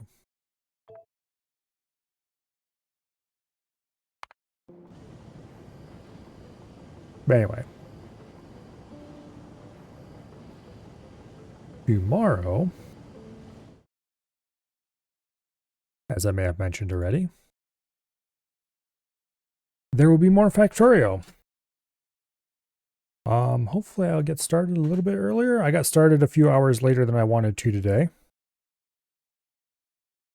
Fix the shrimp timer already? I did, Survey. It is 11 o'clock and that timer just ticked off. I fixed it earlier today.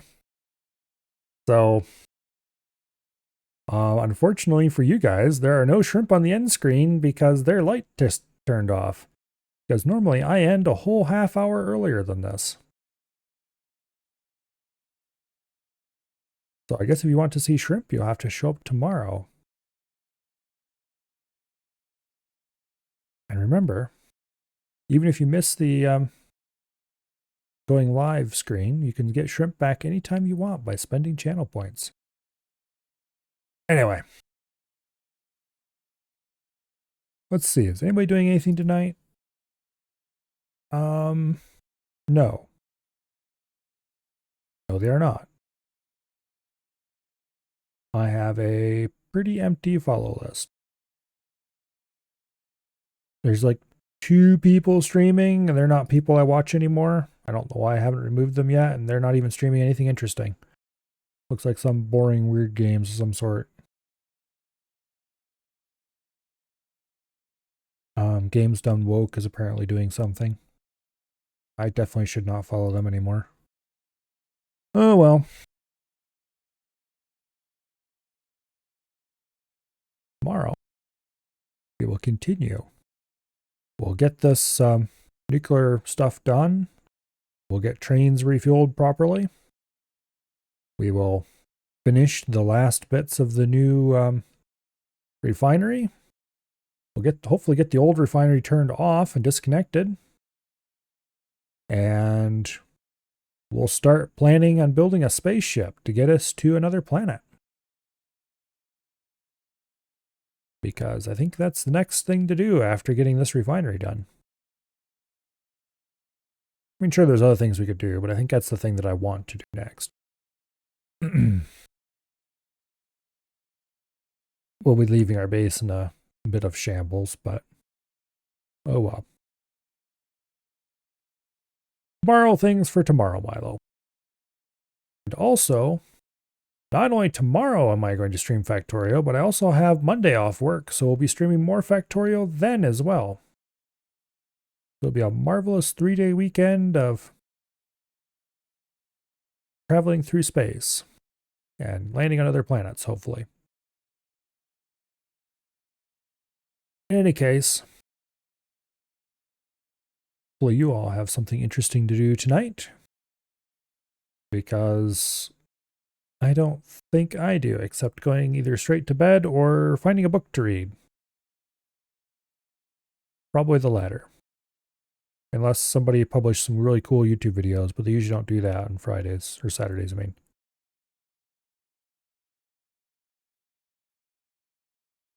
Anyway. Hope you all have an awesome night, and I will see you all later. Good night, and goodbye.